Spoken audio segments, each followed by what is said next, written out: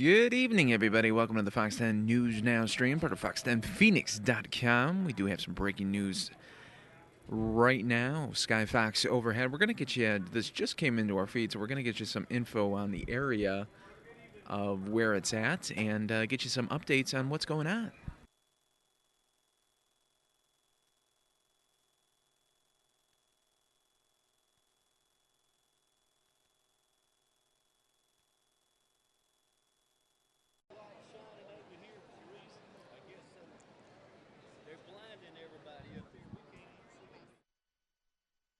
And they decided to cut away from the breaking news. So what we're going to do is show you Bill Clinton was on the campaign trail yesterday.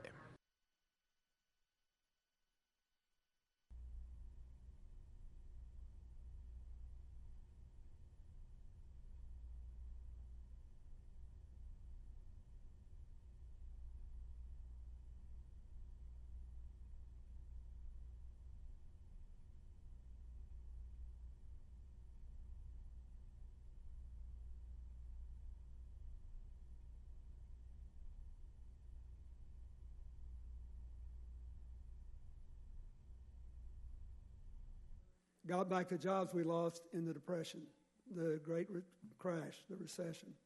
Kept us from going into recession, saved the automobile industry, made enormous strides in many areas, but after the Republicans won the House in 2010, he couldn't put the rest of his economic plan into place. So what I'd like to do is to talk about what I think is the interesting back and forth going on today within our country, within our party, and in the Republican Party. What the President said last night in the State of the Union, I don't know how many of you saw it, but it's absolutely right. He said, we're the best positioned large country in the world for the future. Our economy is growing faster than any other large country. We've created 15 million jobs, or 14 million in the last 5 years, a very rapid pace. We are well positioned, but we have to embrace change instead of run away from it. We live in a world that is interdependent, where borders look more like nets than walls. And in that kind of world, good and bad things happen. If you were troubled, as I know you were, by what happened in Paris and that awful tragedy in San Bernardino, you know that the battle we're fighting is basically in that the heads of more than 1 billion people over the social media and in everyday life. We have some choices to make. We should be hopeful because of the good things the President talked about last night. But hope is also tempered by a fair amount of anxiety, because 84% of the American people are still making, after inflation, the same or less than they were on the day of the financial crash. Half of the American people, after inflation, are making less than they were the last day I was president, 15 years ago. So if we want hope to triumph, we have to alleviate anxiety. A lot of people are justifiably angry about those who caused the crash. It was actually caused by financial institutions of all sizes who took on too much risk without enough money to back it up. That was the failure of the SEC. President Bush appointed an SEC commissioner who had his picture taken with a chainsaw in the financial regulations. And the failure of the bank regulators. Interestingly enough, no bank that was a combined investment and commercial bank failed. The first two to fail were investment banks, Lehman Brothers and Bear Stearns. And then the big insurance giants, AIG. And then a slew of banks that just overinvested in bad mortgages. But we got to talk about how to put it back together again, how to have broad-based prosperity again. When all this inequality really got off the ground was in the trickle-down era beginning in 1981 when President Reagan became president. It worked pretty well for him, because never before in our history had we run big government deficits in peacetime without a recession, ever. So he had a lot of seed corn he could feed on. And in the Reagan years, we had 15.8 million new jobs, and we tripled the debt. Then came the first Bush term, where we increased the debt another 150% and had almost no new jobs, and incomes dropped. Then, when the Supreme Court refused to let us count the votes in Florida, President Bush, George W. Bush, got in, and it was the first time we ever had trickle-down economics with a Republican president and a compliant Congress. So we doubled the debt again, created almost no jobs, and incomes went down. Before the crash, all the growth in this economy was in housing, consumer spending, and finance. With housing, as we found, there's a limit to how many mortgages you can write to people who can't pay them. In consumer spending, even though in a healthy economy we get about 2/3 of our GDP from consumer spending, there's a limit to how many credit cards can be maxed out and how much people can pay. That leaves all the money pooling at the top. And when all the money pools at the top and nobody wants to invest, they speculate. And that's what happened. The mortgage drag, the debt drag, and the speculation caused the economy to implode. And the administration has been busily trying to put it back together. So the first question in this election is, what economic policy is most likely to return us to broad-based prosperity?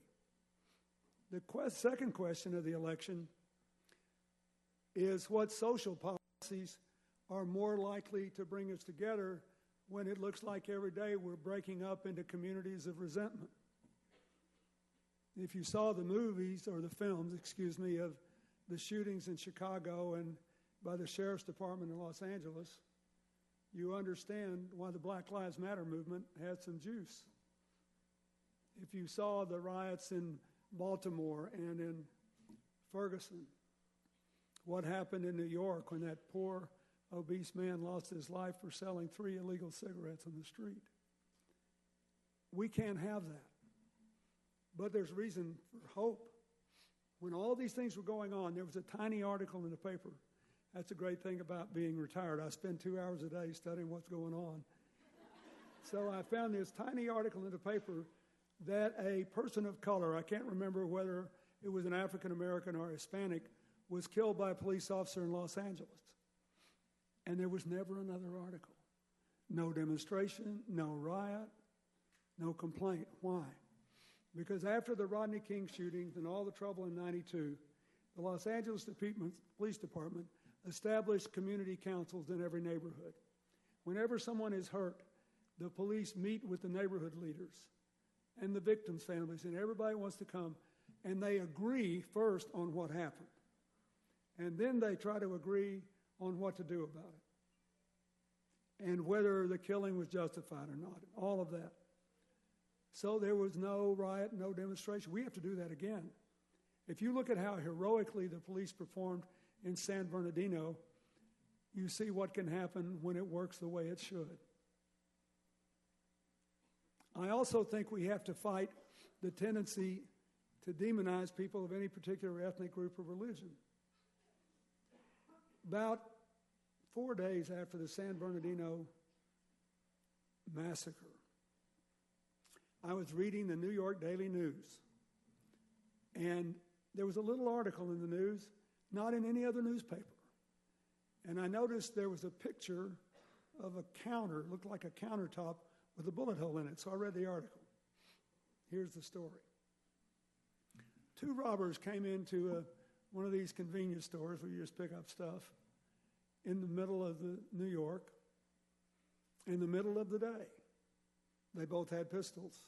One of them stood and faced the door. One of them faced the guy behind the cash register, pointed a gun at him, and told him to empty the register and give him the money. The man behind the register was a Yemeni immigrant who's been here since 2002. all the time trying to bring his wife and 4 children with him, all the time spending what money he could earn back home. He's terrified. He opens a cash register. He gets the money in his hand. He looks at the money, looks at them, and said, you know, I've only had this job for a year. This is not my money, and it's certainly not yours. And he reaches out and slaps the gun hand of the guy pointing the gun at him. The gun goes off and barely misses him and buries the bullet I saw in the picture in the counter. Thank God the robbers were not fools. They realized they had just shot a gun in downtown New York in broad daylight. So they ran away. He immediately went next door, borrowed the phone, called the police, went back, put the money up, waited for the police.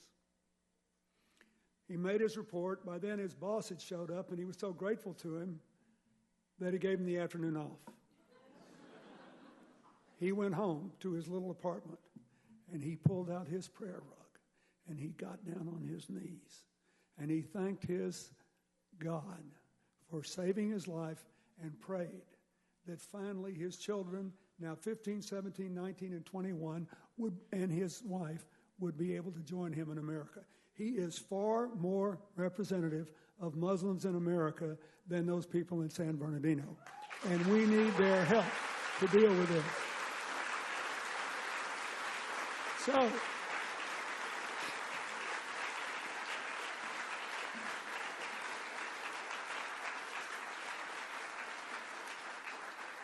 my belief is there are a few clear issues in this election. How can we best restore broad-based prosperity? How can we deal with our major social challenges so we bring the country back together? How can we preserve our political system and our basic freedoms in the face of all this dark money being spent in campaigns anonymously and repeated efforts to restrict voting rights? And how can we stop the Republicans from repealing everything President Obama has done? They voted again last week to repeal the health care law. That's the 55th time they still hadn't offered a substitute. They want to repeal his climate change orders. They want to repeal his gun safety measures. I was just in Claremont, and a woman who survived a gunshot gave me this list, these pictures, huge numbers of pictures of people who did not survive and people who did but were gravely injured. What he offered. All right, folks, we're going to pause this event because we do have a live event happening right now. Bernie Sanders rally. Online sales, which didn't exist when I said. Political prairie fire sparked by patriotic citizens, fanning the flames of civil and civic engagement with smartphones and new techniques of social media, and igniting a popular uprising of massive voter turnout with good old-fashioned shoe leather, determined to leave this democracy better than they found it. This, I'll remind you, as President Kennedy reminded us, democracy is never a final achievement. It is a call to an untiring effort, to sacrifice and willingness to live and to die in its defense. Every generation of the Americas, he said, has shaped the new goals for democracy to suit the demands of a new age. This is our new age. These are our demands. This is our obligation. This is the challenge and goal of an authentic patriot who wears his passion for a better America on his sleeves. So for his outspoken and courageous leadership, his candid and consistent pledge to that all-American ideal, I am here tonight to join in that untiring effort. And as a former chairman of the National Democratic Party, to proudly endorse Bernie Sanders for our party's nomination for President of the United States. Thank you all.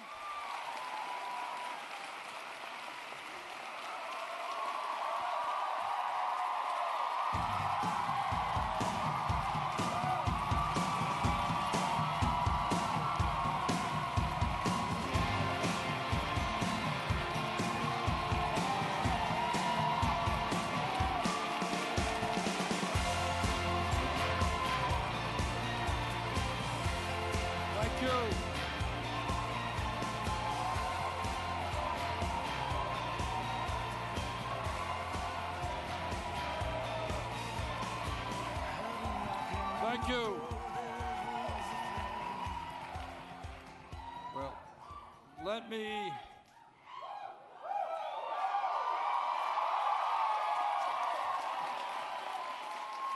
me thank all of you for coming out tonight in this room, and let me thank all of the people in the overflow rooms for being out as well. It's a great turnout.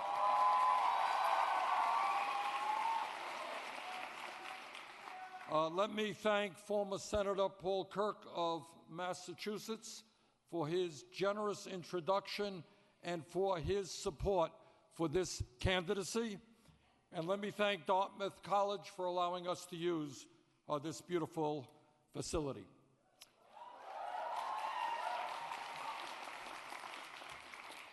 You know, about 8.5 months ago, we began this campaign. And when we began, we had no money, we had no organization, we had very little name recognition around the country. Other than that, we were in pretty good shape. And not to mention, we were running against a candidate who was deemed by the media and the establishment as the inevitable nominee of the Democratic Party. Well, a lot has changed in 8.5 months.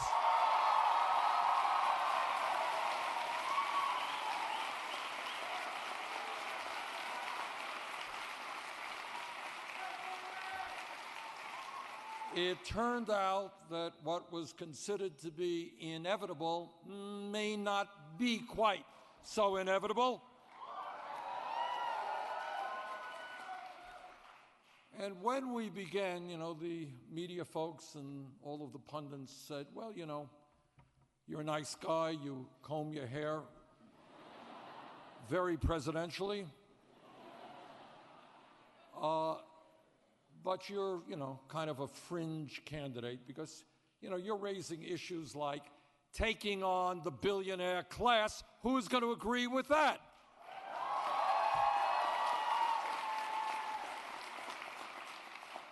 Taking on a corrupt campaign finance system which is undermining American democracy. Who's going to be prepared to fight that?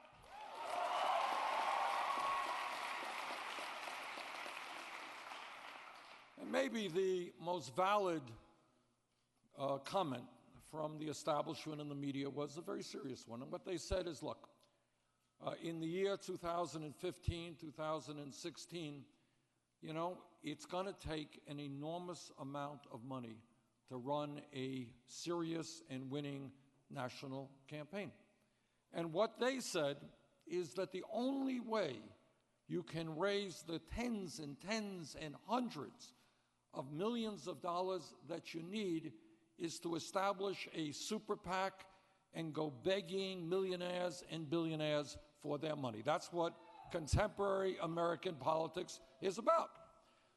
Well, we said, you know what? We don't represent the billionaire class.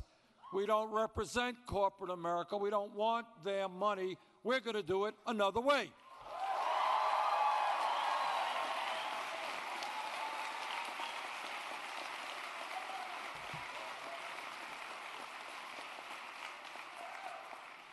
And then we did something really, really radical. You ready for a radical concept? Instead of sitting down in mansions with billionaires, we reached out to the American people and said, if you want real change, help us in this campaign. And something happened that, honestly, in a million years, I would never have predicted when we began this campaign, and that is, over the last 8.5 months, we have received 2.5 million individual contributions from over 1 million people. And what I am very proud of, you know, other candidates go out and they do these big fancy fundraisers, and they say, wow, we took in $5 million today from 20 people, it's a great night. That's true. What I am very proud of is our average contribution is $27.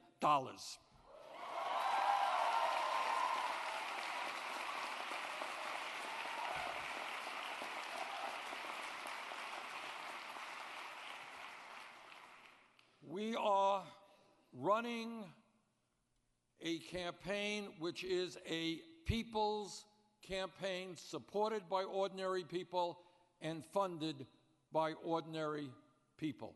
And that is exactly what the political revolution that we are fighting for is all about.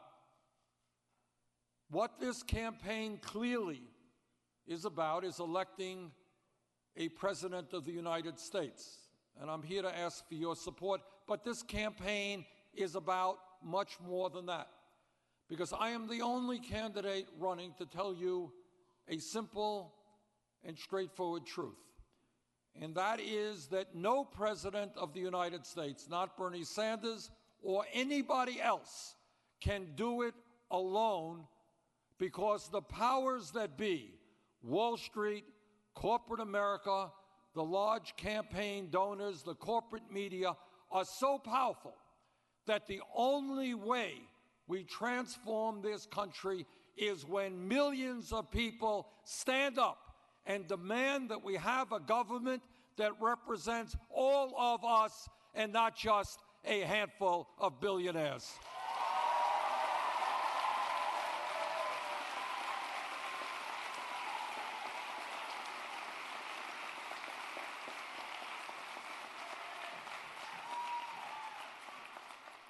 On February 9th, here in New Hampshire, the eyes of the entire country will be on this small state, and in fact, a lot of the world will be watching what happens here in New Hampshire. And the very simple question is, will the people of New Hampshire stand up and demand that this country move in a very different direction? Demand that we are prepared to take on the greed and the irresponsibility of corporate America and Wall Street and the billionaires who have wreaked havoc on our people. That's what this election is about. And if the people in New Hampshire vote on February 9th to take us in a new direction, I believe we have a path toward victory to transform this country.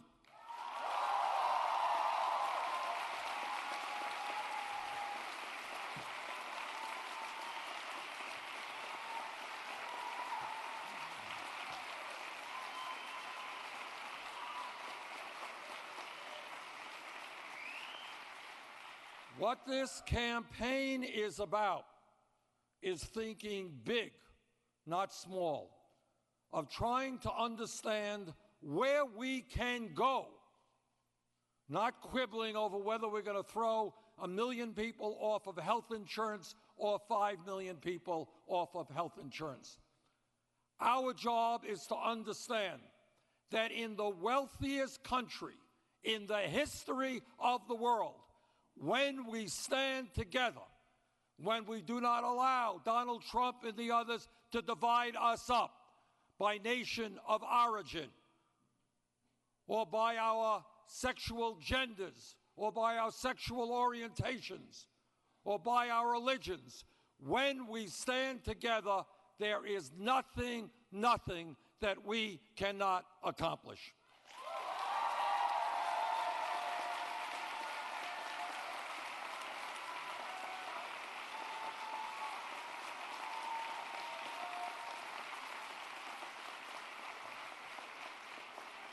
And what this campaign is about, and why I think we are doing as well as we are, why we have so much energy, is because we are talking about the real issues facing the American people. What we cannot do as a nation is allow the media or anybody else to determine for us what the real issues are.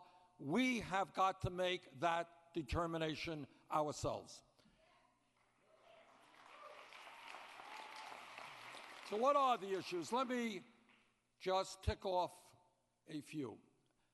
To me, I start, and Senator Kirk made this point, that there is something profoundly wrong when in this great country we have more income and wealth inequality than any other major country on earth.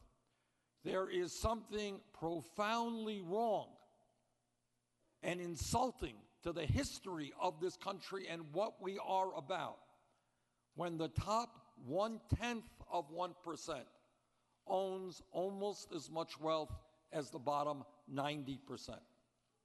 There is something profoundly wrong when the 20 wealthiest people in this country own more wealth than the bottom half of America, 150 million people. There is something profoundly wrong when one family, the Walton family who owns Walmart, owns more wealth than the bottom 40% of the American people.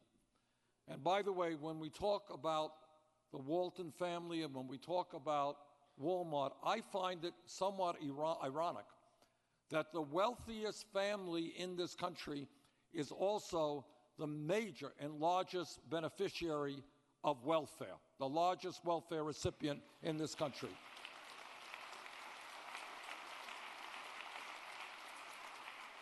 I find it rather strange that the middle class of this country has to provide Medicaid and food stamps and affordable housing to the workers at Walmart because the wealthiest family in this country refuses to pay their workers decent wages and decent benefits.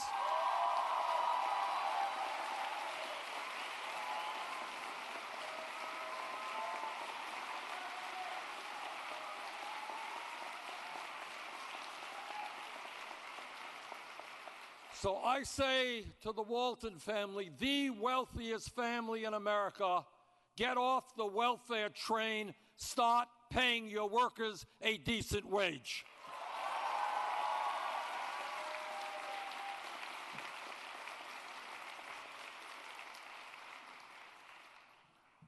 But the issue is not just wealth, it is income. I think everybody knows that we have made significant progress in improving this economy in the last 7 years.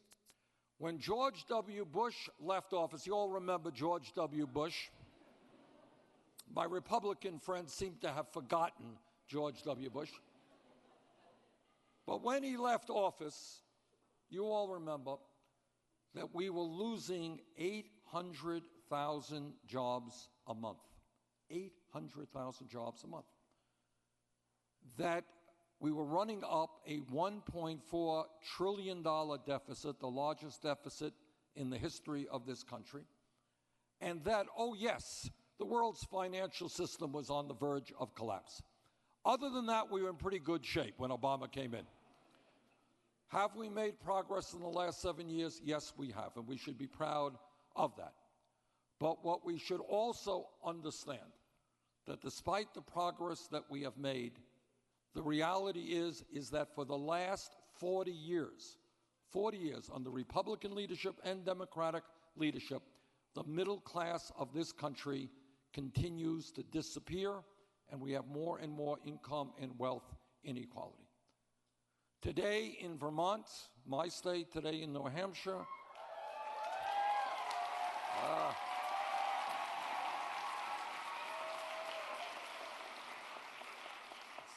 sounds like we got a few Vermonters here, huh?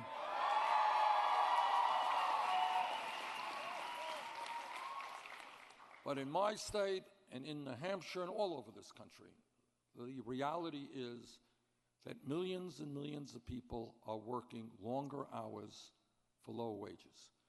You have a situation where mom's going out to work, dad's going out to work, kids are going out to work, marriages are stressed, parents are not spending enough time, quality time with their kids.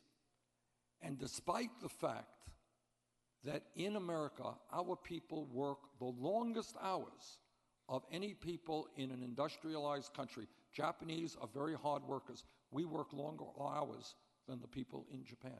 Despite all of that, 58% of all new income generated today goes to the top 1%. You want a radical idea?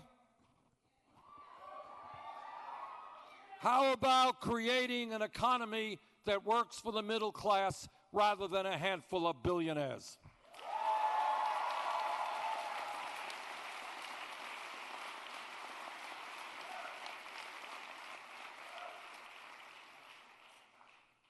And when we talk about economics, a very important part of that discussion is the employment and unemployment situation. Now, every month, as most of you know, the government comes out with a series of reports on unemployment.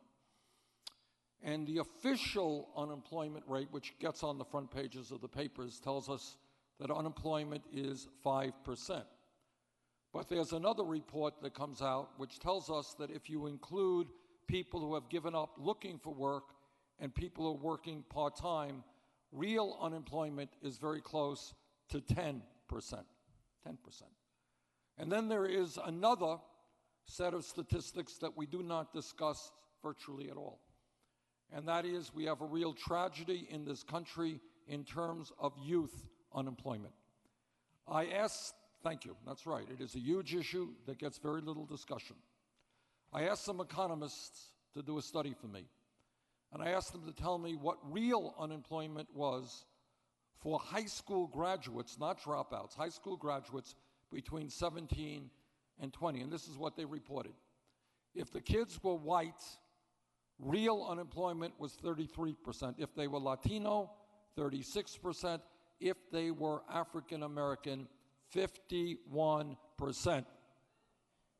Now, if anybody in this room thinks there is not a direct correlation between outrageously high youth unemployment and the fact that we have more people in jail than any other country on earth, you would be dead wrong.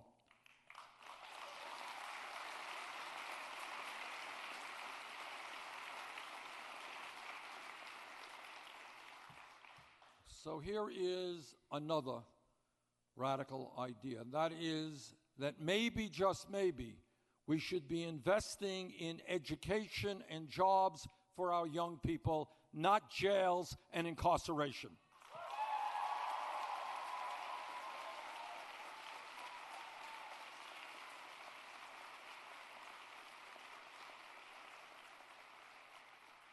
So here's a promise.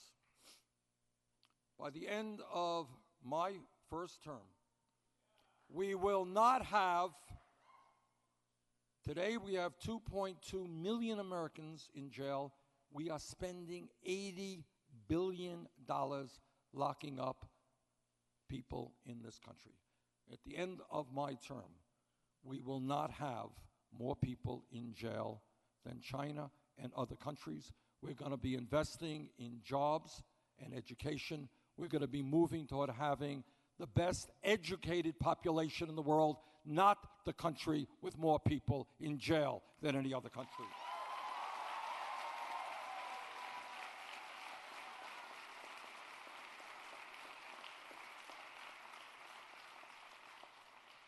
And one of the issues that I intend to tackle vigorously if I'm elected president is the issue of institutional racism and a broken criminal justice system.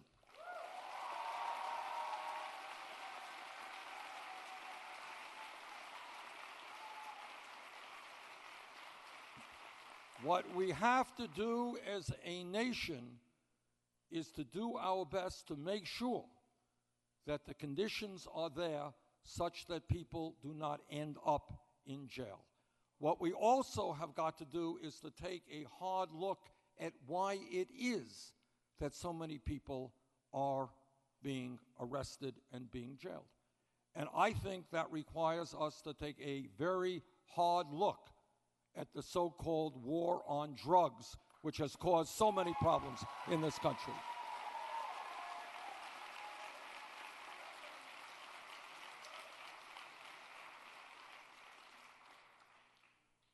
One of the areas that concerns me very much is that for the last several decades, 20, 30 years, millions of people have been arrested for possessing marijuana.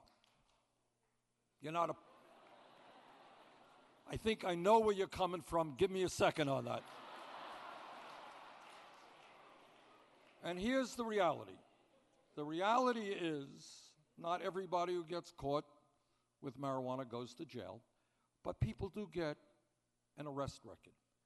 And for many people, that arrest record is a real impediment for them going out and getting a job. And let's also be clear about the racial implications of this.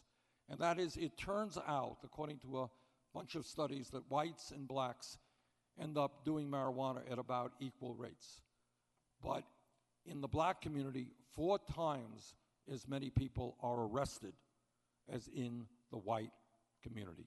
That is wrong. So what we have done, I have introduced legislation that takes marijuana out of the Federal Controlled Substance Act. It does not...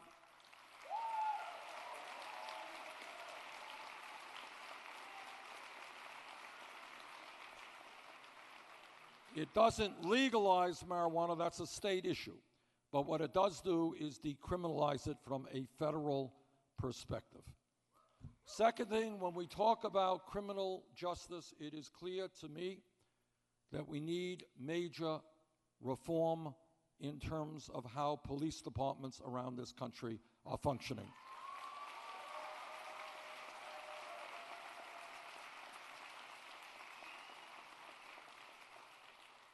I am tired of seeing, as I know many of you are tired of seeing, unarmed people being killed while being arrested by the police. That is wrong. And I do not want to see people who are in police custody end up dead. So what we have got to say, and I say this, by the way, as the former mayor of Burlington, Vermont, where I work closely with the police department. The truth is, the vast majority of police officers in this country are honest, work very, very hard in what is a very, very difficult job. But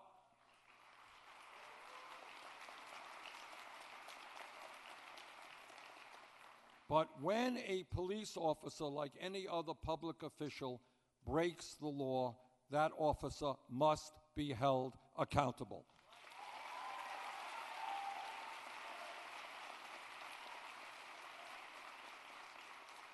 And when we talk about police departments, it's important that we begin the process of demilitarizing local police departments all over this country. And that we do our best to make police departments reflect the diversity of the people in their communities.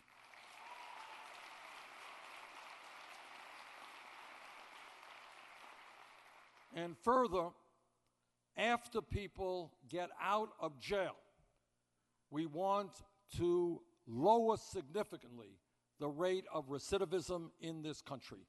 The truth is that right now, people are leaving jail without jobs, without education, and we are shocked that they end up going back to the same environment that got them into jail in the first place.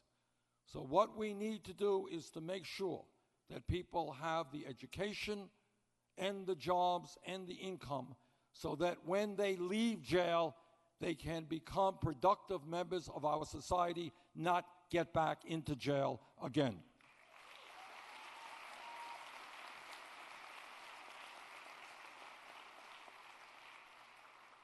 And when we talk about our economy and the reason why so many millions of people are working such long hours, the answer is fairly obvious. And that is that wages in America are just too damn low.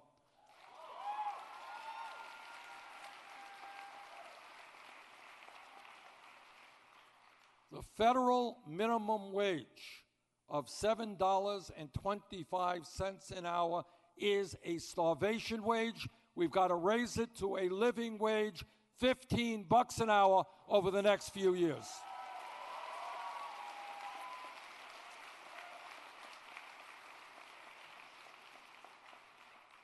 It is not a radical socialist concept to say that somebody who works 40 hours a week should not be living in poverty.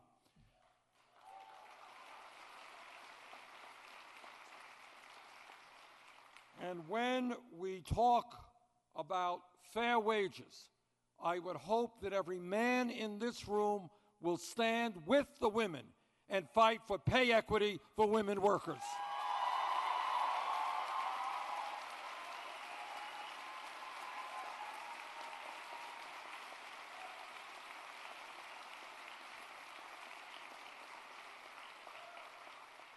There is no rational economic reason why women today are making 79 cents on the dollar compared to men. That is just old-fashioned sexism. Together, we're going to end that.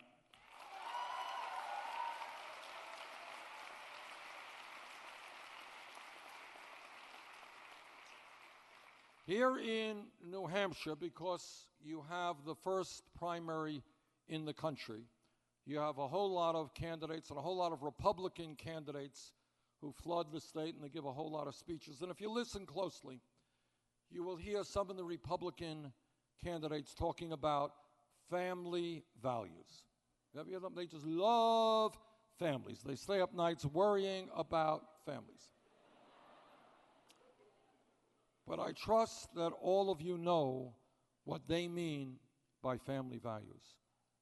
And what they mean is that no woman in this room, in this state, in this country, should have the right to control her own body. I disagree.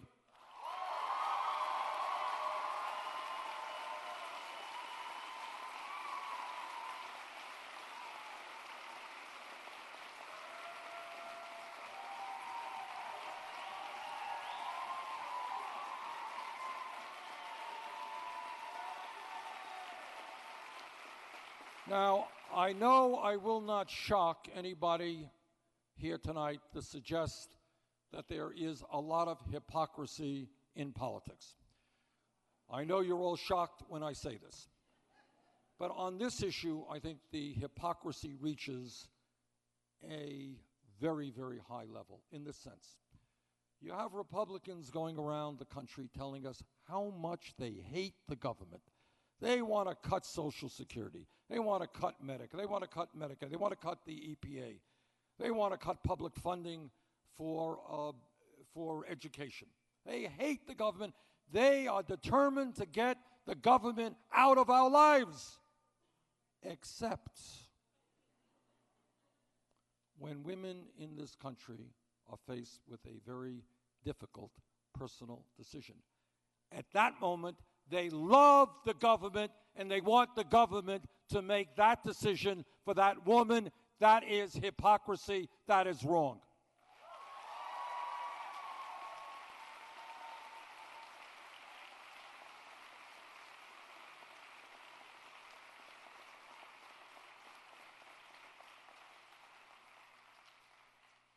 And when Republicans talk about family values, what they are also saying is that our gay brothers and sisters should not have the right to marry.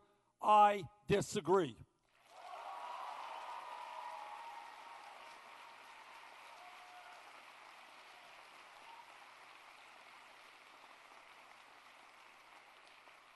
And by the way, for my fellow Vermonters here, I am very proud of the role that the state of Vermont has played in that area.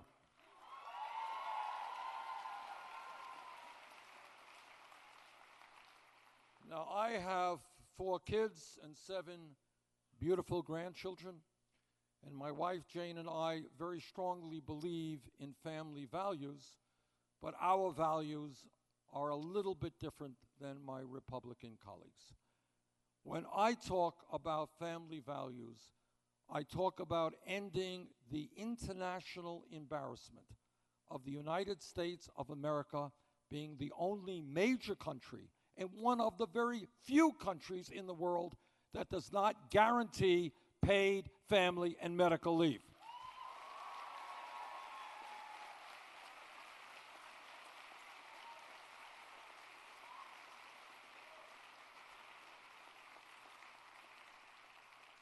And let me tell you why this is such a big deal. It's a big deal because today in Vermont, New Hampshire, all over this country, women are giving birth. And that is a big deal.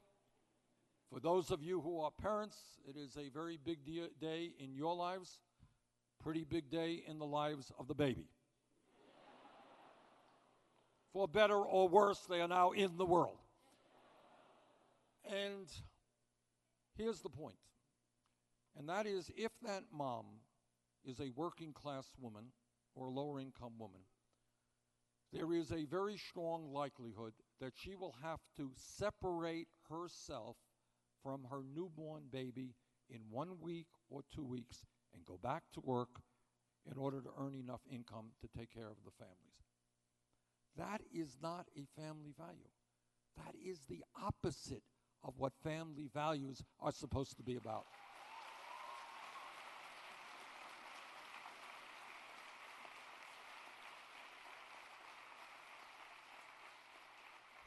And that is why I very strongly support legislation which has some 20 sponsors in the Senate and I think 114 in the House, which says simply and straightforwardly, every family in this country will have 3 months of paid family and medical leave.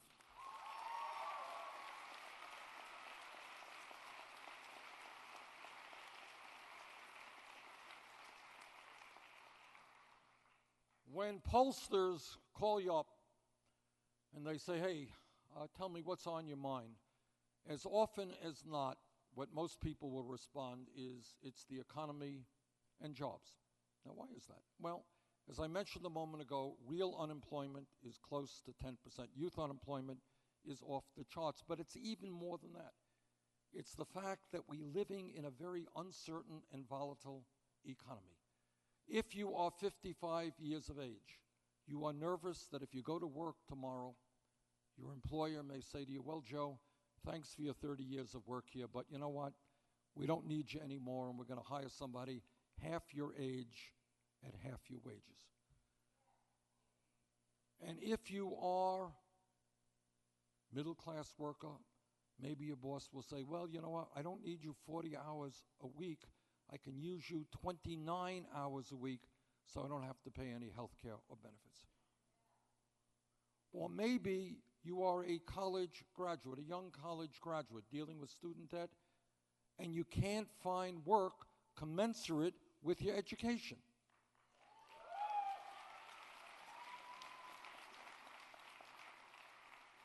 Or maybe you are a high school graduate trying to stand up on your own 2 feet, trying to become an adult, trying to earn some money, but you can't find any job at all. So what I think is we need in this country a massive federal jobs program to put our people back to work.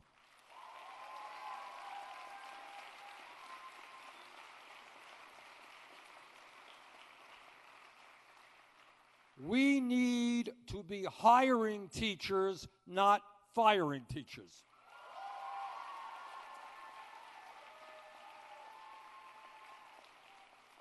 At a time when working families are finding it very hard to locate good quality, affordable child care, we need hundreds of thousands of well-paid, well-trained child care workers to take care of the youngest people in our country.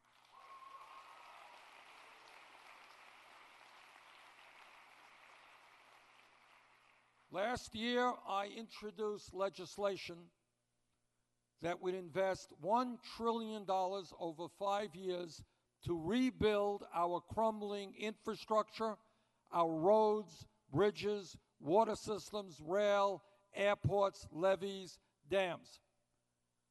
Right now, in many parts of this country, our infrastructure is collapsing.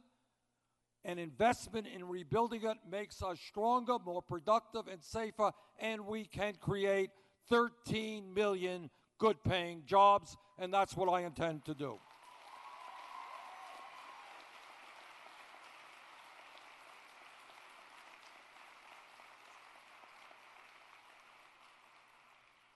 And when we talk about a political revolution, and when we talk about the economy, it means having the courage to take on the most powerful institution in this country, an institution whose greed, recklessness, and illegal behavior has caused this country very, very serious harm, and I am talking about Wall Street.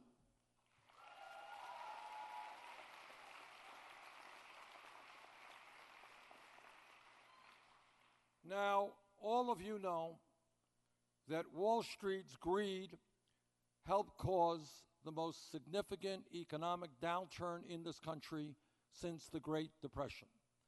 And all of you know that millions of people, lost their jobs, their homes, and their life savings. And many of those people have yet to recover.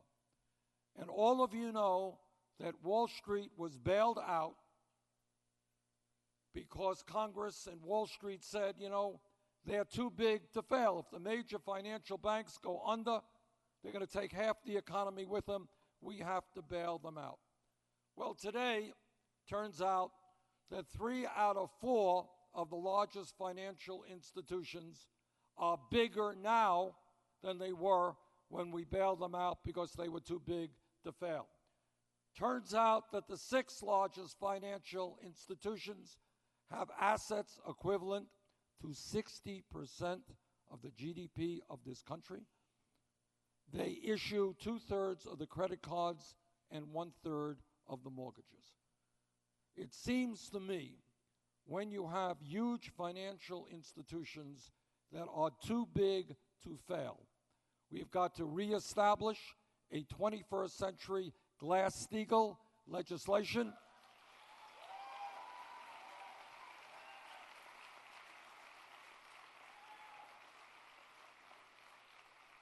And we have got to break them up.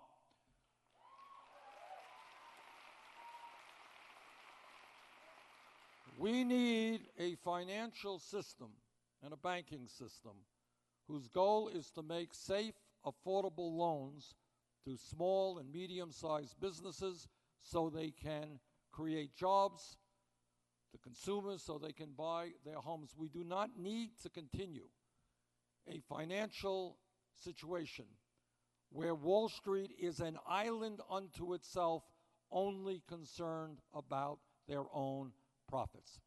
So this is a huge issue. But I think when you have so few institutions, so few financial institutions with so much economic and political power, we have got to have the courage to take them on and break them up.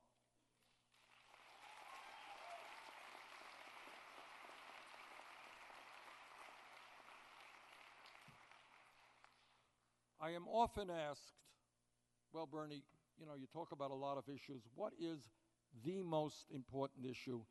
And it's impossible to really determine that because all of these issues are enormously important. But I will tell you that there is one issue which impacts every other issue.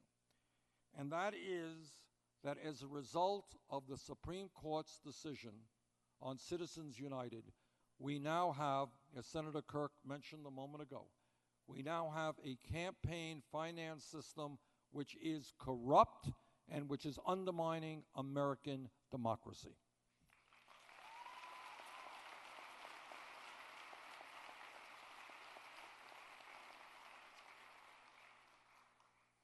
What the 5-4 Supreme Court decision did was to say to the wealthiest people in this country, hey, you guys, you already own much of the economy. We are now going to give you the opportunity to purchase the United States government. And that is precisely what they are doing right now. The Koch brothers, who are the second wealthiest family in this country, worth about $85 billion. They and a few of their billionaire friends will be spending at least, I think probably more, but at least $900 million in this campaign to elect candidates who represent the very wealthy and the powerful. We have a situation today where super PACs all over this country are raising more money than the candidates themselves are raising. We have a situation where the Koch brothers alone will be spending more money than either the Democratic or Republican Party. When you have one family and a few of their friends spending more money than either of the two major political parties, that's not democracy, that is oligarchy, and together we have got to end that process.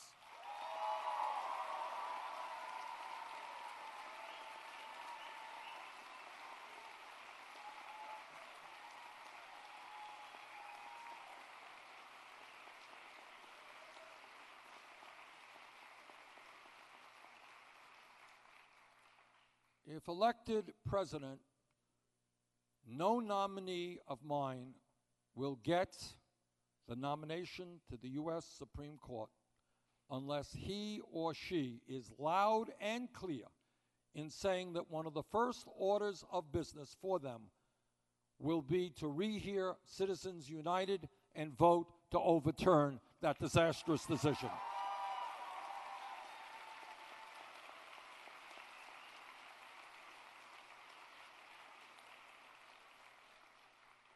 Furthermore, in my view, not only should we be overturning Citizens United, we need to move toward public funding of elections.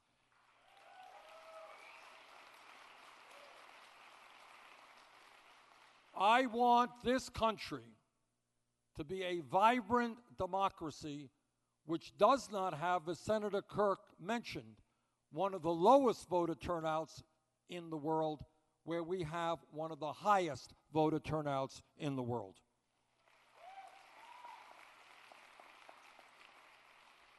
And if elected president, I will combat as hard as I can the effort of Republican governors and legislatures to suppress the vote.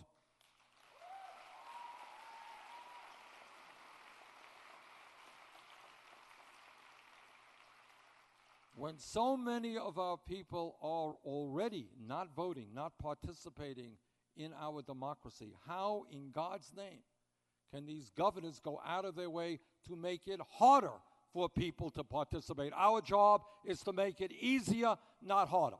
And I will tell you this, we're working on a concept, not so easy, but we're working on a concept which says simply and straightforwardly that if you are 18 years of age and you're an American citizen, you have the right to vote. End of discussion.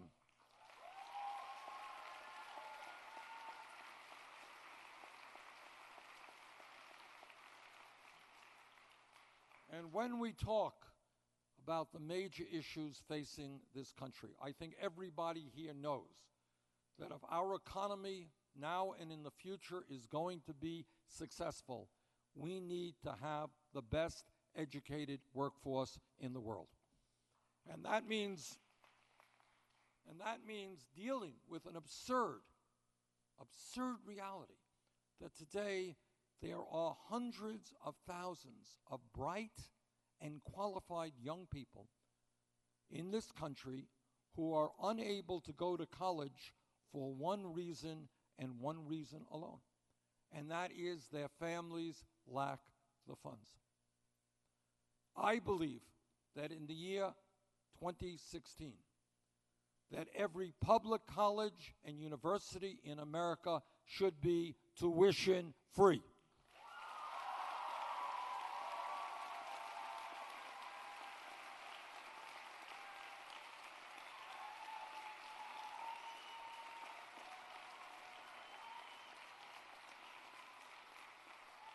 And I believe that we have got to make it easier for those young people who don't want to go to a public college or university to help them go to a private college or university. And I'll tell you why I feel so strongly about this issue.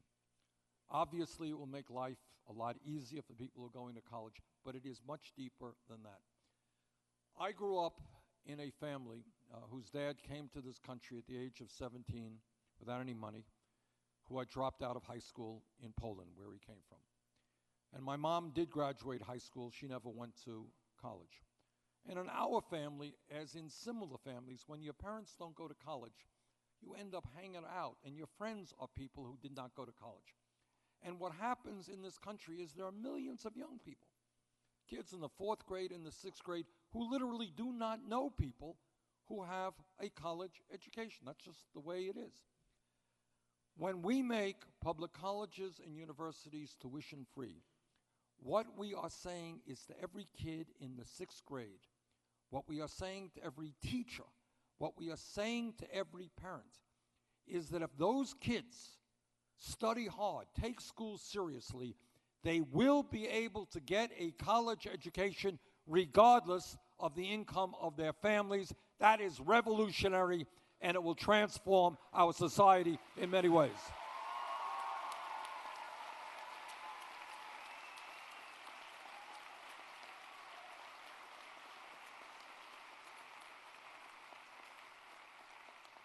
But it's not just college. We got a lot of bright young people who, for a variety of reasons, are not academically inclined. They want to work with their hands. They want to become electricians or plumbers or carpenters. Enormously important work that pays a good wage. They need the training as well.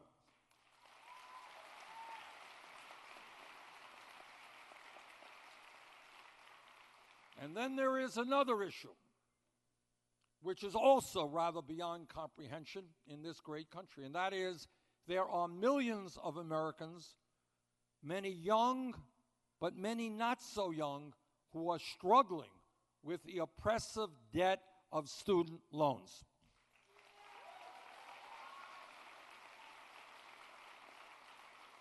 And let me make a wild and crazy guess that there are 1 or 2 of those people in this room today.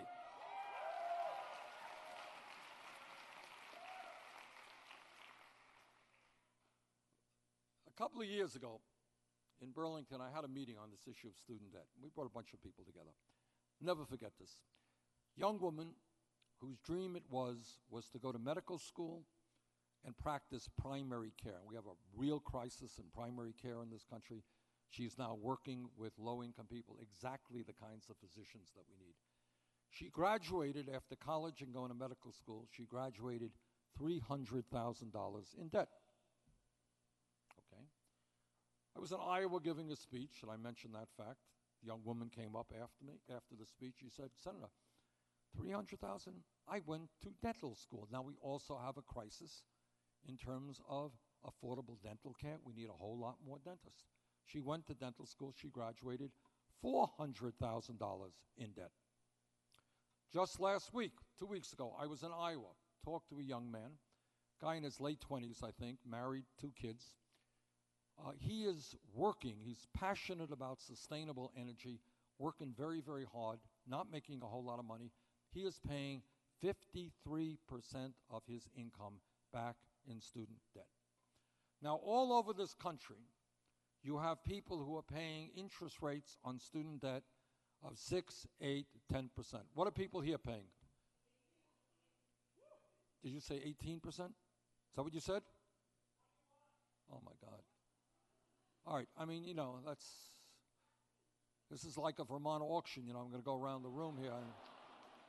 I think 21 is going to take it. I don't know what you get other than a lot of misery, but all right, but here's the point. 21, 18%, 12%, whatever it may be. And yet you can refinance your home in New Hampshire for probably 3 or 4%. Why should you be paying 18 or 21% interest rates?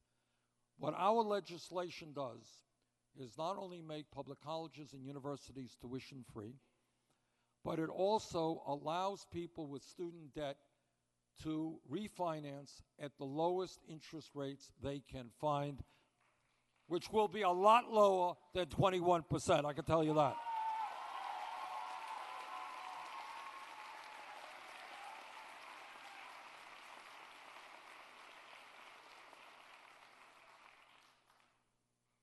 Now, Wall Street Journal and other conservative organizations, they say, well, Senator, you know, that sounds really nice. You're going to provide free tuition at public colleges and universities. You're going to lower interest rates on student debt.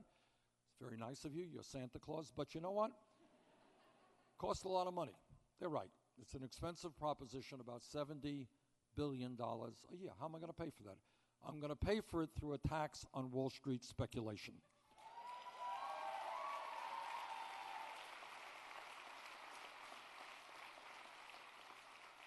When Wall Street went under, they came begging to the middle class of this country and said, bail us out. Well, now it's their time to help the middle class of this country.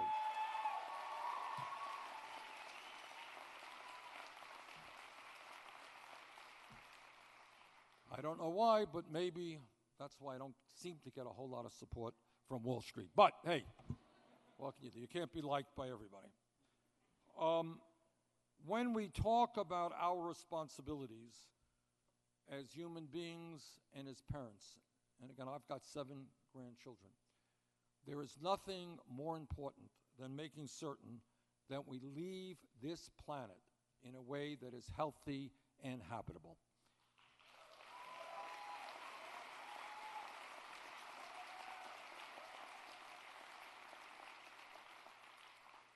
I am a member of the Senate Environmental Committee and the Senate Energy Committee, and in those capacities, I have talked to scientists not only throughout our country, but throughout the world.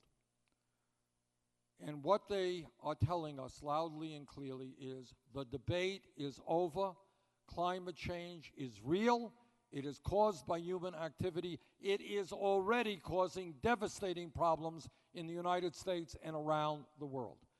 And what they also tell us is if we do not get our act together in a relatively short period of time, the problems that we have today, the very serious problems, will only get much, much worse in years to come. And what they are telling us, if the status quo continues, that this planet Earth, our only planet, could be 5 to 10 degrees Fahrenheit warmer by the end of this century. And that means more droughts, more floods, more extreme weather disturbances, more acidification of the ocean, more rising sea levels, and what it also means, according to the CIA, is more international conflict as people fight over limited natural resources. We have a moral responsibility to lead the world, working with China, Russia, India, and other countries in transforming this planet's energy system away from fossil fuel to energy efficiency and sustainable energy.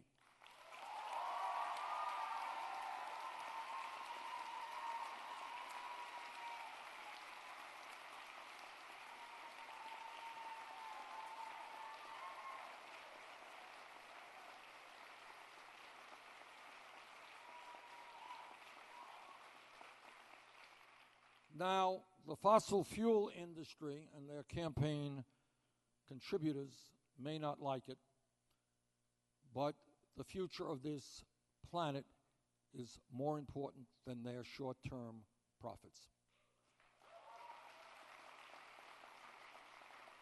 And that is why I have opposed the Keystone Pipeline, why I oppose the pipeline in Vermont, why I oppose the pipeline here in New Hampshire.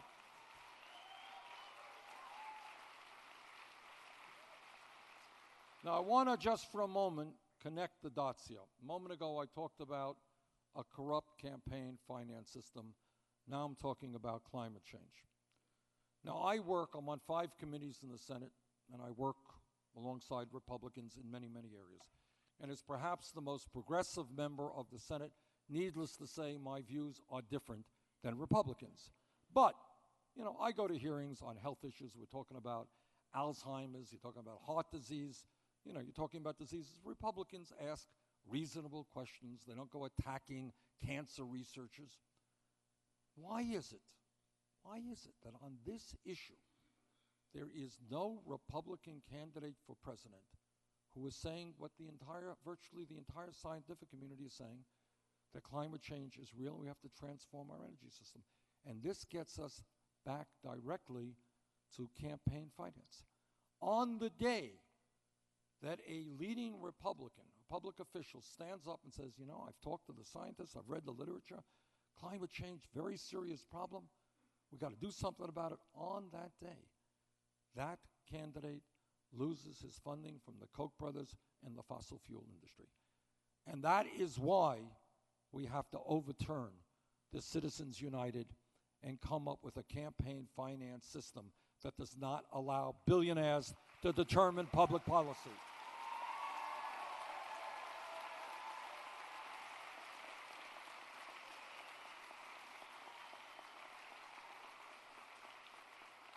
Now, what this campaign, this political revolution that we're fighting for, is about is thinking big, and it is about asking hard questions.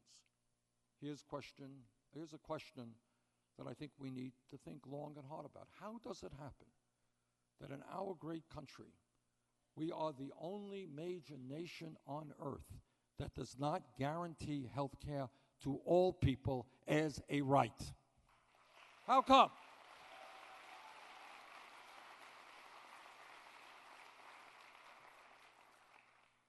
Canadians do it, British do it, French do it, Scandinavia does it.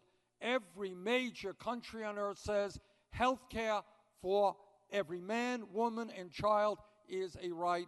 We don't do it.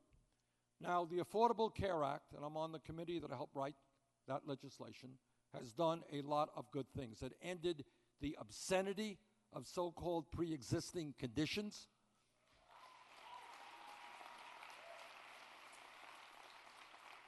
It is providing health insurance to some 17 million Americans who otherwise would not have had it.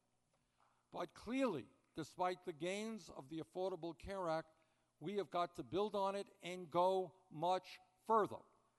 I believe that at a time when 29 million Americans have no health insurance, when many more, including people in this room, are underinsured with large deductibles and large copayments, I believe that when we pay the highest prices in the world for prescription drugs, I believe that when we spend almost 3 times more than the British, who provide health care to all their people, 50% more than the French provide health care to all their people, far more than the Canadians, who provide health care to all their people. I believe the time is now to move forward with a Medicare for all single-payer program.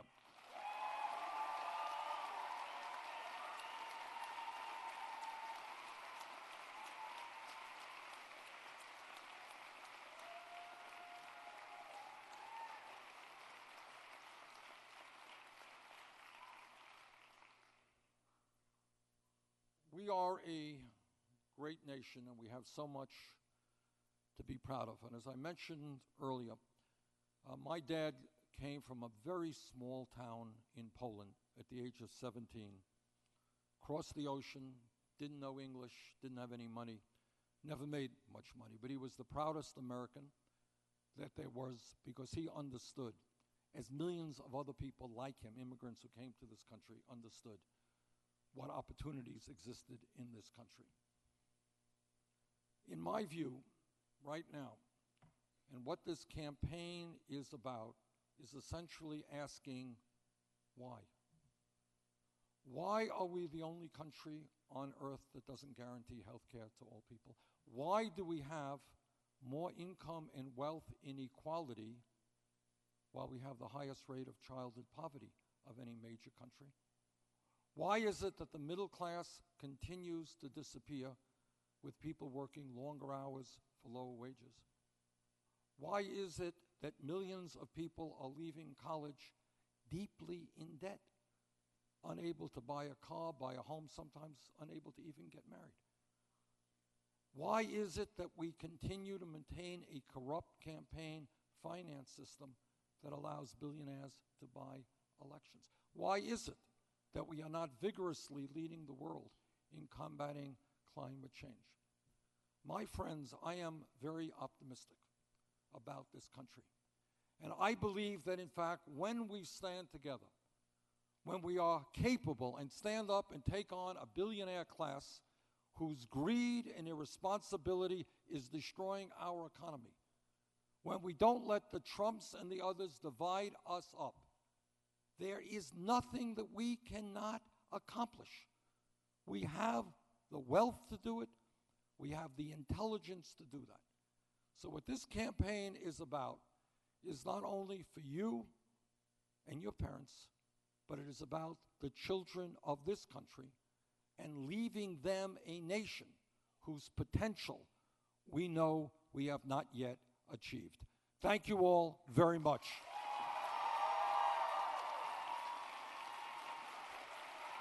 Thank you.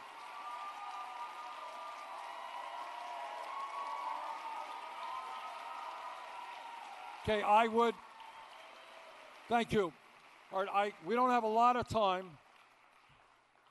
I'm in debate prep right now. I got to go back and do my homework. So we could take a few questions. I think we have a couple of microphones here. There's one on this side. Do we have one on this side? All right, 1, 2 mics. Raise your hand, give us your name, and we'll go from there. Yeah. Hi, my name is Reed Sanborn. I'm from Lebanon, New Hampshire. You propose a $15 minimum wage, and Yes. large companies like Subway, where I work, look at that as an expenditure, and they want to keep their overhead, their gross amount of profit, and in doing so, they would want to cut labor costs. Are you going to introduce any kind of bill that would protect workers from being cut because the profit margins are being broken by a higher minimum wage? Look, I am sick and tired, as the American people are sick and tired, of a culture of greed, which is saying today that we'll shut down in America and we'll move to China if we can make $5 more, that we are prepared to cut the wages and the health care and the pensions of workers and give CEOs huge compensation packages. So as one of the strong champions of working people in this country, you better believe that I will stand with workers if their companies are trying to lay off people. $15 an hour is a living wage. Workers in America deserve that wage.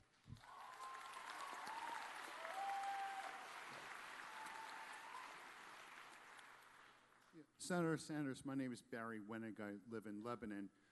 I know that you've said that you refuse to run a negative campaign, but now another camp is starting to say things that distort your particular beliefs and your particular platform. Right. What is your plan going forward to deal with this? You are looking at and this is pretty unusual, my friends. You're looking at a public official, a U.S. senator, who has won elections and I've lost elections, been in a number of elections. I have never run a negative radio or television ad in my life.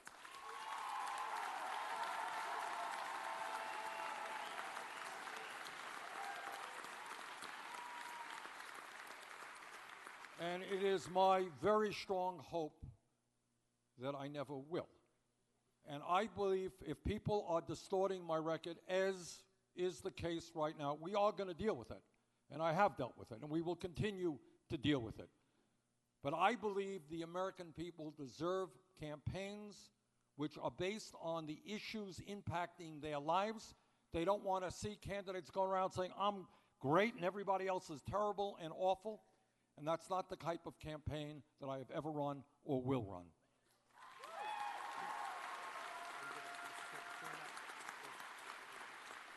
Okay. Well, Senator Sanders? yes. One at a time. You got a mic right there? Okay. Where's? Senator Sanders, Yeah. my name is Steve Riley. I've recently retired, and I'm currently living on a combination of Social Security plus my 401k IRA. While I agree with everything you're saying tonight about reining in Wall Street, somewhere during George Bush's term, my 401k became a 201k. And I was just curious to get your thoughts on what you can possibly do to prevent reining in Wall Street from affecting our IRAs and 401ks. Look, there has been, thank you, Steve, there has been an attack for decades now. And I dealt with this in Vermont when IBM tried to slash the pensions of its workers, go back on their word, and we ended up turning that around. And I've been fighting to preserve people's pensions and retirement benefits for many, many years. But this gets back to a culture that we have right now. Same question is asked over here, the culture. The culture says, I am the boss, and I will do everything that I can to make my compensation package even greater. I now make 253 times, 300 times what workers make. That's not enough. I need more.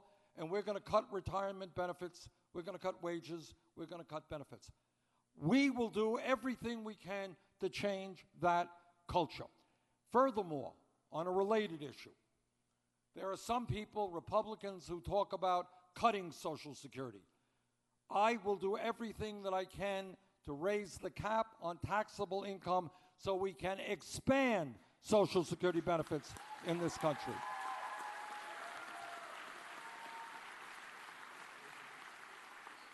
Senator Sanders, thank you so Okay, much. maybe two more questions. Yes. I'll be quick. Gun issues, Yep. very much on the front of everyone's mind. Yep. Could you tell us how you envision cutting the gun Great. violence epidemic? Thank you. Very good question on a very important issue.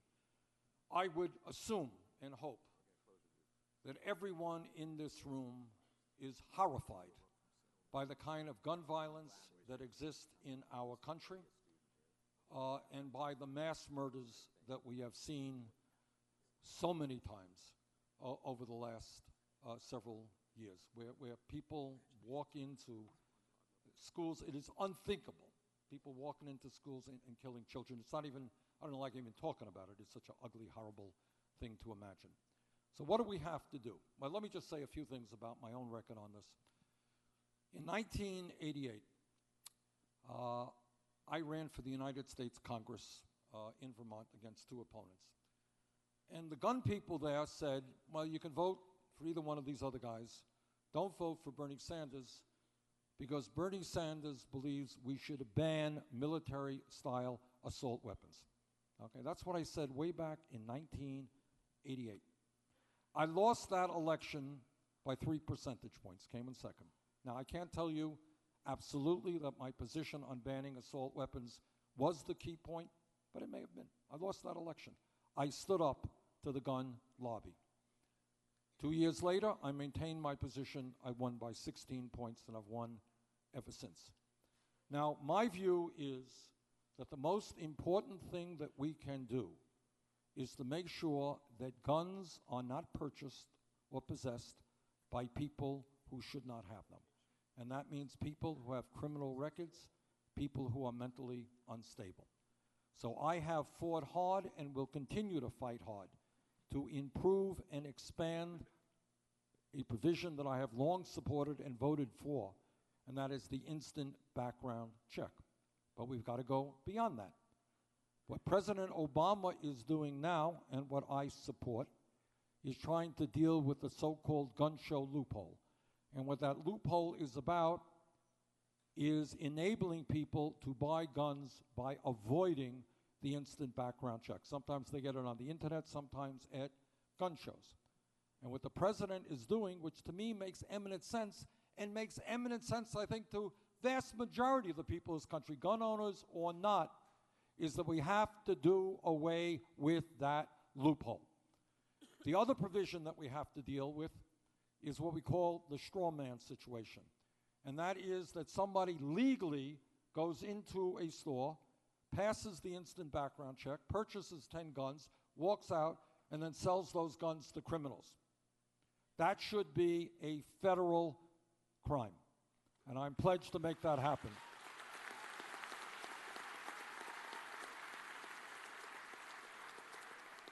Furthermore, Here's the truth, and one of the reasons I am fighting for a Medicare for All health care program is we have a whole lot of people in this country, many thousands of people, who are walking the streets who are suicidal and or homicidal. And I have gotten calls in my office, and I think other senators have as well, from frantic members of a family who are saying, I am worried, I am scared to death as to what my brother might do to himself or to somebody else. And you all know suicide is a huge problem in this country. What we need to do is revolutionize the delivery of mental health treatment in this country.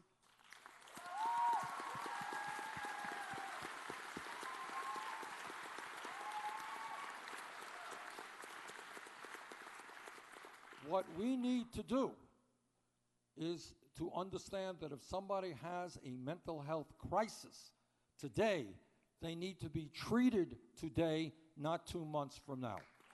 So.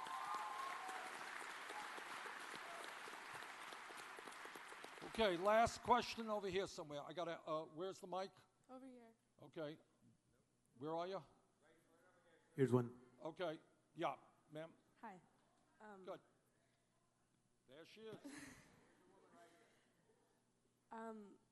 There are thousands of women and children, families, Can you hold that mic a little? fleeing and running to our borders from crime and threats and corruption from Latin American countries. And I want to know what your take is on that issue and how you plan on identifying and defining asylee applicants. Thank you very much for asking that question.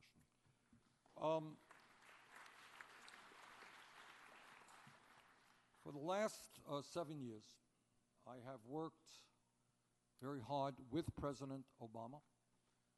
I have supported many, many of his initiatives, not all. We disagree on trade policy, we've disagreed on tax policy, etc. Right now, as I think you are referring to, the Obama administration is engaged in a deportation effort against many families in this country who have fled from countries like Guatemala and Honduras. And the fear is that if these families, including kids, are returned to those countries and to communities that are literally run by drug cartels, they may be killed. So I believe that President Obama's deportation policies are wrong. I will not do what he is doing. And if the case is made that going back, forcing people to go back to their country of origin, results in harm or death, they should have a right to stay in the United States.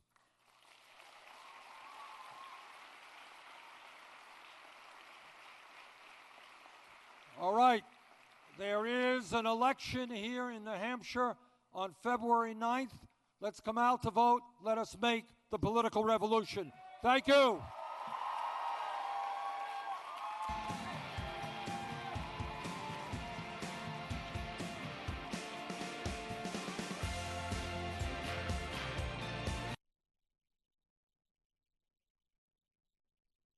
Senator Paul Kirk.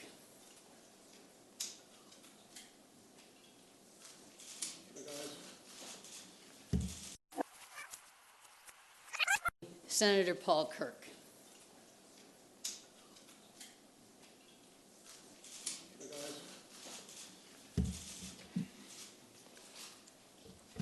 So I feel a little bit like Jack in the Box, but I'm delighted to be here. Lee, thank you very much for your introduction.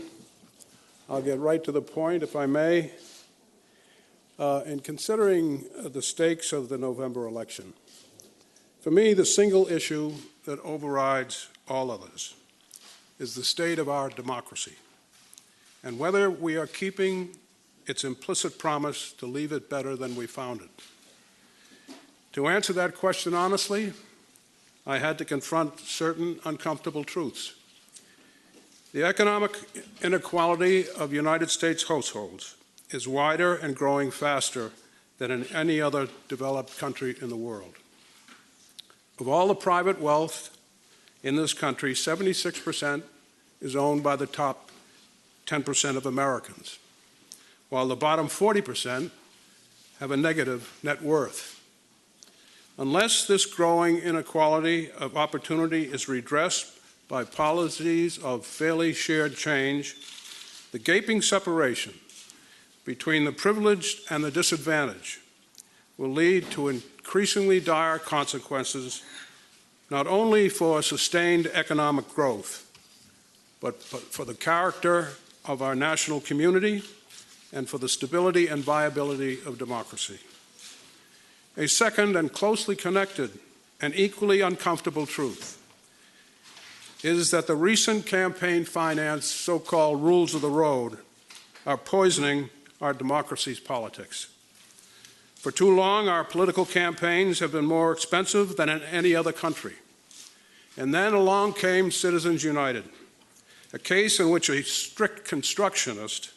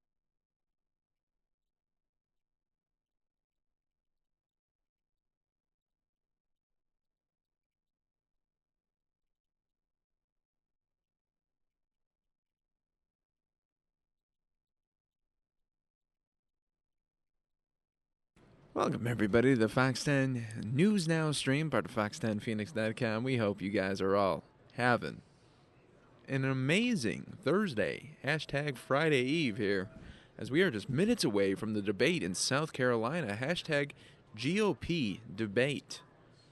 You can see the main auditorium here as we are probably about 20 minutes out right now.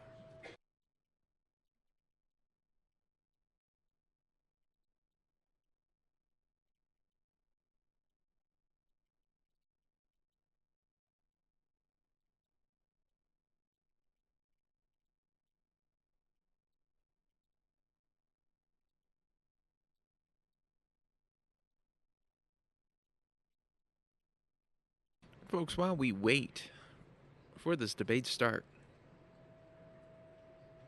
I do want to show you what has been trending now worldwide since this afternoon.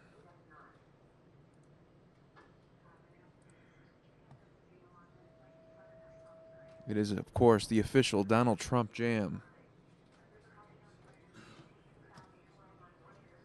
by the Freedom Girls of Pensacola, Florida, taking over the internet.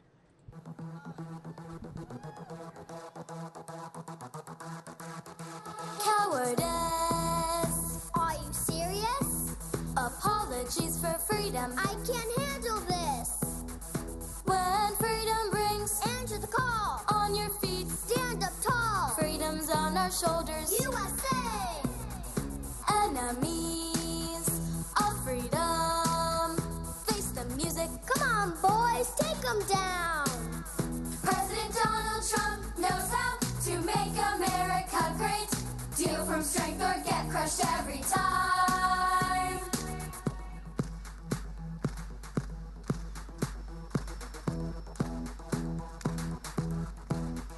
Over here, USA. Over there, USA. Freedom and liberty everywhere. Oh, say can you see it's not so easy, but we have to stand up tall and answer freedom's call. USA, USA, we're the land of the free and the home of the brave. USA, the stars and stripes are flying. Let's celebrate our freedom. Inspire proudly freedom to the world. Ameritude, American pride. It's attitude, it's who we are. Stand up tall. We're the red, white, and blue. Fiercely free, that's who. Our colors don't run, no siree.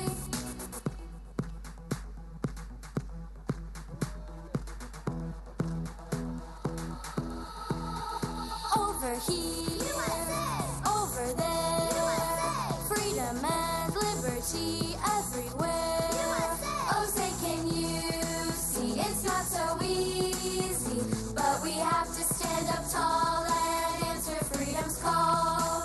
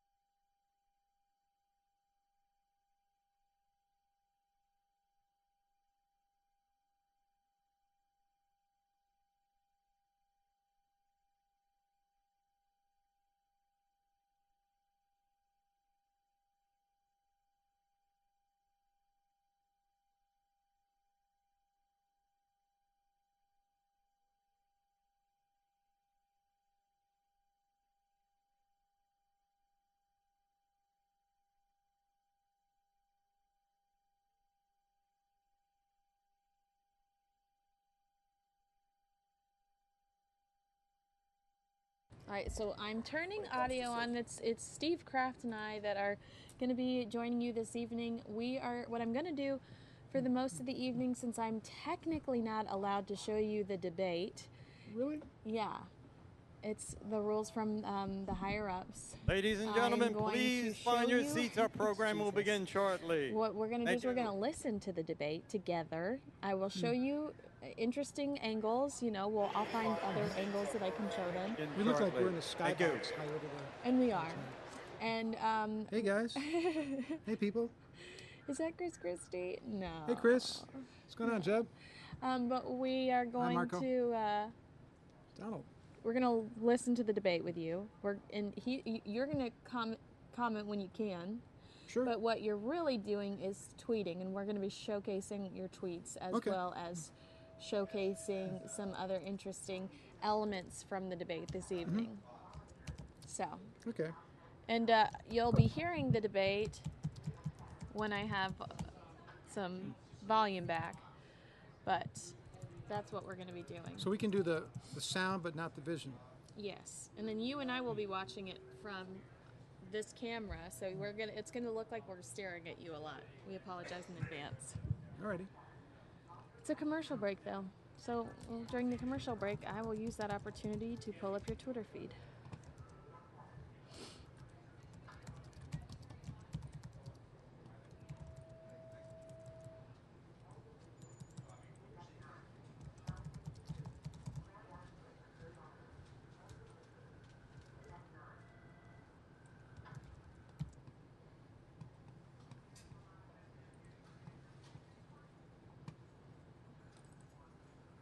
It smells like McDonald's in here. Did you just get a whiff of that? I'm loving it. I'm loving it. Ba-da-ba-ba-ba. Just got a whiff of Jif.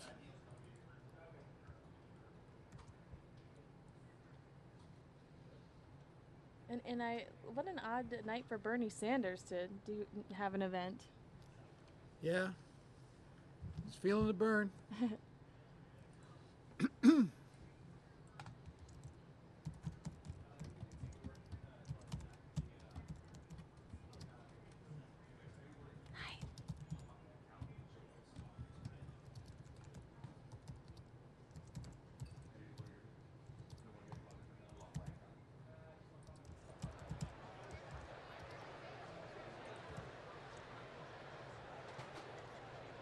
Good evening.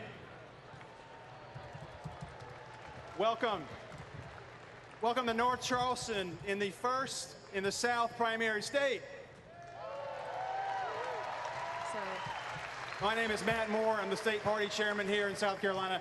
We are honored to have all of you guests, but especially all you South Carolinians out there. Thank you. You make our party so successful here in South Carolina, and we're going to be successful in the fall due to strong state party leadership and national party leadership. Folks, we have what I believe is the best national party chairman in the history of the RNC. He has redefined what it means to be an RNC chairman, focused on the data and the digital and the things that will make us successful when we have a nominee. And I believe any of these candidates here tonight will be a wonderful nominee for our party. So with no further ado, Reince Priebus. Thank you, Matt. Don't you agree that all 12 of our candidates are a heck of a lot better than Hillary Clinton? Are you with me? We're honored.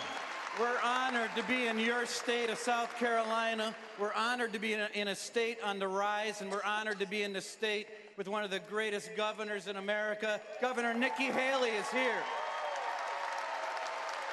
We're honored to be in a state with two great senators, Lindsey Graham and Senator Tim Scott. Thank you. State of South Carolina. We're honored to be in a state on the rise, and we're honored to be in the state with one of the greatest governors in America. Governor Nikki Haley is here. We're honored to be in a state with two great senators, Lindsey Graham and Senator Tim Scott. Thank you. You see, the reality is, we're the party that is young. We're the party that is diverse. The other side is boring, old, and stale. But you wouldn't know it from talking and listening to the media. The reality is we've got a lot of work to do. And the Republican National Committee is committed to whoever our nominee is. And the fact of the matter is, no matter who you're for, we've got to have a national party that has a ground game together, voter registration, a data operation you can be proud of.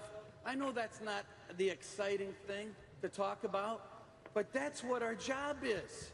And tonight, on national TV across the country, we're highlighting this massive recruiting effort for volunteers. Go to leadright2016.com. Sign up and be part of the thousands of people across the country that are going through the Republican Leadership Institute to make sure that we're far more prepared than we were in 2012. That's our commitment to you. Whoever the nominee is, we're going to make sure they plug into a great national party. And with that, I want to welcome our moderators for tonight's debate. Welcome Neil Cavuto and Maria Bartiromo.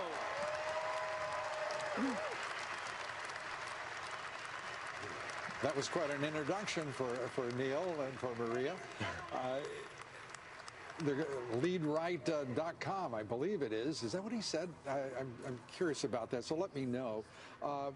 Neil and Maria are getting situated, preparing for the debate that's going to begin here in just about 5 minutes. Seated here with me, Howie Kurtz, Chris Stirewalt, Brett Baer. Brett, let me start with Reince Priebus's opening remarks. I mean, that was a call to action for the Republican Party, and it began with, we are going to be a national party united behind the candidate. Your thoughts? Yeah, well, two things. One is he shored up Nikki Haley, the governor of South Carolina, making sure that to really talk about her in the wake of the controversy that many conservatives said was her Republican response, as you've talked about tonight. Two is he talked about unity for the party, and that's really the question. Because if Donald Trump rolls here and does get the nomination, it's about bringing the party together, according to Reince Priebus, and that's something that he's concerned about. Well, let me just say one thing. This debate tonight is really big, and it is, you look at the context of what's happening in the world, the bombings in Jakarta and Istanbul, you have the Iran deal that will be implemented in a few days with $150 billion going to Iran. That is the specter that hangs over this after the president has weighed in. There'll be a lot of fodder for these candidates tonight. Struggle to convince people that he was Chris, qualified your thoughts?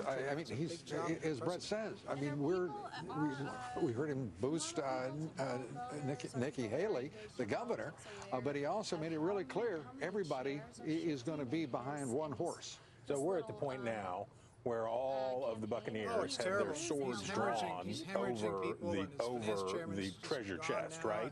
And the insurgents say, you vote for Trump or we'll cut your throats. And the other guys say, you vote for Rubio or whoever the establishment picks or we'll cut your throats. And the pirates are fighting in advance. Now, whether either side makes good on their threats, that they stay home if they don't get their way, we don't know. But this is a natural part of the process, and it's the job of a party chairman to say, peace, people, we can be together. Yeah, it's also clear that he did something to ensure at least some pacification, if not peace, because Nikki Haley certainly came around and withdrew from the field, at least as far as insulting Donald Trump. To paper over those differences temporarily, it is a sign of how utterly Donald Trump has dominated this process, that the media focuses again on him and on Ted Cruz, who, of course, is surging in Iowa. Let me interrupt here very quickly, Howie. The candidates taking the stage now. There for a photo spray, as it's so eloquently called, in front of their podiums.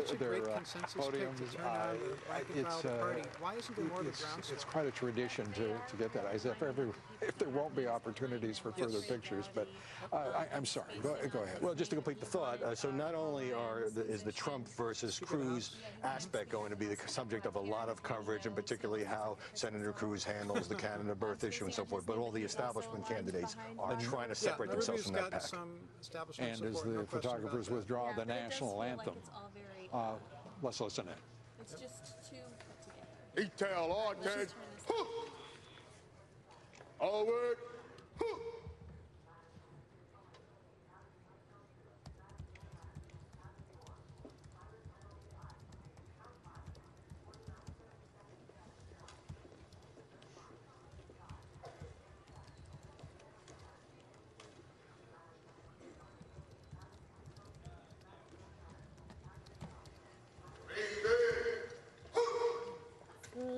Oh, say, can you see bright star by the dawn's early light? What so proudly we hailed at the twilight's last gleaming, whose broad stripes and bright stars through the perilous fight o'er the ramparts, through the perilous fight o'er the ramparts we watched were so gallantly Hope she has a teleprompter. streaming. I know. This could be bad. And the rockets' red glare, the bombs bursting I'm always nervous when someone sings the anthem. gave proof through the night that our flag was awesome. still there. Oh, Yep. say Mike credit for that, does that's for sure. that star-spangled banner yet wave o'er the land Can we read the of comments the of some free of our merit too? This and the home of the brave?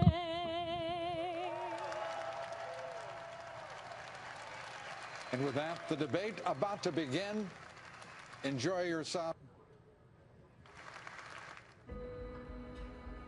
The road to the White House is long and Oh, no, winding. this is like the The twists and turns This have is totally like a captivated football America in record Yeah. numbers. But with a new year to the White comes House. a new focus. passes through Charleston, The first South contests are Carolina. within sight. The field of candidates is getting smaller. And with every day, the Yeah, these are end Macs. of the road gets closer. Tonight, the I love all real the spicy goes to comments South from the Carolina, FNN home of fans the out first there. in the South Republican primary. Who the beep beep is Steve Krafft? That's a question I've been asking for years and years. He's a genius. He invented the internet. I invented the interweb. Yeah. Oh, thank you. Why are they screening these two idiots and not the debate? Well, you know Come what? on, haters are gonna hate. This is why the chat room gets turned off so often. Because you people need Jesus. I love the chat room. I'm gonna stand up. Stand up, America, for the chat room. If they don't stop, I'm gonna loot those girls again for 15 minutes like I No. did earlier today. That's cruel and unusual punishment. 15 minutes I played. You gotta admit it's unusual. Yes. I thought they were really cute. They are cute. A little nutty, but. Oh boy. I love the chat room. We love you too, Dad. Yeah, they're so irreverent. I think it's great. Chat room makes this great. You're not gonna see the debate here. Go home.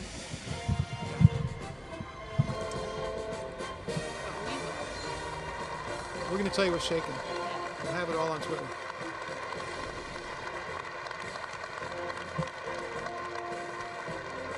It is 9 p.m. here at the North Charleston Coliseum at Performing Arts Center in South Carolina. Welcome to the 6th Now, can Republican folks presidential hear what debate we're? of the Okay, you can hear it. 2016 Yeah, that's all you campaign really need here anyway, right? on the Fox Business Network. I'm Neil Cavuto alongside my friend and co-moderator, Maria Bartiromo. Tonight, we are working with Facebook to ask the candidates the questions voters want answered. And according to Facebook, the U.S. election has dominated the global conversation, with 131 million people talking about the 2016 race. That makes it the #1 issue talked about on Facebook last year worldwide.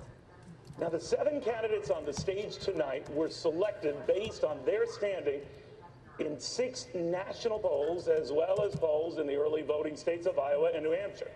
Those standings determining the position on the stage of the candidates tonight. And here they are. Businessman Donald Trump.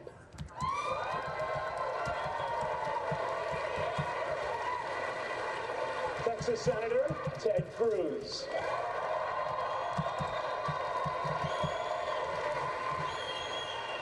Florida Senator Marco Rubio.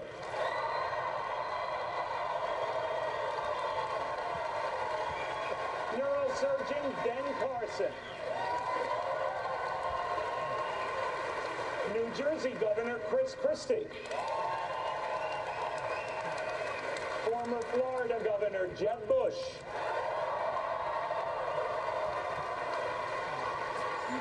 And Ohio Governor John Kasich. Yeah, see you.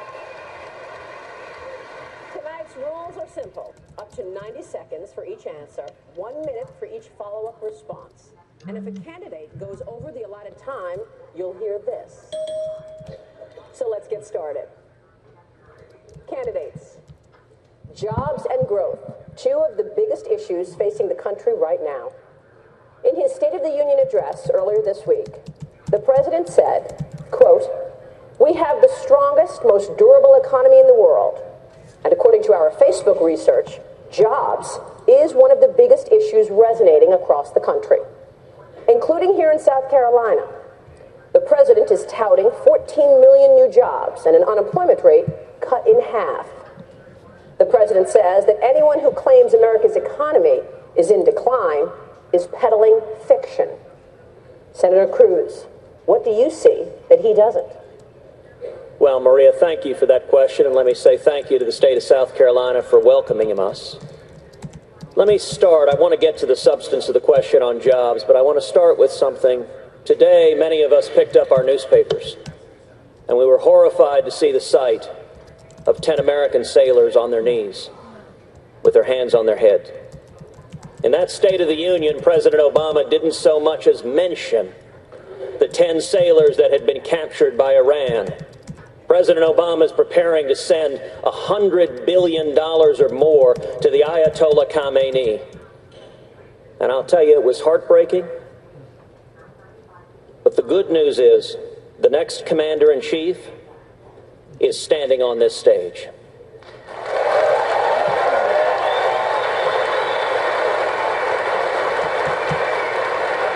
And I give you my word, if I am elected president, no serviceman or servicewoman will be forced to be on their knees, and any nation that captures our fighting men and women will feel the full force and fury of the United States of America. Now on to your substantive question. The president tried to paint a rosy picture of jobs. And you know, he's right. If you're a Washington lobbyist, if you make your money in and around Washington, things are doing great.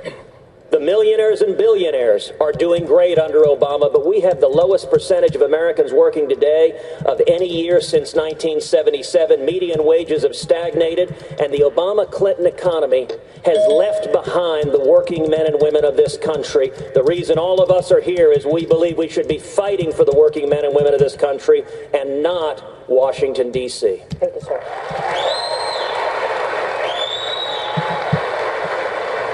Governor Kasich, we are not even 2 weeks into this stock trading year, but think about it, investors have already lost $1.6 trillion in market value.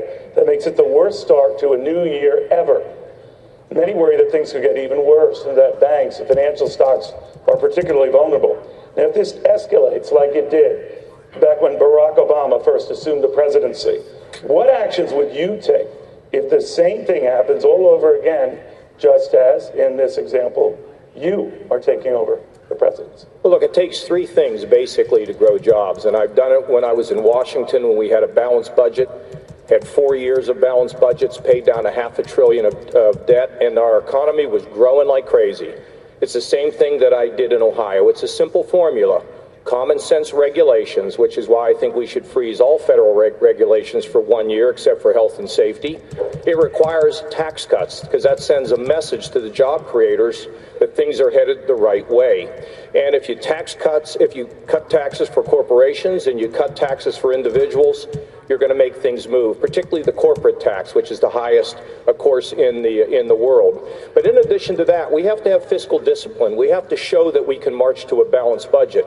And when you do that, when you're in a position of managing regulations, when you reduce taxes, and when you have fiscal discipline, you see the job creators begin to get very comfortable with the fact that they can invest. Right now, you have taxes that are too high.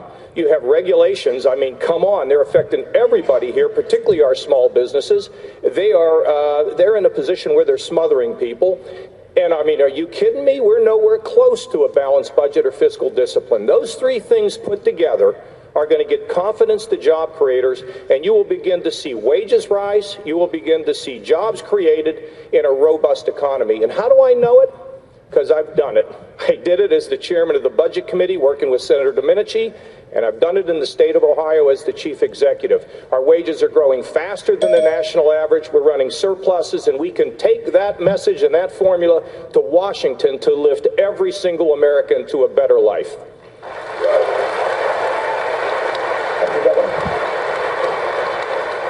We know that recent global events have many people worried.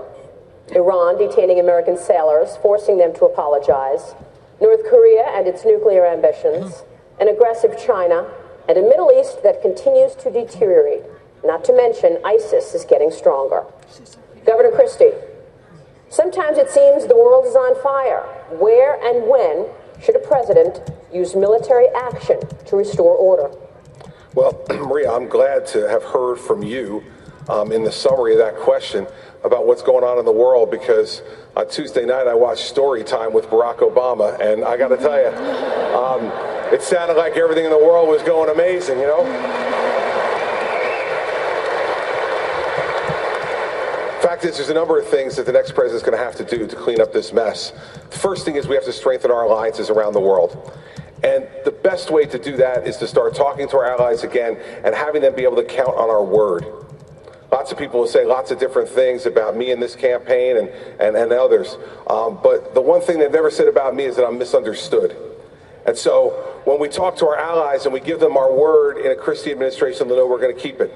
Next, we have to talk to our adversaries. And we have to make sure they understand the limits of our patience.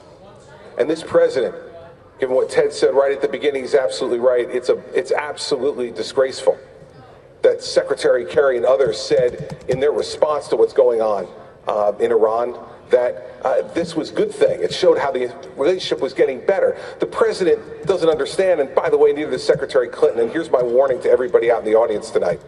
If you're worried about the world being on fire, you're worried about how we're going to use our military, you're worried about strengthening our military, and you're worried most of all about keeping your homes and your families safe and secure, you cannot give Hillary Clinton a third term of Barack Obama's leadership. I will not do that. If I'm the nominee, she won't get within 10 miles of the White House. Just to be clear, Governor, where and when would you use military action? Military action, Maria, would be used when it was absolutely necessary to protect American lives and protect American interests around the world. We are not the world's policemen, but we need to stand up and be ready. And the problem, Maria, is that the military is not ready either. We need to rebuild our military, and this president has let it diminish to a point where tin pot dictators like the mullahs in Iran are taking our Navy ships. It is disgraceful, and in the Christie administration, they would know much, much better than to do that. Governor Bush, the president just told the nation 2 nights ago that America's back, and that the idea that our enemies are getting stronger or that this country is getting weaker, well, it's just rhetoric and hot air. Now the Democrats go even further, sir, saying Republicans even suggesting such comments actually embolden our enemies. I guess they would include you. What do you say? Well, first of all, the idea that somehow we're better off today than the day that Barack Obama was inaugurated President of the United States is totally an alternative universe. The simple fact is that the world has been torn asunder. Think about it. With grandiose language, the president talks about red lines and nothing to follow it up, talks about ISIS being the JV team. They form a caliphate the size of Indiana with 35 to 40,000 battle-tested terrorists. He's missing the whole point that America's leadership in the world is required for peace and stability. In the crowd today is Major General James Livingston, who's the co-chairman of my campaign here in South Carolina, a Medal of Honor recipient. I've learned from him that what we need to achieve is peace through strength, which means we need to rebuild the military. In this administration, every weapon system has been gutted. In this administration, the force levels are going down to a level where we can't even project force. Our friends no longer think we have their back, and our enemies no longer fear us. And we're in a much different position than we should be. And for the life of me, I have no understanding why the president thinks that everything is going well. Terrorism is on the run. China, Russia is advancing their agenda at warp speed, and we pull back. As President of the United States, I will be a commander-in-chief that will have the back of the military. We will rebuild the military to make sure that it is a solid force, not to be the world's policeman, but to make sure that in a peaceful world, people know that the United States is there to take care of our own national interests and take care of our allies. A lot of Republicans think we should have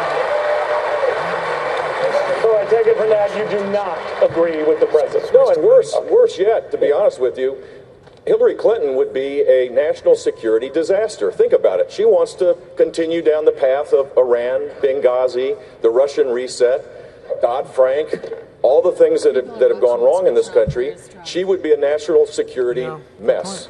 And that is wrong. And you know what? Here's the problem. If she gets elected, she's under investigation with the FBI right now. If she gets elected, her first 100 days, instead of setting an agenda, she might be going back and forth between the White House and the courthouse. We need to stop that.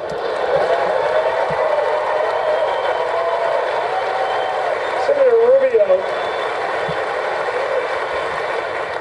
the president says that ISIS doesn't threaten our national existence like Germany or Japan did back in World War II, that the terror group is nothing more than twisted souls plotting attacks in their garages. But the House Homeland Security Committee recently said that over 1,000 ongoing investigations of homegrown extremism in 50 states. So how do you define the threat? Well, like Germany then, or dangerous nutcases now? Yeah, I would go, first of all, one step further in this description of Hillary Clinton. She wouldn't just be a disaster. Hillary Clinton is disqualified from being Commander-in-Chief of the United States.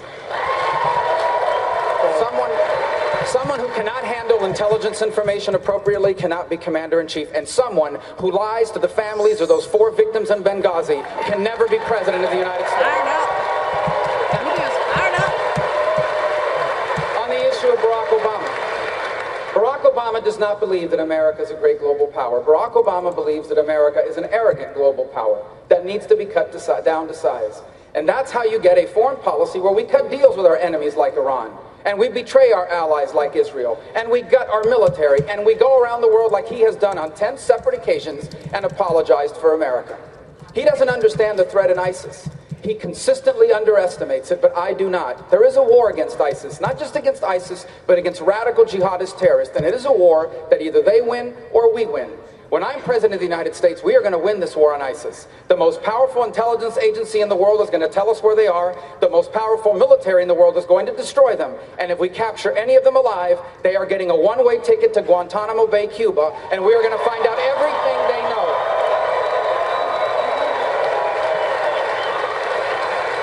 Thank you, Senator. Dr. Carson, the president says he does not want to treat ISIS as a foreign army. But ISIS is neither a country nor a government. How do you attack a network that does not respect national borders? Well, I'm very happy to get a question this early on. I was going to ask you to wake me up when the time came. I find it really quite fascinating, some of the president's proclamations. The fact of the matter is, he doesn't realize that we now live in the 21st century, and that war is very different than it used to be before. Not armies massively marching on each other and air forces, but now we have dirty bombs, and we have cyber attacks, and we have people who will be attacking our electrical grid. And, we have a whole variety of things that they can do, and they can do these things simultaneously. And we have enemies who are obtaining nuclear weapons that they can explode in our exo-atmosphere and destroy our electric grid. I mean, just think about a scenario like that. The They explode the bomb. We have an electromagnetic pulse. They hit us with a cyber attack simultaneously and dirty bombs. Can you imagine the chaos that would ensue at that point? He needs to recognize that those kinds of things are, in fact, an existential threat to us. But here's the real key. We have the world's best military, even though he's done everything he can to diminish it. And the fact of the matter is, if we give them a mission and we don't tie their hands behind their back, they can get it accomplished.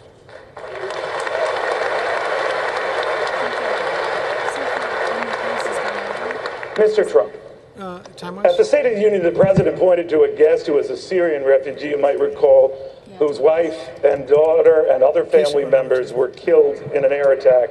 Now, he fled that country seeking asylum here, ultimately ended up in Detroit, where he's now trying to start a new life.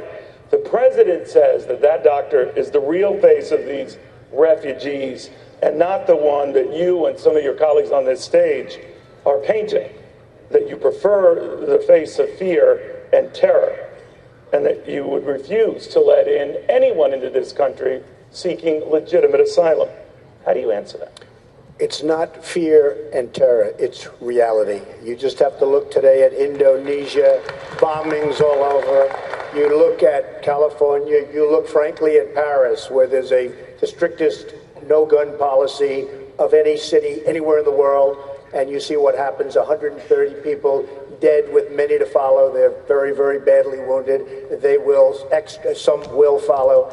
And you look around and you see what's happening, and this is not the case. When he introduced the doctor, very nice, everything perfect, but that's not representative of what you have in that line of migration. That could be the great Trojan horse. It could be people that are going to do great, great destruction. When I look at the migration, I looked at the line, I said it actually on your show recently, where are the women? There look like very few women, very few children, strong, powerful men, young, and people are looking at that and they're saying, what's going on?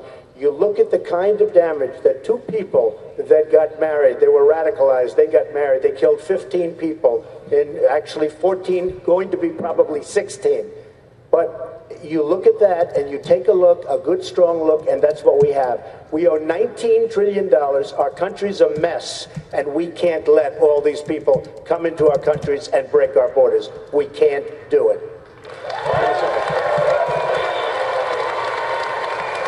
Senator Cruz, the New York Times is reporting that you failed to properly disclose $1 million in loans from Goldman Sachs and Citibank. During your Senate race, your campaign says it was inadvertent. $1 million is inadvertent. Well, Maria, thank you for passing on that hit piece on the front page of the New York Times. You know, the nice thing about the mainstream media, they don't hide their views. The New York Times a few weeks back had a columnist who wrote a column saying anybody but Cruz. Had that actually that same columnist wrote a column comparing me to an evil demonic spirit from the movie It Follows that jumps apparently from body to body possessing people. So, you know, the New York Times and I don't exactly have the warmest of relationships. Now, in terms of their really stunning hit piece, what they mentioned is when I was running for Senate, unlike Hillary Clinton, I don't have masses of money in the bank, hundreds of millions of dollars. When I was running for Senate, just about every lobbyist, just about all of the establishment opposed me in the Senate race in Texas. And my opponent in that race was worth over $200 million. He put a $25 million check up from his own pocket to fund that campaign. And my wife Heidi and I, we ended up investing everything we own. We took a loan against our assets to invest it in that campaign to defend ourselves against those attacks. And the entire New York Times attack is that I disclosed that loan on one filing with the United States Senate that was a public filing, but it was not on a second filing with the FEC. Both of those filings were public, and yes, I made a paperwork error disclosing it on one piece of paper instead of the other, but if that's the best hit the New York Times has got, they better go back to the well.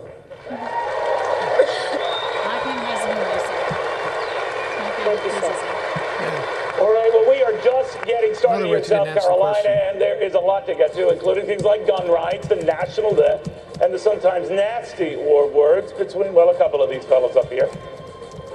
More to this.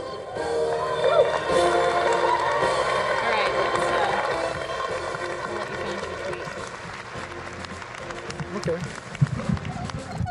I'm done. Let's talk about what we've seen so far.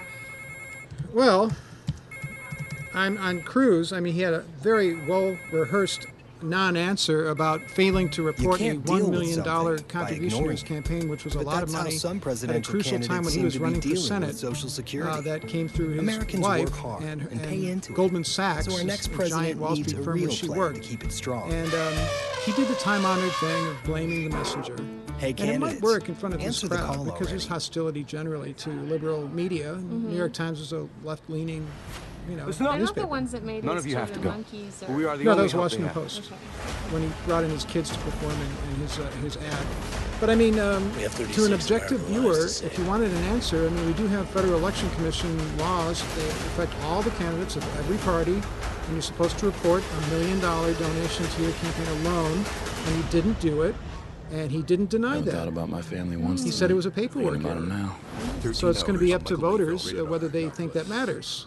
Is that, we'll see. Can you be punished for that or no? Yeah, there's administrative fines and stuff like that. I don't think it's going to derail his campaign. He's not going to do any time over it, but it's lock him up. It's not going to go away. And I think Trump and some of these other candidates are going to say, listen, man, we got rules. I mean, this is you're not obeying laws. You're pretending to be this everyman kind of, guy working out on the range somewhere in West Texas, and he's anything but. He's a Princeton and Harvard educated guy who works in the same chambers of power as the Clintons and everybody else. He's at the same trough in Wall Street that everyone else is in. And a lot of these other people on the stage. Kasich worked for Goldman Sachs. I mean, a lot of people did and do. Wow. So I think it's a little bit rich for him to just blame the newspaper. He should just say, yeah, I messed up. Right. But you can't do that, I suppose, in this forum. And he's not the kind of guy who's predisposed to fess up rapidly, that's for sure. So as far as who's avoided actually answering questions so far, I've heard you say Christie. Christie hasn't talked about exactly when he would deploy military force. Because it's hard to say in a debate setting exactly when you're going to do something. Everyone will say when there's a danger to the country, you have to use the military. Why is Trump so animated during his campaign speeches, but when he gets up in front of these people, when he really should try to stand out more, he is so subtle? And... I don't think there's a lot of there. I don't think he has a wonky personality where he's studied the issues. I think he's the kind of guy, maybe a little bit like President Reagan, where he has some guiding principles. He sticks to those guiding principles at all times, and most of the answers are going to stick to those points. He's not going to concern himself with details too much. All right. It looks like we're going to get back here pretty soon, so I'll let you get in tweet position. I'm ready. And I'll turn up our volume here. They haven't taken us back there yet, but there is a little bit of a delay here, I've noticed. We'll get on that for sure.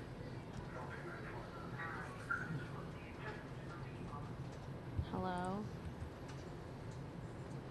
As you know, the U.S. Constitution says only natural-born citizens this is a are eligible for Cruz, the office of President of the United States. Stop me if you've heard this before. Now, you were born in Canada to an American mother, so you were and are considered an American citizen.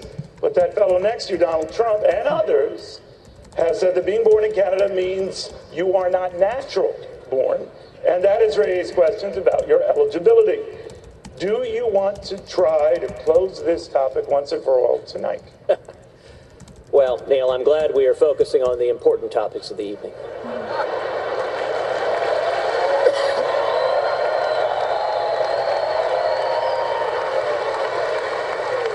Back in September, my friend Donald said that he had had his lawyers look at this from every which way, and there was no issue there. There was nothing to this birther issue. Now, since September, the Constitution hasn't changed. But the poll numbers have. And I recognize that Donald is dismayed that his poll numbers are falling in Iowa. But the facts and the law here are really quite clear. Under long-standing U.S. law, the child of a U.S. citizen born abroad is a natural-born citizen. If a soldier has a child abroad, that child is a natural-born citizen. That's why John McCain, even though he was born in Panama, was eligible to run for president. If an American missionary has a child abroad, that child is a natural-born citizen. That's why George Romney, Mitt's dad, was eligible to run for president, even though he was born in Mexico.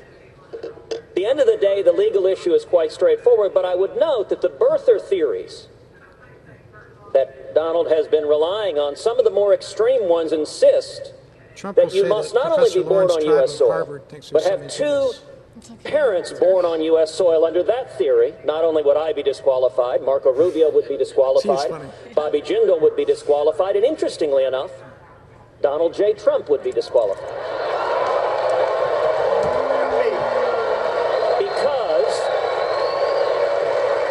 Because Donald's mother was born in, she was naturalized.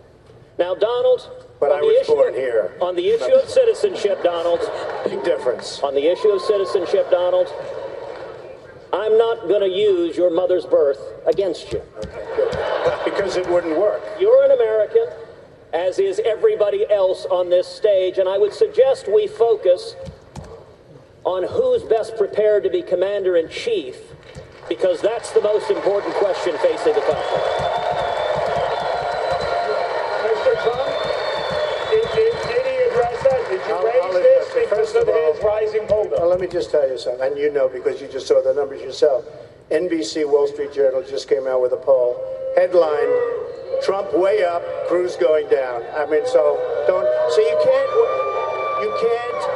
they don't like the Wall Street Journal, they don't like NBC, but I like the poll. And frankly, it just came out. And in Iowa now, as you know, Ted, in the last 3 polls, I'm beating you. So, you know, you shouldn't misrepresent how well you're doing with the polls. You don't have to say that. In fact, I was all for you until you started doing that, because that's a misrepresentation. Number one. Number two, this isn't me saying it. I don't care. I think I'm going to win fair and square. I don't have to win this way.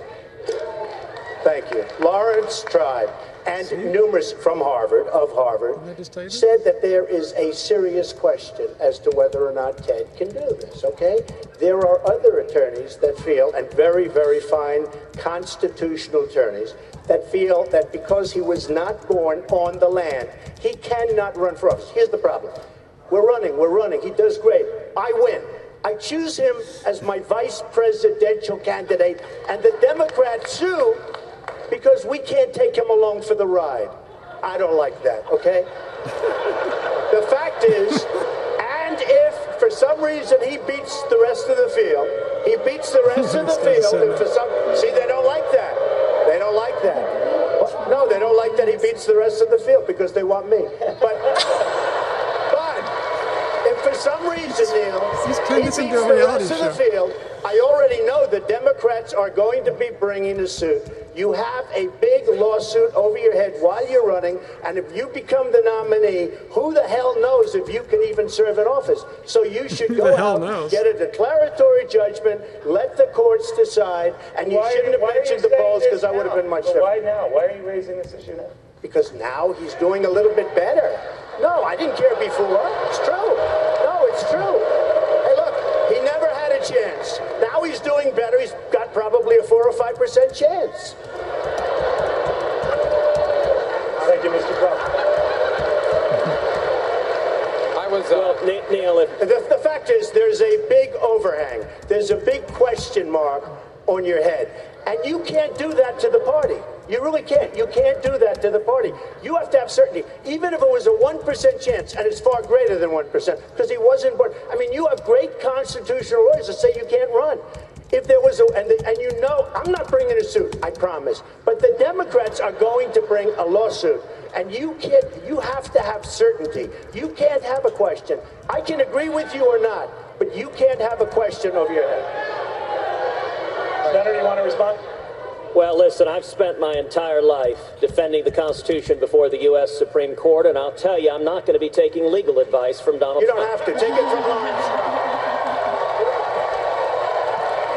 Well, I'll tell you also. Take it from your professor. What I will take tell it from you your also, own professor. I can tell you one thing. The chances of any litigation proceeding and succeeding on this are zero. Now, Mr. Trump is very focused on Larry Tribe. Let me tell you who Larry Tribe is. He's a left-wing judicial activist, Harvard Law professor, who was Al Gore's lawyer in Bush versus Gore. He's a major Hillary Clinton supporter, and there's a reason why Hillary's supporters are echoing Donald's attacks on me. He is not the only one. Wants to face Donald Trump in the general election. There are many lawyers. And I'll tell you what, Donald, you very kindly just a moment ago offered me the VP slot. I'll tell you what. If this all works out, I'm happy to consider naming you as VP. And so if you happen to be right, you could get the top job at the end of the day. No, I think if it doesn't... I like that. I like it. I'd consider it. But I think I'll go back to building buildings if it doesn't work out. Actually, I'd but love to get you to build I have a feeling it's going to work out, actually. Thank you. I was Neil, I invoked can in that Neil, question. I want to. Neil, I can tell you this. Let me Neil, because I was invoked in that question. So let me just say in that answer. Let me say the real question here. I hate to interrupt this episode of Court TV, but the real.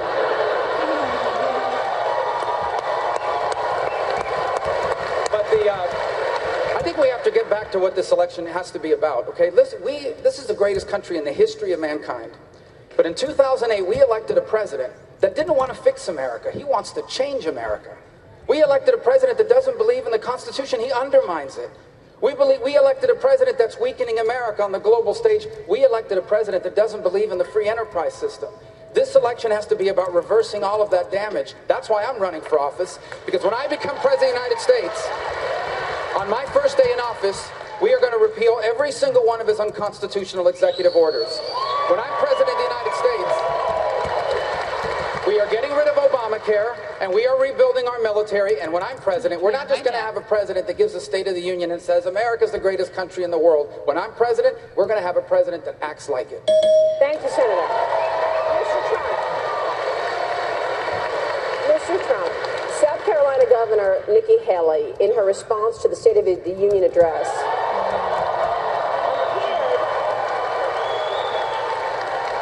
appeared to choose sides within the party, saying Republicans should resist, quote, the siren call of the angriest voices. She confirmed she was referring to you, among others. Was she out of line? And how would a President Trump unite the party? Okay. First of all, Nikki this afternoon said I'm a friend of hers, actually a close friend, and wherever you're sitting, Nikki, I am a friend. We're friends. That's good. But she did say there was anger, and I could say, oh, I'm not angry. I'm very angry because our country is being run horribly, and I will gladly accept the mantle of anger. Our military is a disaster. Our health care is a horror show. Obamacare, we're going to repeal it and replace it. We have no borders. Our vets are being treated horribly. Illegal immigration is beyond belief. Our country is being run by incompetent people. And yes, I am angry. And I won't be angry when we fix it. But until we fix it, I'm very, very angry. And I say that to Nikki. So when Nikki said that, I wasn't offended. She said the truth. One of your colleagues interviewed me and said, well, she said you were angry. And I said to myself, she's right. I'm not fighting that. I didn't find it offensive at all. I'm angry and he's getting a lot of time in this debate. Is a mess. Look, I'm sorry, just with time constraints. You and Governor Christie have been exchanging some fairly nasty words of late, and I will allow the governor to respond as well. The governor went so far as to say, you won't be able to slime your way to the White House. He's referring to a series of ads done by a PAC, speak on your behalf, that say, quote, one high-tax, Common Core, liberal, energy-loving, Obamacare, Medicaid expanding president is enough. You think you went too far on that, and do you want to apologize to the governor? You know, as I said already twice in this debate, we have a very serious problem in this country.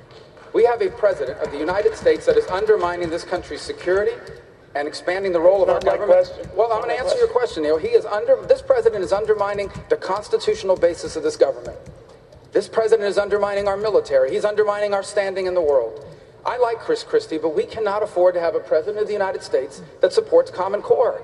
We cannot afford to have a president of the United States that supports gun control. This president is more interested in funding, less interested in funding the military than he is in funding he's more interested in funding Planned Parenthood than he is in funding the military. Chris Christie wrote a check to Planned Parenthood. All I'm saying is our next president has to be someone that undoes the damage Barack Obama has done to this country. It cannot be someone that agrees with his agenda, because the damage he has done to America is extraordinary. Let me tell you, if we don't get this election right, there may be no turning back for America. We are on the verge of being the first generation of Americans that leave our children worse off than ourselves. And so I just truly, with all my heart, believe, I like everybody on the stage. No one is a socialist. No one is an FBI investigation. So we have a good group of people. But our next president, unfortunately, Governor Christie has endorsed many of the ideas that Barack Obama supports, whether it's Common Core or gun control or the appointment of Sonia Sotomayor or the donation he made to Planned Parenthood. Our next president and our Republican nominee cannot be someone who supports those positions. Governor? You know, I stood on the stage and watched Marco and rather indignantly look at Governor Bush and say, someone told you that because we're running for the same office, that criticizing me will get you to that office. They're trying to make an entertainment It appears that the same someone's been whispering in old Marco's ear, too. And so the indignation that you carry on some of this stuff, you have to also own then. So let's set the facts straight. First of all, I didn't support Sonia Sotomayor. Secondly, I never wrote a check to Planned Parenthood. Third, if you look at my record as governor of New Jersey, I have vetoed a 50 caliber rifle ban. I have vetoed a reduction in clip size.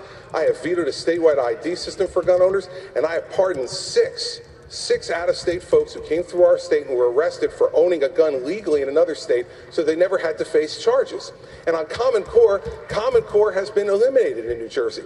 So listen, this is the difference between being a governor and being a senator. See, when you're a senator, what you get to do is just talk and talk and talk, and you talk so much that nobody can ever keep up with what you're saying is accurate or not. When you're a governor, you're held accountable for everything you do. And the people of New Jersey have seen it. And the last piece is this. I like Marco too. And 2 years ago, he called me a conservative reformer that New Jersey needed. That was before he was running against me. Now that he is, he's changed his tune. I'm never going to change my tune. I like Marco Rubio. He's a good guy, a smart guy, and he would be a heck of a lot better president than Hillary Rodham Clinton would ever be. Neil, my name was mentioned here. Neil, my name was mentioned as well. Please give me some time.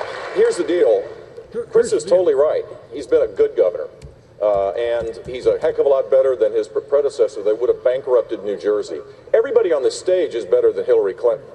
And I think the focus ought to be on making sure that we leave this nomination process as wild and woolly as it's going to be. This is not beanbag. These attack ads are going to be part of life. Everybody just needs to get used to it.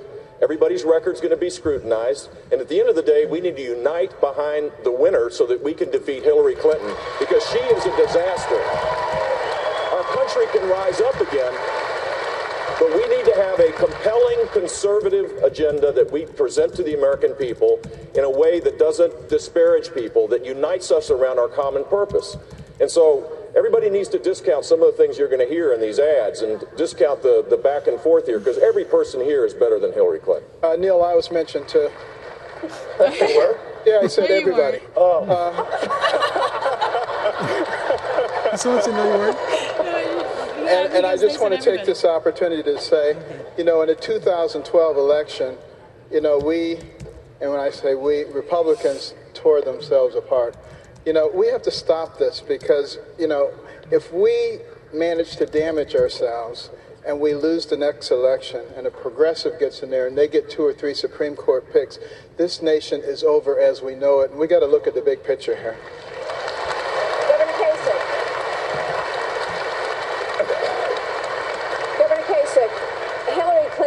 Getting some serious competition from Senator Bernie Sanders. He's now at 41% in the latest CBS New York Times poll. Vice President Biden sang his praises, saying Bernie is speaking to a yearning that is deep and real, and he has credibility on it. So what does it say about our country that a candidate who is a self-avowed socialist and who doesn't think a 90% tax rate is too high could be the Democratic nominee? Well, if that's the case, we're going to win every state if Bernie Sanders is the nominee. That's not even an issue. But look,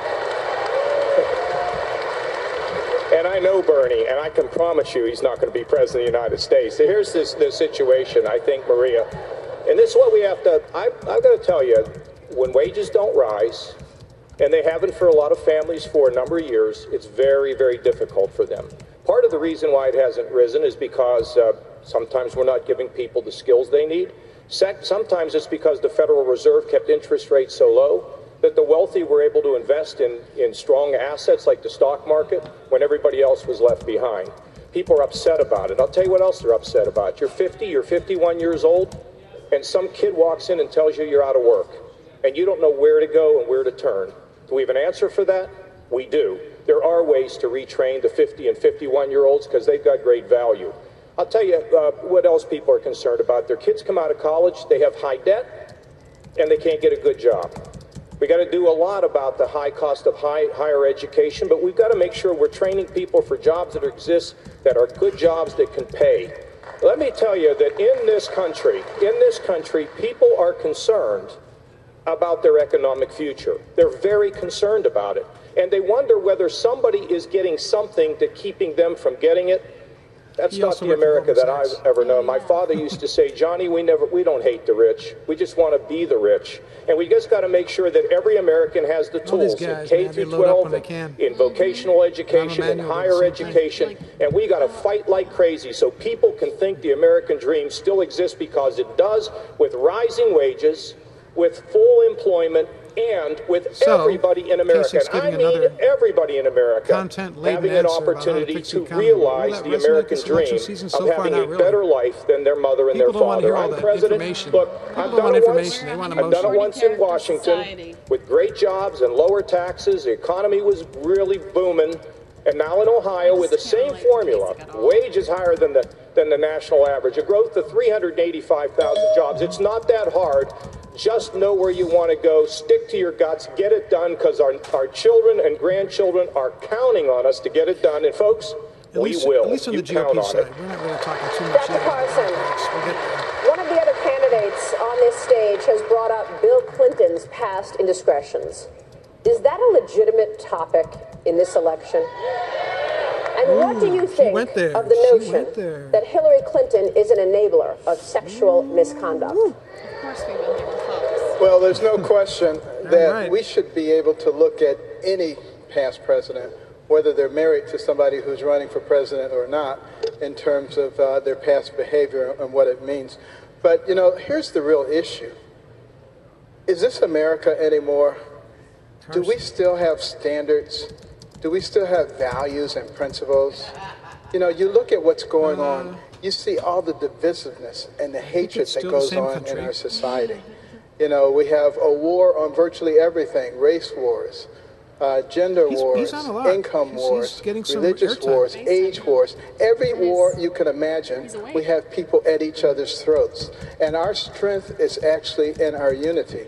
You know, you go to the internet, you start reading an article, and you go to the comment section, you cannot go 5 comments down before people are calling each other all manner of names.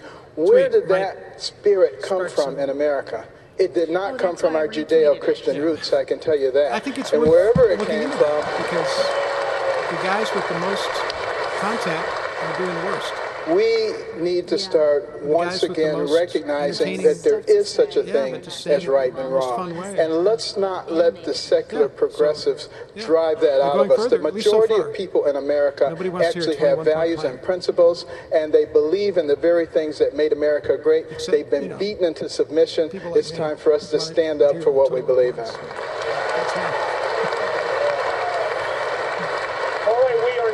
Coming up, one of the top issues people are talking about on Facebook, guns. And you can join us live on this stage in the conversation during this commercial break right from home.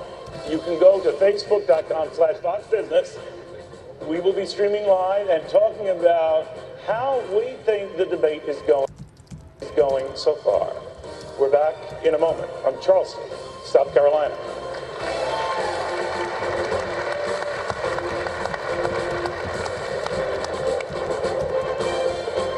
It's the end of the first quarter. We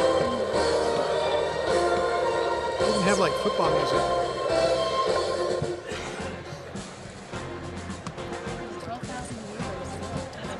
Oh yeah. We're so glad to have you guys with us. It's not us. It's them. What? So, unfortunately, it's not. Oh, it's the Fox people.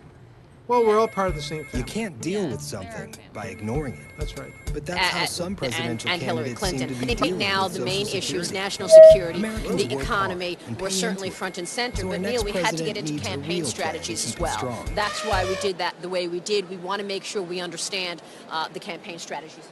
Religion is the #1 topic. Quickly, Neil, do you think that Canada forth a new strategy about that debate here in the U.S.? Well, I think Carson just ended on that note, and no doubt we'll return to it. Neil Cavuto, Marie Bartiromo, thank you so much for your time. We appreciate it. We are live on the debate stage. Right from John Kasich, Jeb Bush. Remember, please leave your questions for the moderators in the comment section. We're going to be again Facebook.com/Fox Business. We're live on Facebook, and stay with us. The debate, lots more to go. FoxBusiness.com, and of course, the Fox Business Network. I'll see you really soon.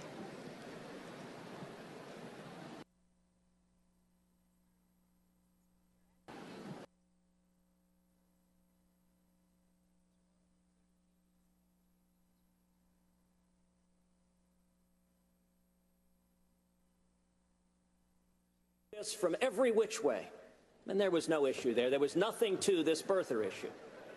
Now, since September, the Constitution hasn't changed, but the poll numbers have. And I recognize that Donald is dismayed that his poll numbers are falling in Iowa.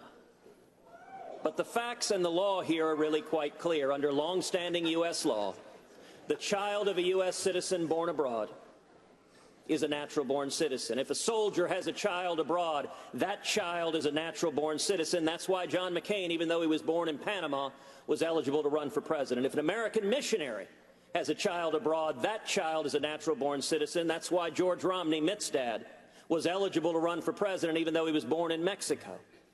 At the end of the day, the legal issue is quite straightforward, but I would note that the birther theories that Donald has been relying on, some of the more extreme ones insist that you must not only be born on U.S. soil,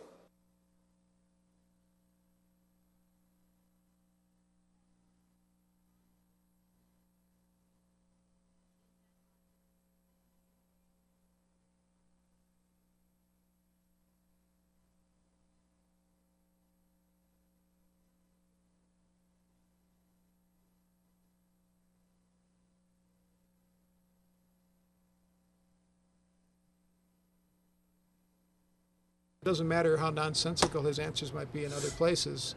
He's connected with the people who like him. Governor Bush, gun rights, one of the top to guns. issues seen on Facebook, with close to 3 million people talking about it in the past month. Right here in Charleston, Dylan Roof, who's been accused of killing 9 people in a nearby church, reportedly had not passed his background check when he got his gun. What is the harm in tightening standards for not only who buys guns, but those who sell them? First of all, I'd like to recognize Governor Haley for her incredible leadership in the aftermath of the Emanuel. He's going to punt on this one. The Emanuel AME No Republican's Church going to say killings. anything about that. I also want to recognize the people in that church that showed the grace of God and the grace of forgiveness and the mercy that they showed. Community coming together. Could have done what they did one after another within 48 hours of that tragedy taking place. Look, here's the deal. In this particular case, the FBI made a mistake. The law itself requires a background check, but they didn't fulfill their part of the bargain within the time that they were supposed to do. We don't need to add new rules. We need to make sure the FBI does its job, because that person should not have gotten a gun. It would not have passed the background check. The first impulse of Barack Obama and Hillary Clinton is to take rights away from law-abiding citizens. That's always what they do, whether it's the San Bernardino terrorist attack or if it's these tragedies that take place. I think we ought to focus on what the bigger issue is. It isn't law-abiding gun owners. Look, I have an A+ rating in the NRA, and we also have a reduction in gun violence because in Florida, if you commit a crime with a gun, you're going away. You're going away for a long, long while. And that's what we should focus on, is the violence in our communities.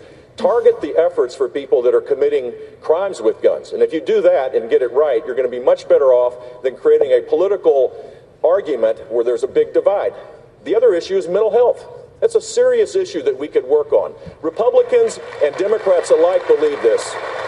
The president's first impulse is to do this by executive order, power he doesn't have. Why not go to Congress and in a bipartisan way begin to deal with the process of mental health issues so that people that are spiraling out of control because of mental health challenges don't have access to guns? Thank you, sir. Mr. Trump, are there any circumstances that you think we should be limiting gun sales of any kind in America? No. I am a Second Amendment person. If we had guns in California on the other side, where the bullets went in the different direction, you wouldn't have 14 or 15 people dead right now. If even in Paris, if they had guns on the other side going in the opposite direction, you wouldn't have 130 people plus dead. So the answer is no. And what Jeb said is absolutely correct. We have a huge mental health problem in this country. We're closing hospitals, we're closing wards, we're closing so many because the states want to save money. We have to get back into looking at what's causing. You know, the guns don't pull the trigger. It's the people that pull the trigger. And we have to find out what is going on. We have to protect our Second Amendment, and you cannot do this, and certainly what Barack Obama was doing with the executive order. He doesn't want to get people together. You know, the old-fashioned way where you get Congress, you get the Congress, you get the Senate, you get together, you do legislation. He just writes out an order, executive order. Not supposed to happen that way. Thank you, sir. Senator Rubio, you said that President Obama wants to take people's guns away, yet under his presidency, gun sales have more than doubled. That doesn't sound like a White House unfriendly to gun owners. That sounds like people afraid the president's going to take their guns away. Of course. Look, the Second Amendment is not an option. It is not a suggestion. It is a constitutional right of every American to be able to protect themselves and their families. I am convinced that if this president could confiscate every gun in America, he would. I am convinced that this president, if he could get rid of the Second Amendment, he would. I am convinced because I see how he works with his attorney general, not to defend the Second Amendment, but to figure out ways to undermine it. I have seen him appoint people to our courts, not to defend the Second Amendment, but to figure out ways to undermine it. Here's my second problem. None of these instances that the president points to as the reason why he's doing these things would have been prevented. You know why? Because criminals don't buy their guns from a gun show. They don't buy their guns from a collector. And they don't buy their guns from a gun store. They steal them. They get them on the black market. And let me tell you, ISIS and terrorists do not get their guns from a gun show. His answer, you name it. If there's an act of violence in America, his immediate answer before he even knows the facts is gun control. Here's a fact. We are in a war against ISIS. They are trying to attack us here in America. They attacked us in Philadelphia last week. They attacked us in San Bernardino 2 weeks ago. And the last line standing between them and our families might be us and a gun. When I'm president of the United States, we are defending the Second Amendment, not undermining it the way Barack Obama does. But what fact can you point to, Senator? What fact can you point to that the president would take away everyone's gun? You don't think that's extreme? About every 2 weeks he holds a press conference talking about how he can't wait to restrict people's access to guns. He has never defended. Look, I'll give you a fact. Well, let me tell you this. Do you remember when he ran for president of the United States and he was a candidate and he went and said, these Americans with traditional values, they are bitter people and they cling to their guns and to their religion. That tells you right away where he was headed on all of this. This president, every chance he has ever gotten, has tried to undermine the Second Amendment. He doesn't meet. Here's the difference. When he meets with the Attorney General in the White House, it's not, how can we protect the Second Amendment rights of Americans? It's, give me options on how I can make it harder for law-abiding people to buy guns. That will never happen when I am president of the United States. Governor Christie, you too have criticized the president's recent executive action on gun control, saying it's unconstitutional, another step to bypass Congress. But hasn't your own position on guns evolved, sir? The New Jersey Star Ledger reports that you signed several laws to regulate the possession of firearms, and that you argued back in August 2013, and I quote, "These common sense measures will strengthen New Jersey's already tough gun laws." So isn't that kind of what the president wants to do now? No, absolutely not. The president wants to do things without working with his Congress, without working with the legislature, and without getting the consent of the American people. And the fact is that that's not a democracy, that's a dictatorship. And we need to be very, very concerned about that. See, here's the thing. I don't think the founders put the Second Amendment as number 2 by accident. I don't think they dropped all the amendments into a hat and picked them out of a hat. I think they made the Second Amendment because they thought it was just that important. And fact is, in New Jersey, what we have done is to make it easier now to get a conceal and carry permit. We have made it easier to do that, not harder. And the way we've done it is properly through regulatory action, not by signing unconstitutional executive orders. This guy is a petulant child. That's what he is.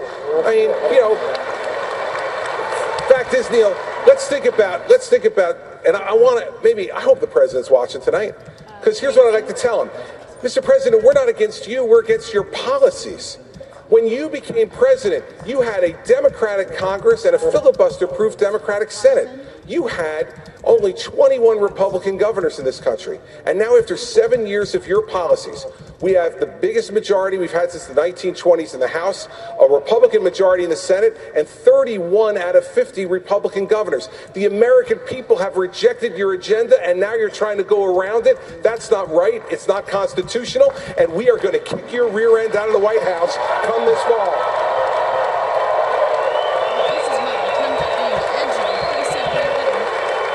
So what is the answer, Senator Cruz, to stop mass shootings and violent crime up in 30 cities across the country?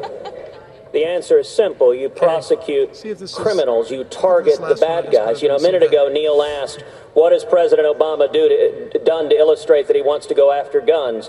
Well, he appointed Eric Holder as Attorney General. Eric Holder said he viewed his mission as brainwashing the American people against guns. He appointed Sonia Sotomayor to the Supreme Court, someone who has been a radical against the Second Amendment right to keep and bear arms. He launched Fast and Furious, illegally selling guns to Mexican drug lords that were then used to shoot law enforcement officials. And I'll tell you what Hillary Clinton has said. Hillary Clinton says she agrees with the dissenters, the Supreme Court dissenters in the Heller case. There were 4 dissenters, and they said that they believe the Second Amendment protects no individual right to keep and bear arms whatsoever, which means if their view prevailed and the next president's going to get 1, 2, 3, maybe 4 Supreme Court justices, the court will rule that not a single person in this room has any right under the Second Amendment, and the government could confiscate your guns.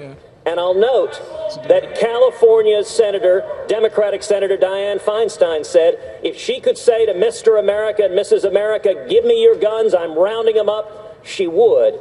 And let me make a final point on this. Listen, in any Republican primary, everyone is going to say they support the Second Amendment. Unless you are clinically insane. That's what you say in a primary. But the voters are savvier than that. They recognize that people's actions don't always match their words. I've got a proven record fighting to defend the Second Amendment. There's a reason Gun Owners of America has endorsed me in this race. There's a reason the NRA gave me their Carter Knight Freedom Fund Award.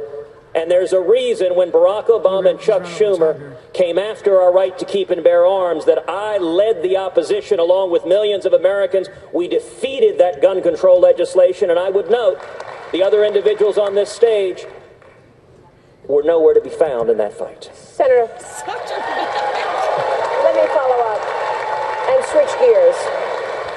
Senator Cruz, you suggested Mr. Trump, quote, embodies New York values. Could you explain what you mean by that? You know, I think most people know exactly what New York values are. I am from New York. Well, you're from New York, so you might not. But I promise you, in the state of South Carolina, they do. And listen, there are many, many wonderful, wonderful working men and women in the state of New York. But everyone understands that the values in New York City are socially liberal or pro-abortion or pro-gay marriage, focus around money and the media. And I would note, indeed, the reason I said that is I was asked, my friend Donald has taken to at his events playing Bruce Springsteen's Born in the USA. And I was asked what I thought of that, and I said, well, if he wanted to play a song, maybe he could play New York, New York. And you know, the concept of New York values is not that complicated to figure out. Not too many years ago, Donald did a long interview with Tim Russert. And in that interview, he explained his views on a whole host of issues that were very, very different from the views he's describing now. And his explanation, he said, look, I'm from New York. That's what we believe in New York. Those aren't Iowa values, but this is what we believe in New York. And so that was his explanation. And I guess I can frame it another way. Not a lot of conservatives come out of Manhattan. I'm just saying. Are you sure about that? Maria? So, conservatives actually do come out of Manhattan, including William F. Buckley and others, just so you understand. And just so, if I could, because he insulted a lot of people, I've had more calls on that statement that Ted made. New York is a great place. It's got great people. It's got loving people, wonderful people. When the World Trade Center came down, I saw something that no place on earth could have handled more beautifully, more humanely than New York. You had two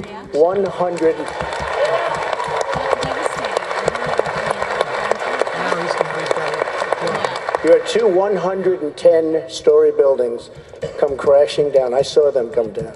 Thousands of people killed. And the cleanup started the next day, and it was the most horrific cleanup probably in the history of doing this and in construction. I was down there, and I've never seen anything like it. And the people in New York fought and fought and fought, and we saw more death and even the smell of death. Nobody understood it, and it was with us for months, the smell, the air. And we rebuilt downtown Manhattan, and everybody in the world watched, and everybody in the world loved New York and loved New Yorkers. And I have to tell you, that was a very insulting statement that Ted made. Governor Bush, for the third time in its many months, the Iranians have provoked us, detaining us, as we've been discussing with these 10 Navy sailors. Tehran has set straight into their waters. The sailors were later released, but only after being shown on video apologizing for the incident. This occurring only weeks after Iran fired multiple rockets within 1,500 yards of a U.S. aircraft carrier and then continued to test medium-range missiles. Now, you've claimed that such actions indicate Tehran has little to fear from a President Obama. I wonder, sir, what would change if they continued doing this sort of thing under a President Jeb Bush? Well, first of all, under President Jeb Bush, we would restore the strength of the military. Last week, Secretary Carter announced that the Navy's going to be cut again. It's now half the size of what it was prior to Operation Desert Storm. The deployments are too high for the military personnel. We don't have procurement being done for refreshing the equipment. The B-52 is still operational as the long-range bomber. It was inaugurated in the age of Harry Truman. The planes are older than the pilots. We're gutting our military, and so the Iranians and the Chinese and the Russians and many other countries look at the United States not as serious as we once were. We have to eliminate the sequester, rebuild our military in a way that makes it clear that we're back in the game. Secondly, as it relates to Iran, we need to confront their ambitions across the board. We should reimpose sanctions. They've already violated sanctions after this agreement was signed by testing medium-range missiles. Thirdly, we need to move our embassy from Tel Aviv to Jerusalem to send a serious signal that we're back in the game with Israel, and sign an agreement that makes sure that the world knows that they will have technological superiority. We need to get back in the game as it relates to our Arab nations. The rest of the world is moving away from us towards other alliances because we are weak. This president and John Kerry and Hillary Clinton all have made it harder for the next president to act, but he must act to confront the ambitions of Iran. We can get back in the game to restore order and security for our own country. Thank you, Governor. Governor Kasich, well, everyone has been focusing on Iran's provocations. I'm wondering what you make of what Saudi Arabia has been doing and its recent moves in the region, including its execution of a well-known Shiite cleric and its move to dramatically increase oil production. Some say in an effort to drive down oil prices and force a lot of U.S. oil producers out of business. Sure enough, oil prices have tumbled. One brokerage house now is predicting a third or more of American oil producers and those heavily invested in fracking will go bankrupt. And soon Saudi Arabia and OPEC will be back in the driver's seat. U.S. energy player Harold Ham recently told me, with friends like these, who needs enemies? Do you agree? Well, let me first of all talk a little bit about my experience. I served on the Defense Committee for 18 years, and by the way, one of the members of that committee was Senator Strom Thurmond from South Carolina. Let me also tell you that after the 9/11 attacks, Secretary Rumsfeld invited me to the Pentagon with a meeting of the former Secretaries of Defense. And in that meeting, I suggested we had a problem with technology and that I wanted to take people from Silicon Valley into the Pentagon to solve our most significant problems. So I not only had the opportunity to go through the Cold War struggles in Central America, and even after 9/11 to be involved with Saudi Arabia and oil production. First of all, it's so critical for us to be energy independent, and we're getting there because of fracking. And we ought to explore, because, see, energy independence gives us leverage and flexibility. And secondly, if you want to bring jobs back to the United States of America in industry, low prices make the difference. We're seeing it in my state, and we'll see it in Congress and in Saudi Arabia and oil production. First of all, it's so critical for us to be energy independent, and we're getting there because of fracking. And we ought to explore, because, see, energy independence gives us leverage and flexibility. And secondly, if you want to bring jobs back to the United States of America in industry, low prices make the difference. We're seeing it in my state, and we'll see it in this country. And that's why we must make sure that we continue to frack. In terms of Saudi Arabia, look, my biggest problem with them is they're funding radical clerics through their madrasas. That is a bad deal and an evil situation, and presidents have looked the other way. And I was going to tell you, whether I'm president or not, we better make it clear to the Saudis that we're going to support you. We're in relation with you, just like we were in the first Gulf War. But you got to knock off the funding and teaching of radical clerics, who are the very people who try to destroy us and will turn around and destroy them. So look, in foreign policy, it's strength, but you got to be cool. You got to have a clear vision of where you want to go. And I'm going to tell you that I'm going to suggest to you here tonight that you can't do on-the-job training. I've seen so much of it. A Soviet Union, the coming down of the wall, the issues that we saw around the world in Central America, the potential spread of communism, and 9/11, and the Gulf War. You see, with the Saudis, deliver them a strong message. But at the end of the day, we have to keep our cool, because most of the time they're going right with us, and they must be part of our coalition to destroy ISIS. And I believe we can get that done. Thank you. Thank you, Governor. There's much more ahead, including the fight against ISIS. More from North Charleston, South Carolina, when we come right back.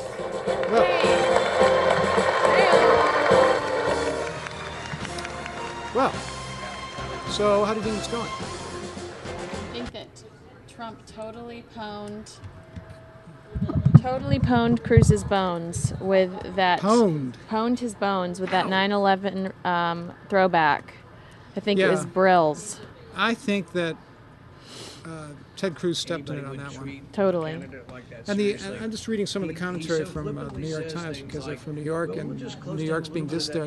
They're saying, well, geez, doesn't Cruz come here about once every quarter to try to raise money from big rich Wall Street donors? So he doesn't hate that part of New York. Right. Okay, let's take a look and see what Rand Paul is saying. So that's interesting. Explain why Rand Paul is doing this, actually.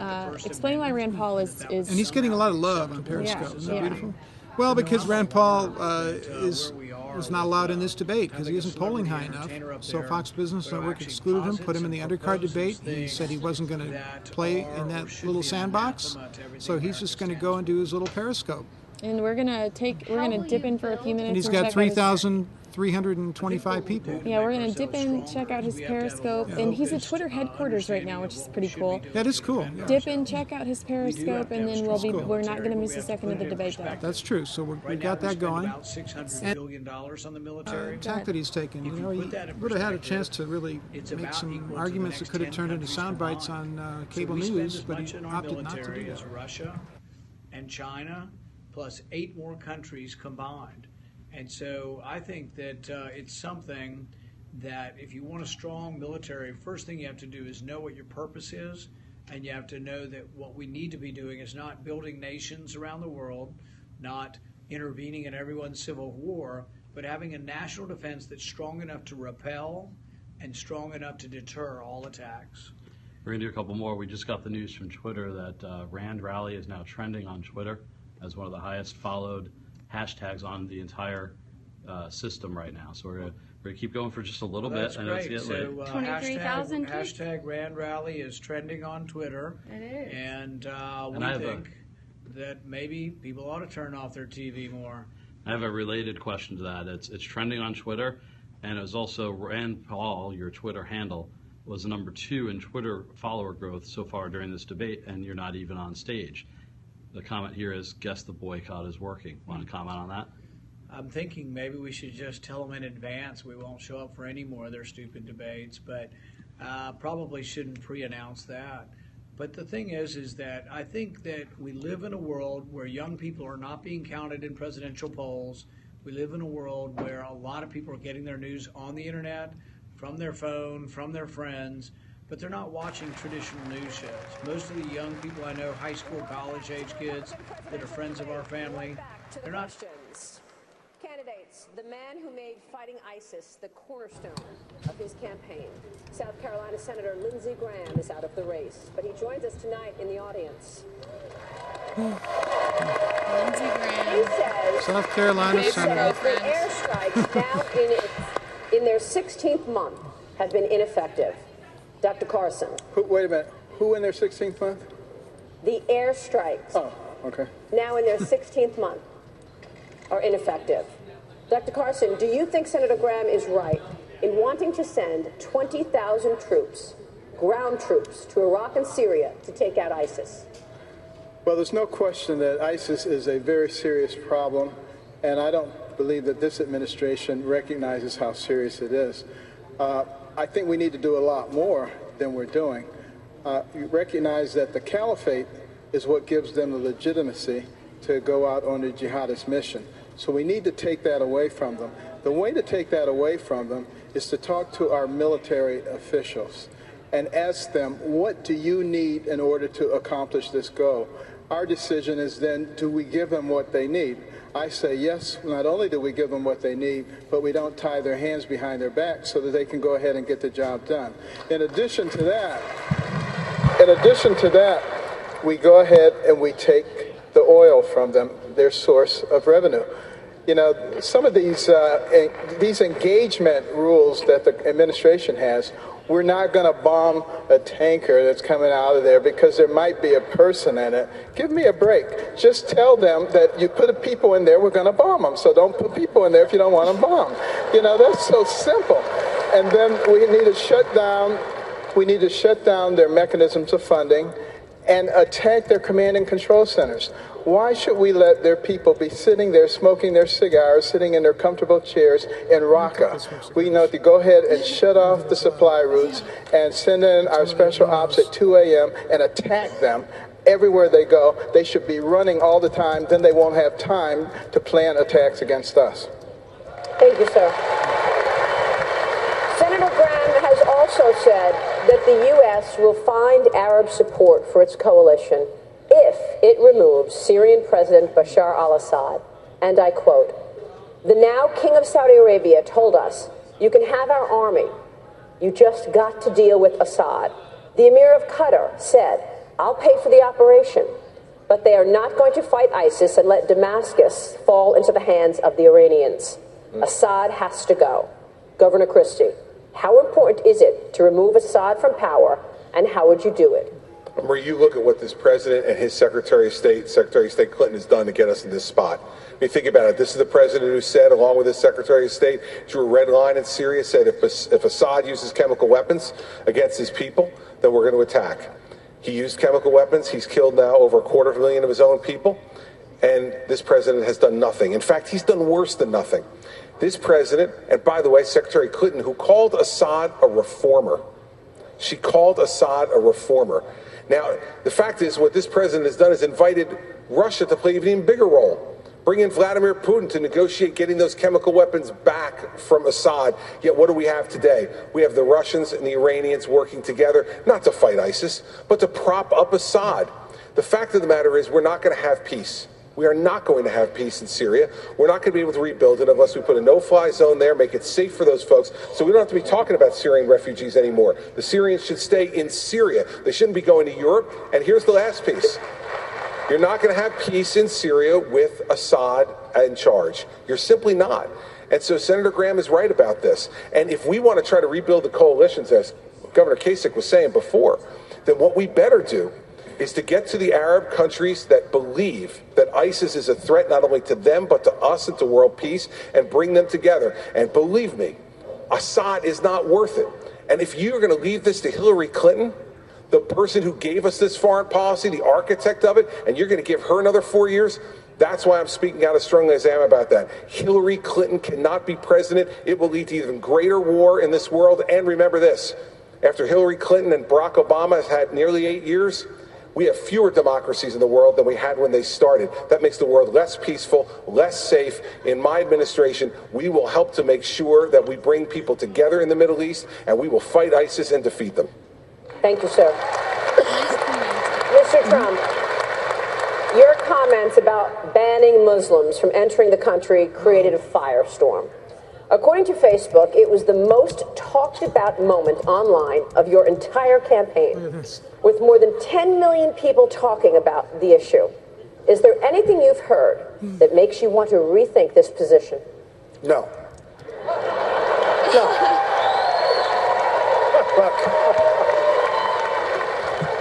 We have to stop with political correctness. We have to get down to creating a country that's not going to have the kind of problems that we've had with people flying planes into the World Trade Centers, with the shootings in California, with all the problems all over the world. I just left Indonesia, bomb, bomb, bomb, bomb. We have to find out what's going on. I said temporarily. I didn't say permanently. I said temporarily. And I have many great Muslim friends. And some of them, I will say not all, have called me and said, Donald, thank you very much. You're exposing an unbelievable problem, and we have to get to the bottom of it. And unlike President Obama, where he refuses even to use the term of what's going on, he can't use the term for whatever reason. And if you can't use the term, you're never going to solve the problem. My Muslim friends, some, said, thank you very much. We'll get to the bottom of it. But we have a serious problem, and we can't be the stupid country anymore. We're laughed at all over the world. Donald, I hope you reconsider this, because this policy is a policy that makes it impossible to build the coalition necessary to take out ISIS. The Kurds are our strongest allies. They're Muslim. You're not going to even allow them to come to our country? The other Arab countries have a role to play in this. We cannot be the world's policeman. We can't do this unilaterally. We have to do this in unison with the Arab world. And sending that signal makes it impossible for us to be serious about taking out ISIS and restoring democracy in Syria. So I hope you'll reconsider. The better way of dealing with this, is recognizing that there are people in the Islamic terrorists inside, embedded in refugee populations. What we ought to do is tighten up our efforts to deal with the entry visa program, so that a citizen from Europe, it's harder if they've been traveling to Syria or traveling these other places where there is Islamic terrorism. Make it harder, make the screening take place. We don't have to have refugees come to our country, but all Muslims? Seriously? What kind of signal does that send to the rest of the world that the United States is a serious player in creating peace and security? You said that he made those comments and they represented him being unhinged. Yet after he made them... Yeah, they are unhinged. Well, after he made them... numbers went up 8 points in South Carolina. Now, wait. 11 points to be exact. Are you saying that all those people who agree with Mr. Trump are unhinged? No, not at all. Absolutely not. I can see why people are angry and scared because this president has created a condition where our national security has weakened dramatically. I totally get that. But then we're running for presidency of the United States here. This isn't, a different kind of job. You have to lead. You cannot make rash statements and expect the rest of the world to respond as though, well, it's just politics. Every time we send signals like this, we send a signal of weakness, not strength. And so it was an unhinged statement, which is why I'm asking him to consider changing his views. I want security for this country, okay? I want security. I'm tired of seeing what's going on between the border where the people flow over, people come in, they live, they shoot. I want security for this country. We have a serious problem with, as you know, with radical Islam. We have a tremendous problem. It's not only a problem here, it's a problem all over the world. I want to find out why those two young people, those two horrible young people in California, when they shot the 14 people, killed them, people they knew, people that held a wedding reception for them. I want to find out. Many people saw pipe bombs and all sorts of things all over their apartment. Why weren't they vigilant? Why didn't they call? Why didn't they call the police? And by the way, the police are the most mistreated people in this country. I will tell you that. The most mistreated people. But can I say, wait a minute, we need vigilance. We have to find out. Many people knew about what was going on.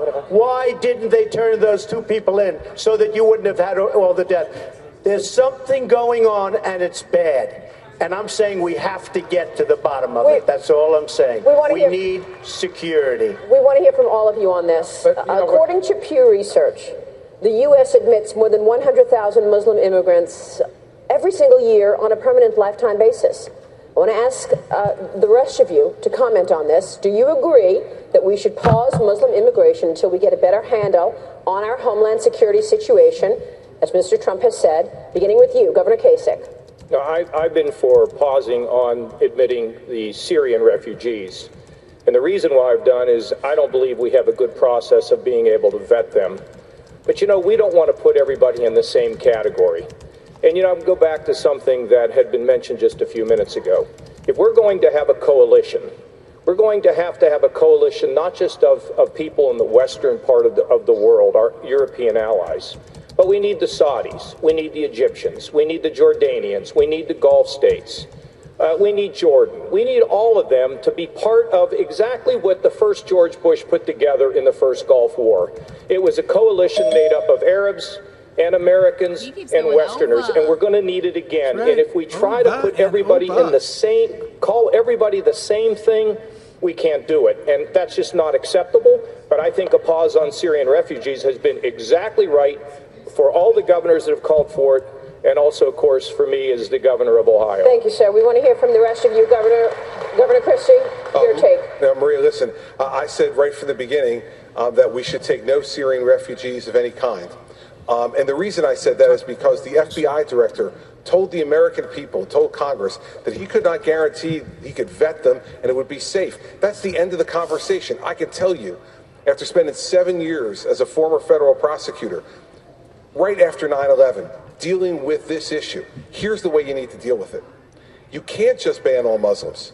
You have to ban radical Islamic jihadists. You have to ban the people who are trying to hurt us. And the only way to figure that out is to go back to getting the intelligence community the funding and the tools that it needs to be able to keep America safe. And this summer, we didn't do that. We took it away from the NSA. It was a bad decision by the president, bad by those in the Senate who voted for it. And if I'm president, we'll make our intelligence community strong, and we won't have to keep everybody out. We're just going to keep the bad folks out and make sure they don't harm us. Thank you, sir. Senator Rubio, where do you stand? Well, first of all, let's understand why we're even having this debate and why, Donald's tapped into some of that anger that's out there about this whole issue, because this president has consistently underestimated the threat of ISIS. If you listen to the State of the Union the other night, he described them as a bunch of guys with long beards on the back of a pickup truck.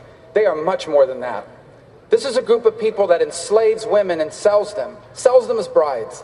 This is a group of people that burns people in cages, that is conducting genocide against Christians and Yazidis and others in the region.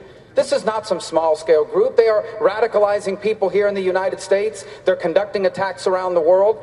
So you know what needs to happen? It's a very simple equation, and it's going to happen when I'm president. If we do not know who you are, and we do not know why you are coming, when I am president, you are not getting into the United States of America. Senator Cruz, where do you stand?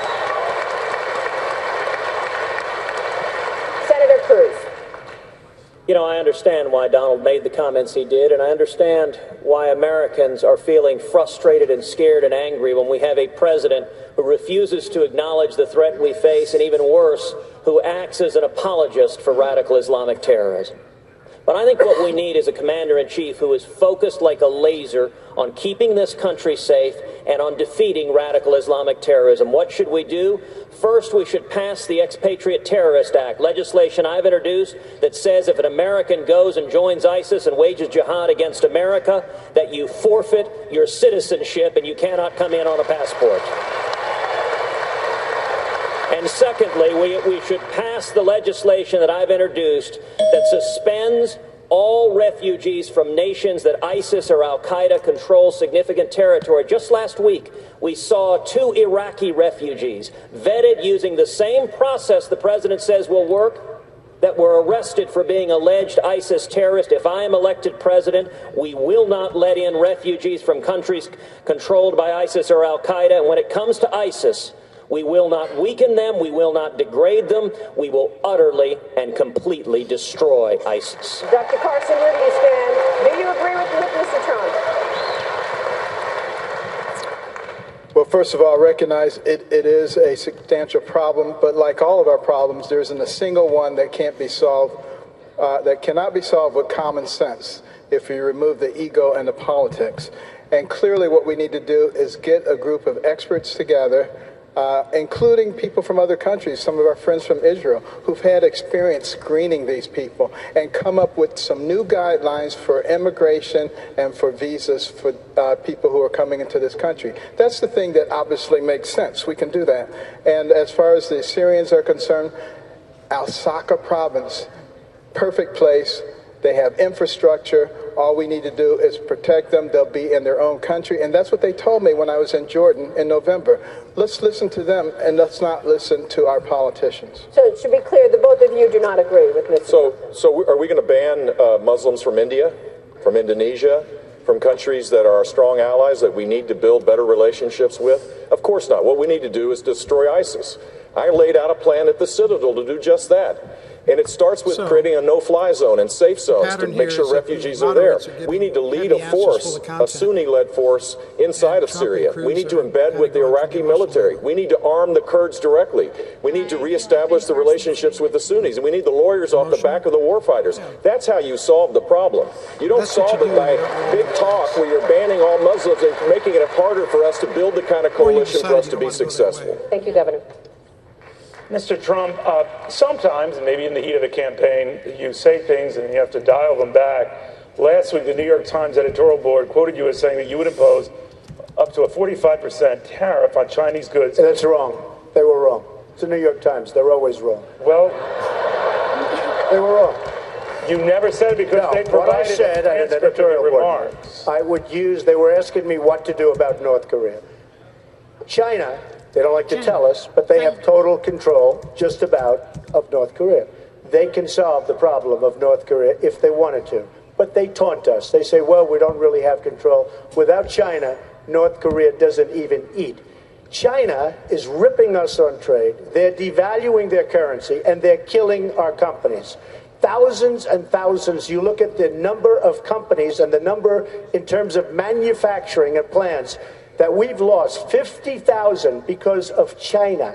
So now, you never wait a minute. We've lost anywhere between 4 and 7 million jobs because of China. What I said this, We have very unfair trade with China. We're going to have a trade deficit of $505 billion this year with China. A lot of that is because they devalue their currency. What I said to the New York Times is that we have great power, economic power over China. And if we wanted to use that, and the amount, and where the 45% comes in, that would be the amount based on their devaluations that we should get.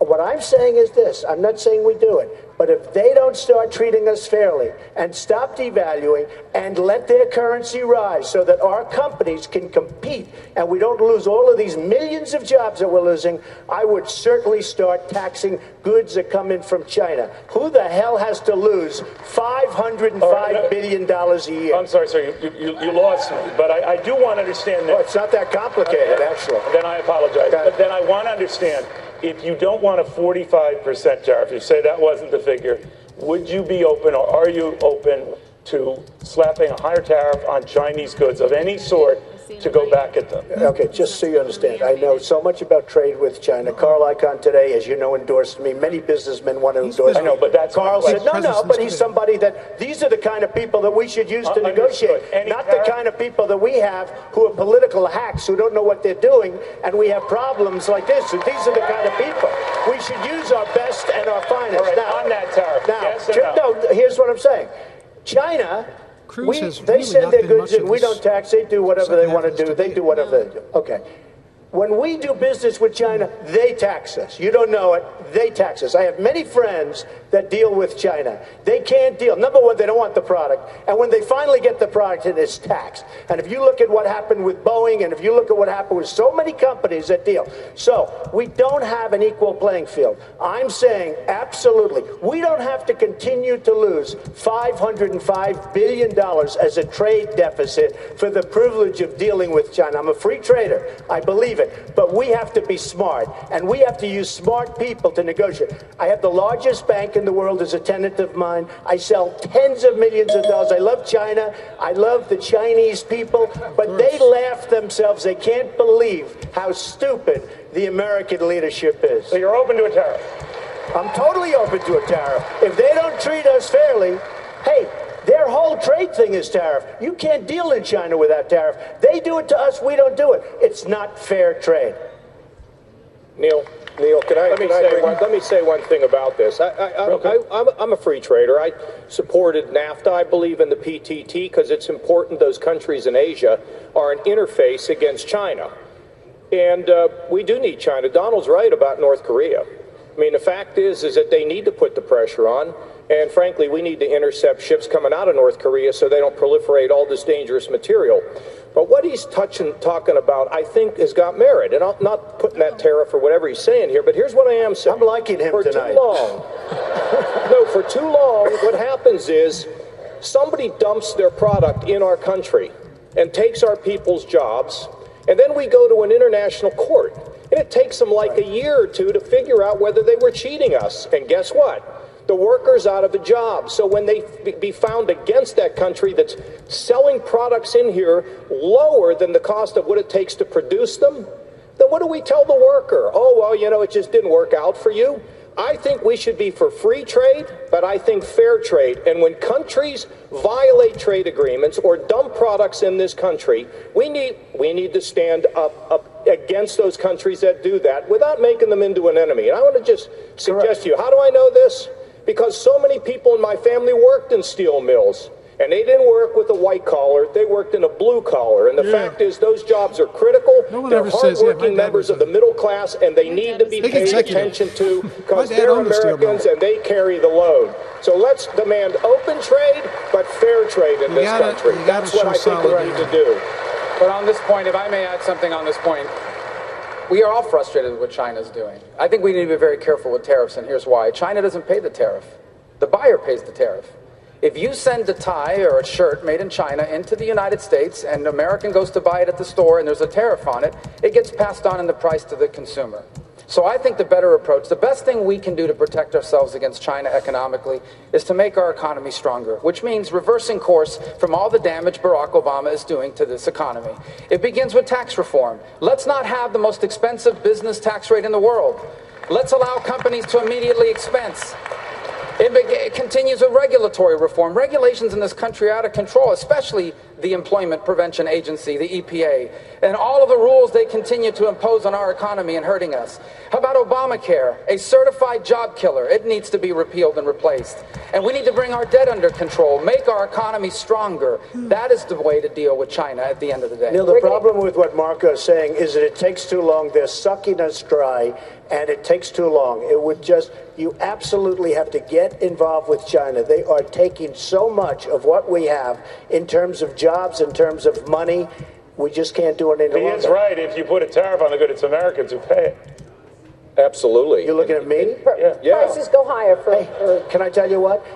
It'll never happen because they'll let their currency go up. They're never going to let it happen. Japan, the same thing. They are devaluing. It's so impossible for our... You look at Caterpillar Tractor and what's happening with Caterpillar and Komatsu. Komatsu's a tractor company in Japan. Friends of mine are ordering Komatsu tractors now because they've devalued the yen to such an extent that you can't buy a Caterpillar tractor. And we're letting them get away with it, and we can't let them get away with it. And that's why we have to use Carl, and we have to use our great business people and not political hacks to negotiate with these guys. Apart from the higher prices on consumers and people are living paycheck to paycheck, apart from that, there'll be retaliation. Yeah. So the soybean sales from Iowa, the entire soybean production goes, the equivalent of it goes to China. Or how about Boeing right here within a mile? Do you think that the Chinese, if they had a 45% tariff imposed on all their imports, wouldn't retaliate and start buying Airbus? Of course they would. This would be devastating for our economy. We need someone with a steady hand being president of the United States. Real quick, Senator. Go ahead, Senator Cruz, and then we have to get to tax reform. And we don't need a weak person being president of the United States, okay? Because that's what we'd get if it were just... I'll tell you what, we don't need that. We don't need that. That's essentially what we have now, and we don't need that. And that's why we're in the trouble that we're now. And by the way, Jeff, you mentioned Boeing. Take a look. They order planes. They make Boeing build their plant in China. They don't want them made here. They want those planes made in China. That's not the way the game is supposed to be played. Thank you, Mr. Trump. Very briefly. Hey, my name was mentioned. My name was mentioned here. The simple fact is that the plane that's being built here is being sold to China. You can, if you flew in with your 767, didn't you? Right there, right next to the plant. No, the new planes. I'm not talking about now. I'm talking about in the future. They're building massive plants in China because China does not want Boeing building their planes here. They want it built in China because China happens to be smart the way they do it, not the way we do it. When you head back to the airport tonight, go check and see. Oh, yeah, I'll check for you. Check it out. Senator, briefly. Thanks for coming back to me, Maria. Both Donald and Jeb have good points, and there is a middle ground. Donald is right that China is running over President Obama like he is a child, that President Obama is not protecting American workers, and we are getting hammered. You know, I sat down with the senior leadership of John Deere. They discussed how hard it is to sell tractors in China because all the regulatory barriers, they're protectionist. But Jeb is also right that if we just impose a tariff, they'll put reciprocal tariffs, which will hurt Iowa farmers and South Carolina producers and 20% of the American jobs that depend on exports. So the way you do it is you pass a tax plan like the tax plan I've introduced, a simple flat tax, 10% for individuals and a 16% business flat tax. You abolish the IRS. And here's the critical point, Maria.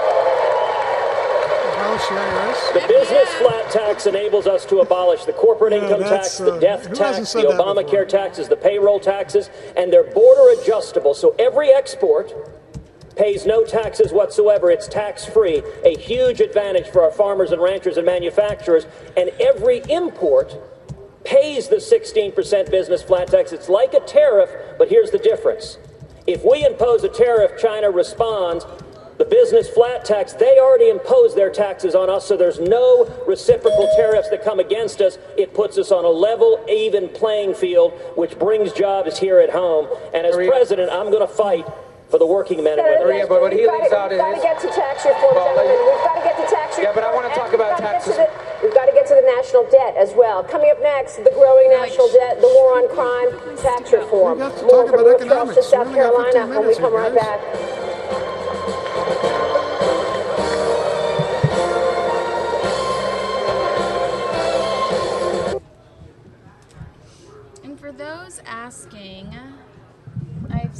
some of you complaining on Twitter, and for those asking, we are legally not allowed to show this debate. We don't own it. Fox Business has their own rights to it, and they have their own rules, and I'm legally not allowed to show you the debate. So what I'm doing is I'm showing you us reacting to it, because that's what I can do.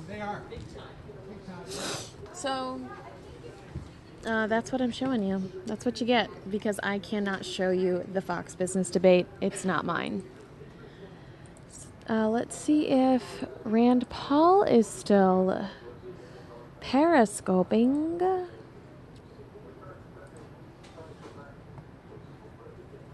And into 22 minutes ago, at its height, we saw that approximately 3,000 people were watching. Hey guys, we're back. If you're on Periscope or want to get back on Periscope, we are back up live. We're doing our Twitter town hall. We're live from the Big Apple. Willing to take your questions, whatever you've got, throw them our way. Turn your TV off. If you're bored with that other debate, turn on your computer. Get some real answers to some real questions. All right, we'll do the first question from Twitter over here. The last few presidents have abused the use of executive orders. How would you change that as president? You know, I think one of our biggest problems is so much power has gravitated to the executive. Some of it's been grabbed up. You know, President Obama's been notorious for not getting his way through Congress, and so he's grabbed up and just tried to create law through executive order. I think that's wrong, and in fact, not what our founding fathers intended. So many things were specifically delegated, you know, to Congress. Article 1, Section 8 gives specific powers to Congress, and that's basically all they're supposed to do. What's happened, though, over time is specific powers like initiating war. That is a congressional power. We've somehow allowed that to gravitate to where even now both Republicans and Democrats say, oh, he can do whatever he wants. In fact, Republicans recently said, we're not going to pass any authorization for any kind of war in the Middle East because we're afraid it might limit the next president. Well, precisely, that's what you're supposed to do, is limit the president, limit their authority. We don't have a king. We don't have a president with unlimited powers. And so this is a big problem. If I were president, I'd be the first president in a generation who would actually say, you know what, we're going to send the power back to the states and back to the people. Here's a question from Periscope. What is your message to supporters of Bernie Sanders? You know, Bernie Sanders talks a lot about some of the abuses that big banks have had and abuses of this and that. He did vote with me on Audit the Fed. But our differences are much greater than our similarities. I believe very firmly that the system of capitalism created back great to the wealth. Republican presidential debate here in North Charleston. Right back to the questions. Governor Christie, we have spoken much about cutting spending, given the $19 trillion debt. But according to one report, America needs $3.6 trillion in infrastructure spending by 2020. Here in South Carolina, 11% of bridges are considered structurally deficient, costing drivers $1 billion a year in auto repairs. What is your plan to fix the ailing roads and bridges across the country without breaking the bank? I'm glad you asked it, Maria. Here's our plan. We've all been talking about tax reform tonight, and paying for infrastructure is caught right up in tax reform. If you reform the corporate tax system in this country, which, as mentioned before, is the highest rate in the world, and we double tax, as you know, and what that's led to is over $2 trillion of American companies' monies that are being kept offshore because they don't want to pay the second tax. And who can blame them? They pay tax once overseas. They don't want to pay 35% tax on the way back. So beside reforming that tax code, bringing it down to 25% and eliminating those special interest loopholes that the lobbyists and the lawyers and the accountants have given, bring that rate down to 25%, but also a one-time repatriation of that money, bring the money, the $2 trillion, back to the United States. We'll tax it that one time at 8.75%, because 35% of zero is zero. But 8.75% of $2 trillion is a lot of money, and I would then dedicate that money to rebuilding infrastructure here in this country. Yeah, it's really good. It would not necessitate us raising any taxes. It would bring the money back into the United States to help build jobs by American companies and get our economy moving again and growing at a much higher rate. And it would rebuild those roads and bridges and tunnels that you were talking about. And the last piece of this, Maria, is this. You know, the fact is that this president has penalized corporations in America. He's penalized, he doesn't understand that what that does is hurt hardworking taxpayers. You've seen middle-class wages go backwards $3,700 during the Obama administration. That's wrong for hardworking taxpayers in this country. We'd rebuild infrastructure that would also create jobs in this country, and we'd work with the states to do it the right way, to do it more efficiently and more effectively. And remember this, I'm credible on this for this reason. Americans for Tax Reform says that I've vetoed more tax increases than any governor in American history. We don't need to raise taxes to get this done. We need to make the government run smarter and better and reform this corporate tax system, bring that money back to the United States to build jobs and rebuild our infrastructure, and we need to use it also to protect our grid from terrorists. All of those things are important, and all those things would happen in a Christie administration. Thank you, sir. Dr. Carson, it is true U.S. companies have $2 trillion in cash sitting overseas right now. That could be used for investment and jobs in America. Also, several companies right now are pursuing mergers to move their corporate headquarters abroad and take advantage of much lower taxes. What will you do to stop the flow of companies building cash away from America and those leaving America altogether? Well, I would suggest a fair tax system, and that's what we have proposed. A flat tax for everybody, no exemptions, no deductions, no shelters, because some people have a better capability of taking advantage of those things than others. You know, and then the other thing we have to do is stop spending so much money. You know, my mother taught me this. You know, she only had a third-grade education, but you know, she knew how to stretch a dollar. I mean, she would drive a car until it wouldn't make a sound and then gather up all her coins and buy a new car. In fact, if my mother were Secretary of Treasury, we would not be in a deficit situation. But, you know, the fact of the matter is, you know, if we fix the taxation system, make it absolutely fair, and get rid of all of the incredible regulations, because every regulation is a tax. It's on goods and services, and it's the most regressive tax that there is. You know, when you go into the store and buy a box of laundry detergent and the price has gone up, you know, 50 cents because of regulations, a poor person notices that, a rich person does not. Middle class may notice it when they get to the cash register and everything is costing more money. And we are killing our people like this. And Bernie Sanders and Hillary Clinton will say it's those evil rich people. It's not the evil rich people, it's the evil government that is putting all these regulations on us so that we can't survive. Thank you, sir. Senator Rubio. Maria, what you were talking about just now is called corporate inversion. It's one of the biggest problems our country has. Right now, corporations by the thousands are thinking of leaving our country.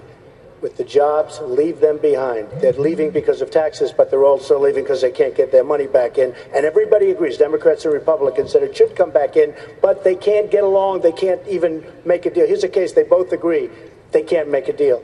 We have to do something. Corporate inversion is one of the biggest problems we have. So many companies are going to leave our country. Which is why we raise it. Senator Rubio, thank you, Mr. Trump. Thank you. One of the biggest fiscal challenges facing our country is our entitlement programs, particularly Social Security and Medicare. What policies will you put forward to make sure these programs are more financially secure? Well, first let me address the tax issue because it's related to the entitlement issue. And I want to thank you for holding a substantive debate where we can have debates about these key issues on taxes. Here's the one thing I'm not going to do. I'm not going to have something that Ted described in his tax plan. It's called the value-added tax. It is a tax you find in many companies in Europe, where basically businesses now will have to pay a tax both on the money they make, but they also have to pay taxes on the money they pay their employees. And that's why they have it in Europe, because it's a way to blindfold the people. That's what Ronald Reagan said. Ronald Reagan opposed the VAT tax because he said it was a way to blindfold the people so the true cost of government was not there for them. Now, you can support one now that's very low, but what is to prevent a future liberal president or liberal Congress from coming back and not just raising the income tax, but also raising that VAT tax? And that VAT tax is really bad for seniors, because seniors, if they are retired, are no longer earning an income from a job, and therefore they don't get the income tax break. but their prices are going to be higher because the VAT tax is embedded in both the prices that businesses are charging and in the wages they pay their employees. When I am president of the United States, I'm going to side with Ronald Reagan on this and not Nancy Pelosi, and we are not having a VAT tax. Thank you, Senator. Maria, I assume Senator I can Cruz, yes, you respond were to that. mentioned. Yes, of course. Well, Marco has been floating this attack for a few weeks now, but the problem is the business flat tax in my proposal is not a VAT. A VAT is imposed as a sales tax when you buy a good. This is a business flat tax. It is imposed on businesses, and a critical piece that Marco seems to be missing is that this 16% business flat tax enables us to eliminate the corporate income tax. It goes away. It enables us to eliminate the death tax. If you're a farmer, if you're a rancher, if you're a small business owner, the death tax is gone. We eliminate the payroll tax. We eliminate the Obamacare taxes. And listen, there's a real difference between Marco's tax plan and mine. Mine gives every American a simple flat tax of 10%. Marco's top tax rate is 35%. My tax plan enables you to fill out your taxes on a postcard so we can abolish the IRS. Marco leaves the IRS code in with all of the complexity. We need to break the Washington cartel, and the only way to do it is end all the subsidies and all the mandates and have a simple flat tax. And the final observation, he invoked Ronald Reagan. I would note that Art Laffer, Ronald Reagan's chief economic advisor, has written publicly that my simple flat tax is the best tax plan of any of the individuals on this stage because it produces economic growth, it raises wages, and it helps everyone from the very poorest to the very richest. But that's not an accurate description of the plan. Because, first of all, you may rename the IRS, but you're not going to abolish the IRS because there has to be some agency that's going to collect your VAT tax. Someone's going to be collecting this tax. In fact, Ronald Reagan's Treasury, when Ronald Reagan's Treasury looked at the VAT tax, you know what they found?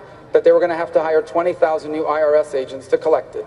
The second point, it doesn't eliminate the corporate tax or the payroll tax. Businesses will now have to pay 16% on the money they make. They will also have to pay 16% on the money they pay their employees. So there are people watching tonight in business. If you are now hit on a 60% tax on both your income and on the wages you pay your employees, where are you going to get that money from? You're going to get it by paying your employees less and charging your customers more. That is a tax. The difference is you don't see it on the bill, and that's why Ronald Reagan said that it was a blindfold. You blindfold the American people so they cannot see the true cost of government. Now, 16% is what the rate Ted wants it at. But what happens if, God forbid, the next Barack Obama takes over and the next Nancy Pelosi and the next Harry Reid, and they decide we're going to raise it to 30%, plus we're going to raise the income tax to 30%. Now you got Europe. We're not doing that. Why should individuals pay 35% instead of 10%? Maria, I'd like to interrupt this debate on the floor of the Senate. To actually answer the question you asked, which was on entitlements. Do you remember that, everybody? This was a question on entitlements. Oh, I'll answer the reason, now you already had your chance, Mark, you blew it. Here's the thing. I'll be more than happy to entitlement. The fact is, the reason why... If you'll answer the question. The fact is, the reason why that no one wants to answer entitlements up here is because it's hard. It's a hard problem. And I'm the only one up on this stage who, back in April, put forward a detailed entitlement reform plan that will save over $1 trillion, save Social Security, save Medicare, and avoid this. Avoid what Hillary Rodham Clinton will do to you, because what she will do is come in and she will raise Social Security taxes. Bernie Sanders has already said it, and she is just one or two more poll drops down from even moving further left than she's moved already to get to the left of Bernie on this. We have seniors out there who are scared to death because this Congress, this one that we have right now, just stole $150 billion from the Social Security Retirement Fund to give it to the Social Security Disability Fund. A Republican Congress did that. And the fact is it was wrong, and they consorted with Barack Obama to steal from Social Security. We need to reform Social Security. Mine's the only plan that saves over $1 trillion, and that's why I'm answering your question. Thank you, Governor. Thank you, Governor. Can I just add one very quick thing, and I just want to say, last week we released our tax plan, and multiple reputable journals, including the Wall Street Journal, said ours is the best. Just want to get that out there. Just saying. Thank you, Dr. Carson. Coming up, how would the candidates protect America? and another terror attack if we were to see it. But first, you can join us live on stage during the commercial break right from home. Go to facebook.com/FoxBusiness. We'll be streaming live and answering your questions during this break next. More from South Carolina coming up. Stay with us.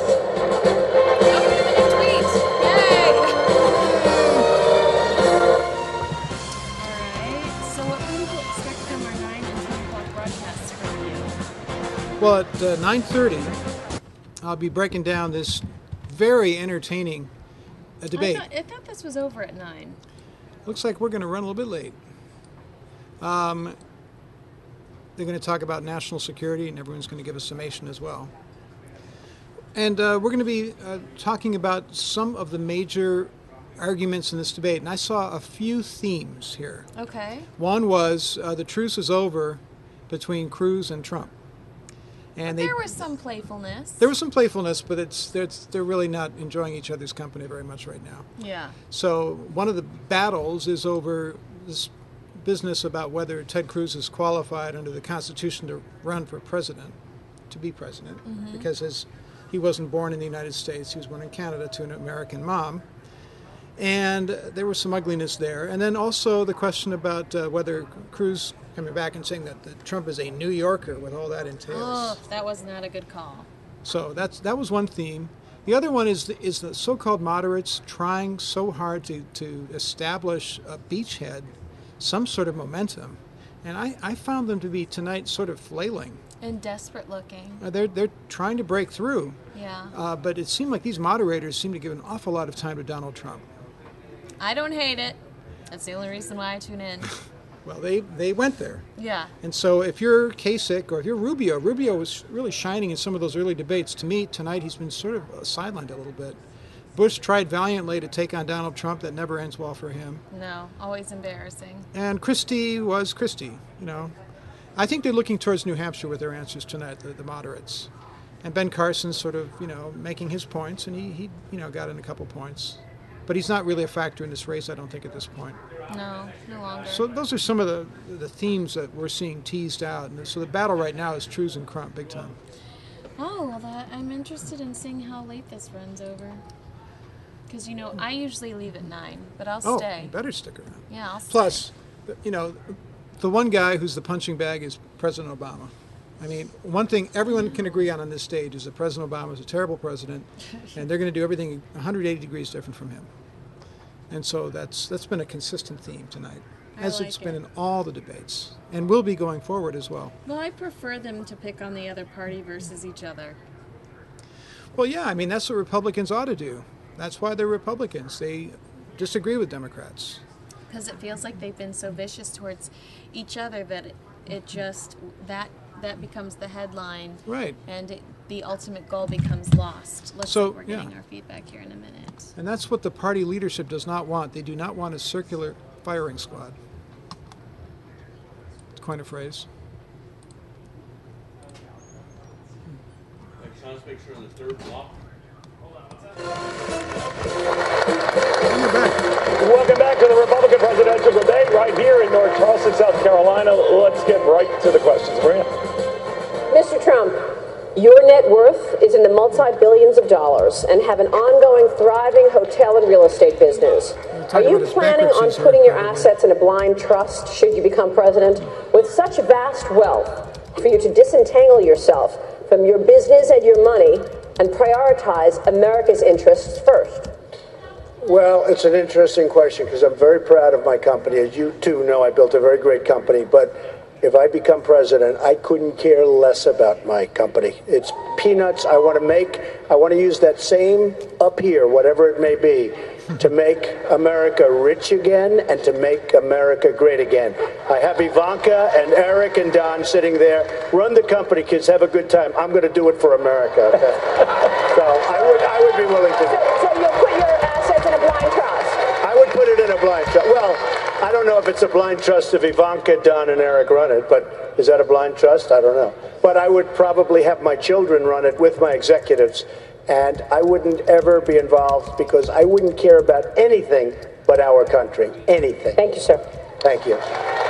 Governor Christie, That was a softball. going back to your U.S. attorney days, you have been praised by both parties as certainly a tough law and order guy. So I wonder what you make of recent statistics, sir, that show violent crime has been spiking, sometimes by a double-digit rate in 30 cities across the country. Milwaukee's police chief Ed Flynn says most local law enforcement officials feel abandoned by Washington. Former NYC police chief Ray Kelly says that police are being less proactive because they're being overly scrutinized and second-guessed, and they're afraid of being sued or thrown in jail. What would you do as president to address that? Well, first off, let's face it, the FBI director, Jim Comey, who's a friend of mine who I worked with as U.S. Attorney in New Jersey, he was the U.S. Attorney in Manhattan, he said it. There's a chill wind blowing through law enforcement in this country, and here's why. The President of the United States and both his attorneys general, they give the benefit of the doubt to the criminal, not to the police officer. That's the truth of the matter. And you see it every time with this president. Every time he's got a chance. Going all the way back to, remember that great beer summit he had after he messed up that time. This is a guy who just believes that law enforcement are the bad guys. Now, I, for 7 years, was the U.S. Attorney in New Jersey. I worked hard with not only federal agents, but with police officers. And here's the problem. Sanctuary cities is part of the problem in this country. That's where crime is happening, in these cities where they don't enforce the immigration law. And this president turns his back. This president doesn't enforce the marijuana laws in this country because he doesn't agree with them. And he allows states to go ahead and do whatever they want on a substance that's illegal. This president allows lawlessness throughout this country. Here's what I would do, Neil. I would appoint an attorney general, and I would have one very brief conversation with that attorney general. I'd say, General, enforce the law against everyone justly, fairly, and aggressively. Make our streets safe again. Make our police officers proud of what they do. But more important than that, let them know how proud we are of them. We do that, this country will be safe and secure again, not only from criminals, but from the terrorists who threaten us as well. I'm the only person on the stage who's done that, and we will get it done as President of the United States. Thank you, Governor. Governor Kasich, as someone who has to deal with controversial police shootings. We get overtime. Time and a half. We want Rand Paul. Ooh. All right. You've had to deal with controversial. Why you wore a red tie? Go ahead. You've had to deal with controversial shootings in your own state. Wow. What do you make of Chicago's move recently to sort of retrain police? Maybe make them not so quick to use their guns. Well, I created a task force well over a year ago. And the purpose was to bring law enforcement, community people, clergy, and the person that I named as one of the co-chairmen is a lady by the name of Nina Turner, a former state senator, a liberal Democrat, actually ran against one of my friends, and our head of public safety. And they sat down as a group, trying to make sure that we can begin to heal some of these problems that we see between community and police. And they came back with 23 recommendations. One of it is a statewide use of deadly force. And it is now being put into place every place across the state of Ohio. Secondly, a policy on recruiting and hiring, and then more resources for training. But let me also tell you, one of the issues has got to be the integration of both community and police. Community has to understand that that police officer wants to get home at night and not to lose their life. Their family's waiting for them. At the same time, law enforcement understands there are people in the community who not only think that the system doesn't work for them, but works against them. See, in Ohio, we've had some controversial decisions, but the leaders have come forward to realize that protest is fine, but violence is wrong. And it has been a remarkable situation in our state. And as President of the United States, it's all about communication, folks. It's all about getting people to listen to one another's problems. And when you do that, you will be amazed at how much progress you can make and how much healing we can have. Because, folks, at the end of the day, the country needs healed. I've heard a lot of hot rhetoric here tonight, but I got to tell you, as somebody that actually passed a budget that paid down $500 billion of our national debt, you can't do it alone. You got to bring people together. You got to give people hope, and together we can solve these problems that hurt us and heal America. And that is what's so critical for our neighborhoods, our families, our children, and our grandchildren. Senator Rubio, under current law, the U.S. is on track to issue more new permanent immigrants on green cards over the next 5 years than the entire I've population interviewed of him a South couple Carolina. times. He's a very... The CBO knows says his your stuff. 2013 immigration bill would have increased green card holders by another 10 million over 10 years. Excited about those red tags. Why are you so interested in opening up borders to foreigners when American workers have a hard enough time finding work? Well, first of all, this is an issue that's been debated now for 30 years. And for 30 years, the issue of immigration has been about someone who's in this country. Maybe they're here illegally, but they're looking for a job. This issue is not about that anymore. First and foremost, this issue has to be now, more than anything else, about keeping America safe. And here's why. There is a radical jihadist group that is manipulating our immigration system, and not just green cards. They're recruiting people to enter this country as doctors and engineers and even fiancés. They understand the vulnerabilities we have on the southern border. They're looking to manipulate the visa waiver countries to get people into the United States. So our number one priority must now become ensuring that ISIS cannot get killers into the United States. So whether it's green cards or any other form of entry into America, when I'm president, if we do not know who you are or why you are coming, you are not going to get into the United States of America. So you're thinking has changed. The issue is a dramatically different issue than it was 24 months ago. 24 months ago, 36 months ago, you did not have a group of radical crazies named ISIS who were burning people in cages and recruiting people to enter our country legally. They have a sophisticated understanding of our legal immigration system, and we now have an obligation to ensure that they are not able to use that system against us. The entire system of legal immigration must now be re-examined for security first and foremost with an eye on ISIS, because they're recruiting people to enter this country as engineers, posing as doctors, posing as refugees. We know this for a fact. They've contacted trafficking networks in the Western Hemisphere to get people in through the southern border, and they got a killer in San Bernardino in posing as a fiancé. This issue has to be about stopping ISIS entering the United States, and when I'm president, we will. Thank you, Senator. But Maria, radical Islamic terrorism was not invented 24 months ago. 24 months ago, we had Al-Qaeda, we had Boko Haram, we had Hamas, we had Hezbollah, we had Iran putting operatives in South America and Central America. It's the reason why I stood with Jeff Sessions and Steve King and led the fight to stop the Gang of Eight amnesty bill, because it was clear then, like it's clear now, that border security is national security. Thank you, Senator. But Maria, it is also the case that Rubio-Schumer amnesty bill, one of the things it did is it expanded Barack Obama's power to let in Syrian refugees. It enabled him, the president, to certify them en masse without mandating meaningful background checks.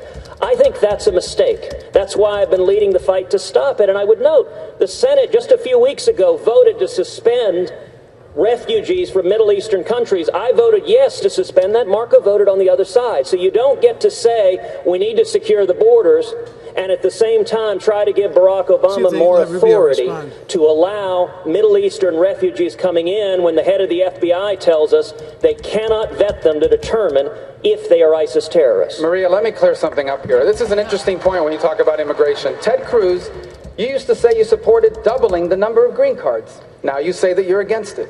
You used to support a 500% increase in the number of guest workers. Now you say that you're against it. You used to support legalizing people that were here illegally. Now you say you're against it. You used to say that you were in favor of birthright citizenship. Now you say that you are against it. And by the way, it's not just on immigration. You used to support TPA. Now you say you're against it. I saw you on the Senate floor flip your vote on crop insurance because they told you it would help you in Iowa. And last week we all saw you flip your vote on ethanol in Iowa for the same reason. That is not consistent conservatism. That is political calculation. When I'm president, I will work consistently every single day to keep this country safe, not call Edward Snowden, as you did, a great public servant. Edward Snowden is a traitor. And if I am president and we get our hands on him, he is standing trial for treason. And one more point. Every single time that there has been a defense bill in the Senate, 3 people team up to vote against it. Bernie Sanders, Rand Paul, and Ted Cruz. In fact, the only budget you have ever voted for, Ted, in your entire time in the Senate is a budget from Rand Paul that brags about how it cuts defense. Here's the bottom line, and I'll close with this. If I'm president of the United States and Congress tries to cut the military, I will veto that in a millisecond. I'm going to get a response to that, Neil. There's no way he launches 11 attacks. He had no fewer than 11 attacks there. I appreciate your dumping your Oppo research folder on the debate No, it's your stage. record. But I will say You think at they least, like each at other? least half of the things Marco said are flat out false. They're absolutely false. So let's start with immigration. Let's start with immigration and have a little bit of clarity. Marco stood with Chuck Schumer and Barack Obama on amnesty. I stood with Jeff Sessions and Steve King.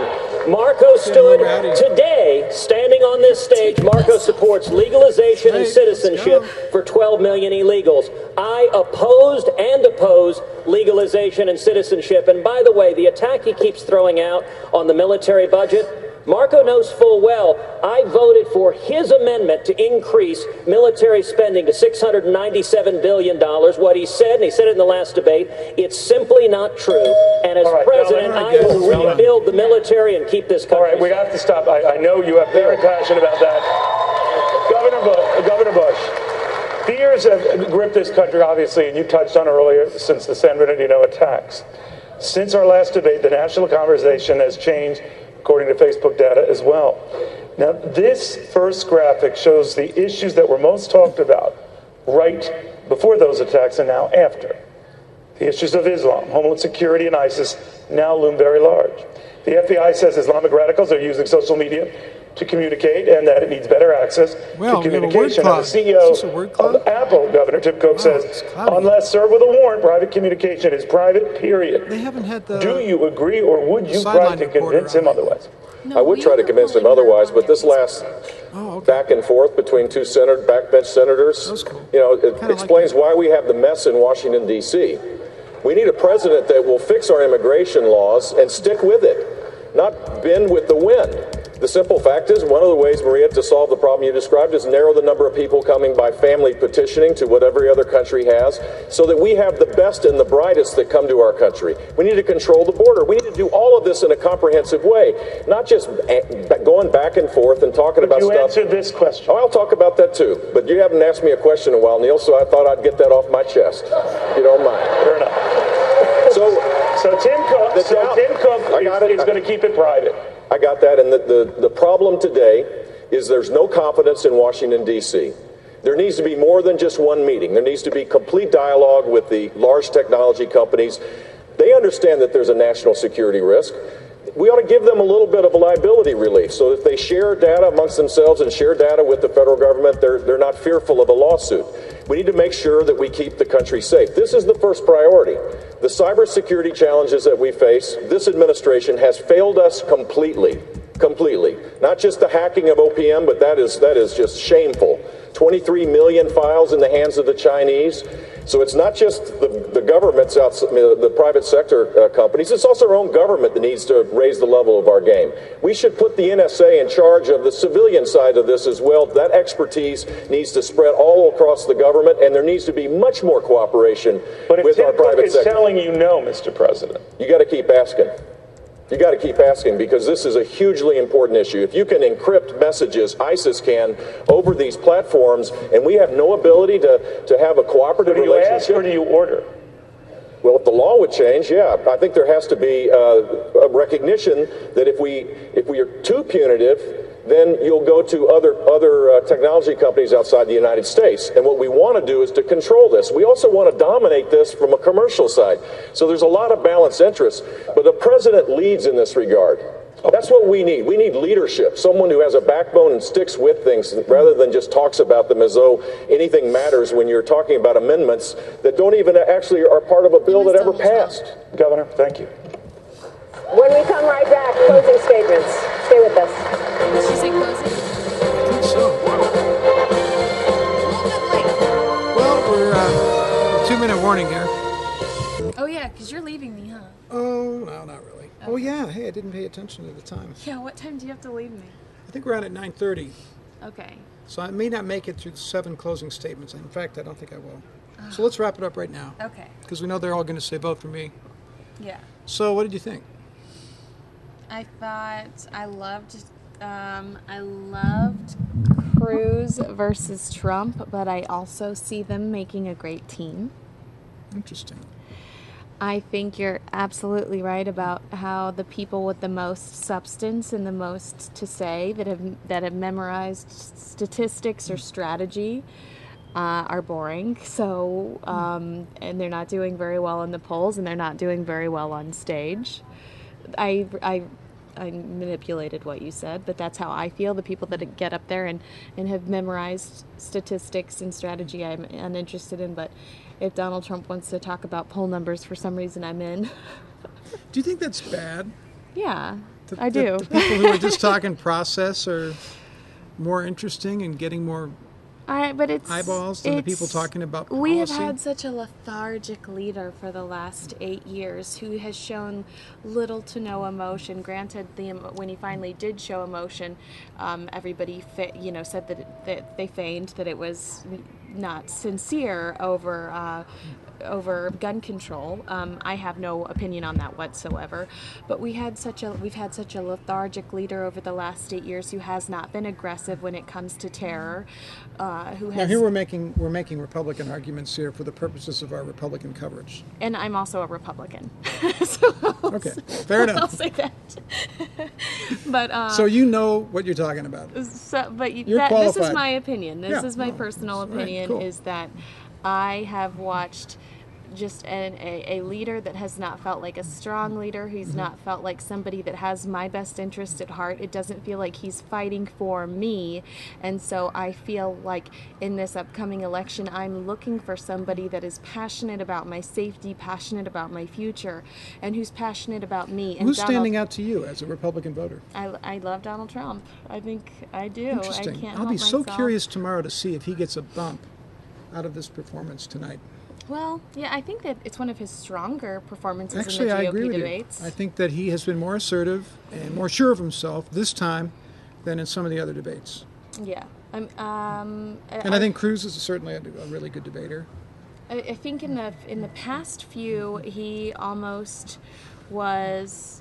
I don't know. His attitude was completely different. It was almost like he was trying to lay low and let other people shine, or maybe he just wasn't used to the format. Maybe he was bored. He looked bored. Yeah, but tonight he was on fire. I especially loved when he came back at Cruz regarding the New York comments and said, yeah, you cannot throw out 9/11. You just can't. Candidates, it is time for your closing statements. You get 60 seconds each. Governor John Kasich, I'm going to take leave of you now because I have to go. Well, you know, in our country, there are a lot of people who feel as though they just don't have the power. You know, they feel like if they don't have a lobbyist, if they're not wealthy, that somehow they don't get to play. But all of my career, you know, having been raised by a mailman father whose father was a coal miner who died of black lung and was losing his eyesight, or a mother whose mother could barely speak English. You see, all of my career, I've thought about giving voice to the people that I grew up with and voice to the people that elected me. Whether it's welfare reform and getting something back for the hard-earned taxpayers, whether it's engaging in Pentagon reform and taking on the big contractors that were charging thousands of dollars for hammers and screwdrivers and ripping us off, or whether it's taking on the special interests in the nursing home industry in Ohio so that mom and dad can have the ability to stay in their own home rather than being forced in a nursing home. Look, that's who I stand up for. That's who's in my mind's eye. And if you really want to believe that you can get your voice back, I will tell you, as I have all my career, I will continue to fight for you because you're the ones that built this country and will carry it into the future. Thank you. Governor Bush. Who can you count on to keep us safer, stronger, and freer? Results count. And as governor, I pushed Florida up to the top in terms of jobs, income, and small business growth. Detailed plans count.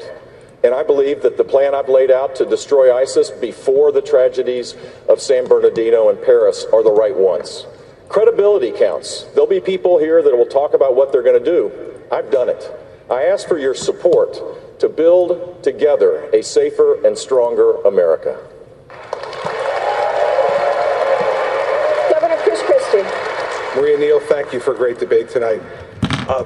When I think about the folks who are out there at home tonight watching, and I think about what they had to watch this week, the spectacle they had to watch at the floor of the House of Representatives, with the President of the United States who talked a fantasy land about the way they're feeling They know that this country is not respected around the world anymore. They know that this country is pushing the middle class, the hard-working taxpayers backwards.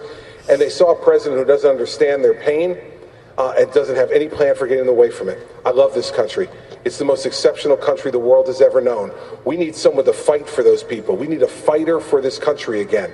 I've lived my whole life fighting for things that I believe in, fighting for justice and to protect people from crime and terrorism, fighting to stand up for folks who have not had enough and need an opportunity to get more, and to stand up and fight against the special interests. But here's the best way that we're going to make America much more exceptional. It is to make sure we put someone on that stage in September who will fight Hillary Clinton and make sure she never, ever gets in the White House again. I am the man who can bring us together to do that, and I ask for your vote. Dr. Ben Carson. You know what? In recent travels around this country, I've encountered so many Americans who are discouraged and angry as they watch our freedom, our security, and the American dream slipping away under an unresponsive government that is populated by bureaucrats and special interest groups. We're not going to solve this problem with traditional politics. The only way we're going to solve this problem is with we, the people. And I ask you to join me in truth, in honesty, in integrity. BenCarson.com. We will heal, inspire, and revive America for our children. Senator Marco Rubio. You know, 200 years ago, America was founded on this powerful principle that our rights don't come from government. Our rights come from God. That's why we embraced free enterprise, and it made us the most prosperous people in the history of the world. That's why we embraced individual liberty, and we became the freest people ever. And the result was the American miracle. But now, as I travel the country, people say what I feel. This country is changing. It feels different. We feel like we're being left behind and left out, and the reason is simple. Because in 2008, we elected as president someone who wasn't interested in fixing America. We elected someone as president who wants to change America, who wants to make it more like the rest of the world. And so he undermines the Constitution, and he undermines free enterprise by expanding government. And he betrays our allies and cuts deals with our enemies and guts our military. And that's why 2016 is a turning point in our history. If we elect Hillary Clinton, the next 4 years will be worse than the last 8. And our children will be the first Americans ever to inherit a diminished country. But if we elect the right person, if you elect me, we will turn this country around, we will reclaim the American dream, and this nation will be stronger and greater than it has ever been. Senator Ted Cruz. 13 hours. Tomorrow morning, a new movie will debut about the incredible bravery of the men fighting for their lives in Benghazi and the politicians that abandoned them. I want to speak to all our fighting men and women. I want to speak to all the moms and dads whose sons and daughters are fighting for this country, and the incredible sense of betrayal when you have a commander-in-chief who will not even speak the name of our enemy, radical Islamic terrorism, when you have a commander-in-chief who sends $150 billion to the Ayatollah Khamenei, who's responsible for murdering hundreds of our servicemen and women. I want to speak to all of those maddened by political correctness, where Hillary Clinton apologizes for saying all lives matter. This will end. It will end on January 2017, and if I am elected president, to every soldier and sailor and airman and Marine, and to every police officer and firefighter and first responder who risks their lives to keep us safe, I will have your back.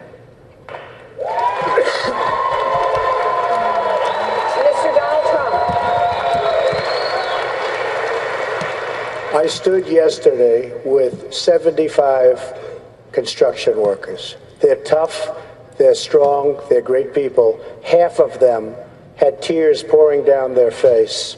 They were watching the humiliation of our young 10 sailors sitting on the floor with their knees in a begging position, their hands up, and Iranian wise guys having guns to their heads. It was a terrible sight. A terrible sight.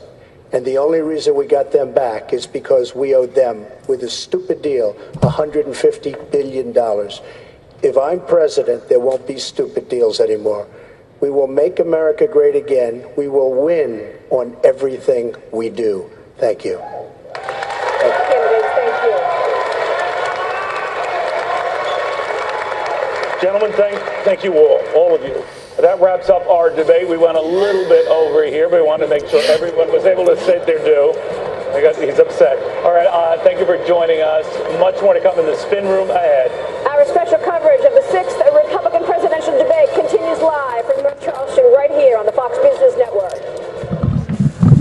All right, that ends it for Fox 10 News Now. We stream Monday through Friday, 9 a.m. to 9 p.m. right here. Subscribe to our YouTube channel if you're not a regular.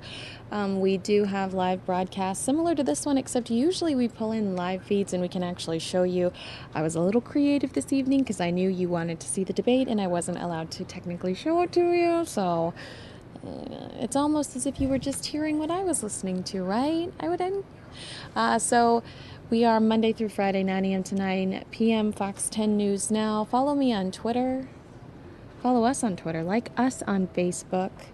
We look forward to seeing you tomorrow morning. And it was nice to meet some of you new people. I'm seeing new faces. So thanks so much for spending your evening with me.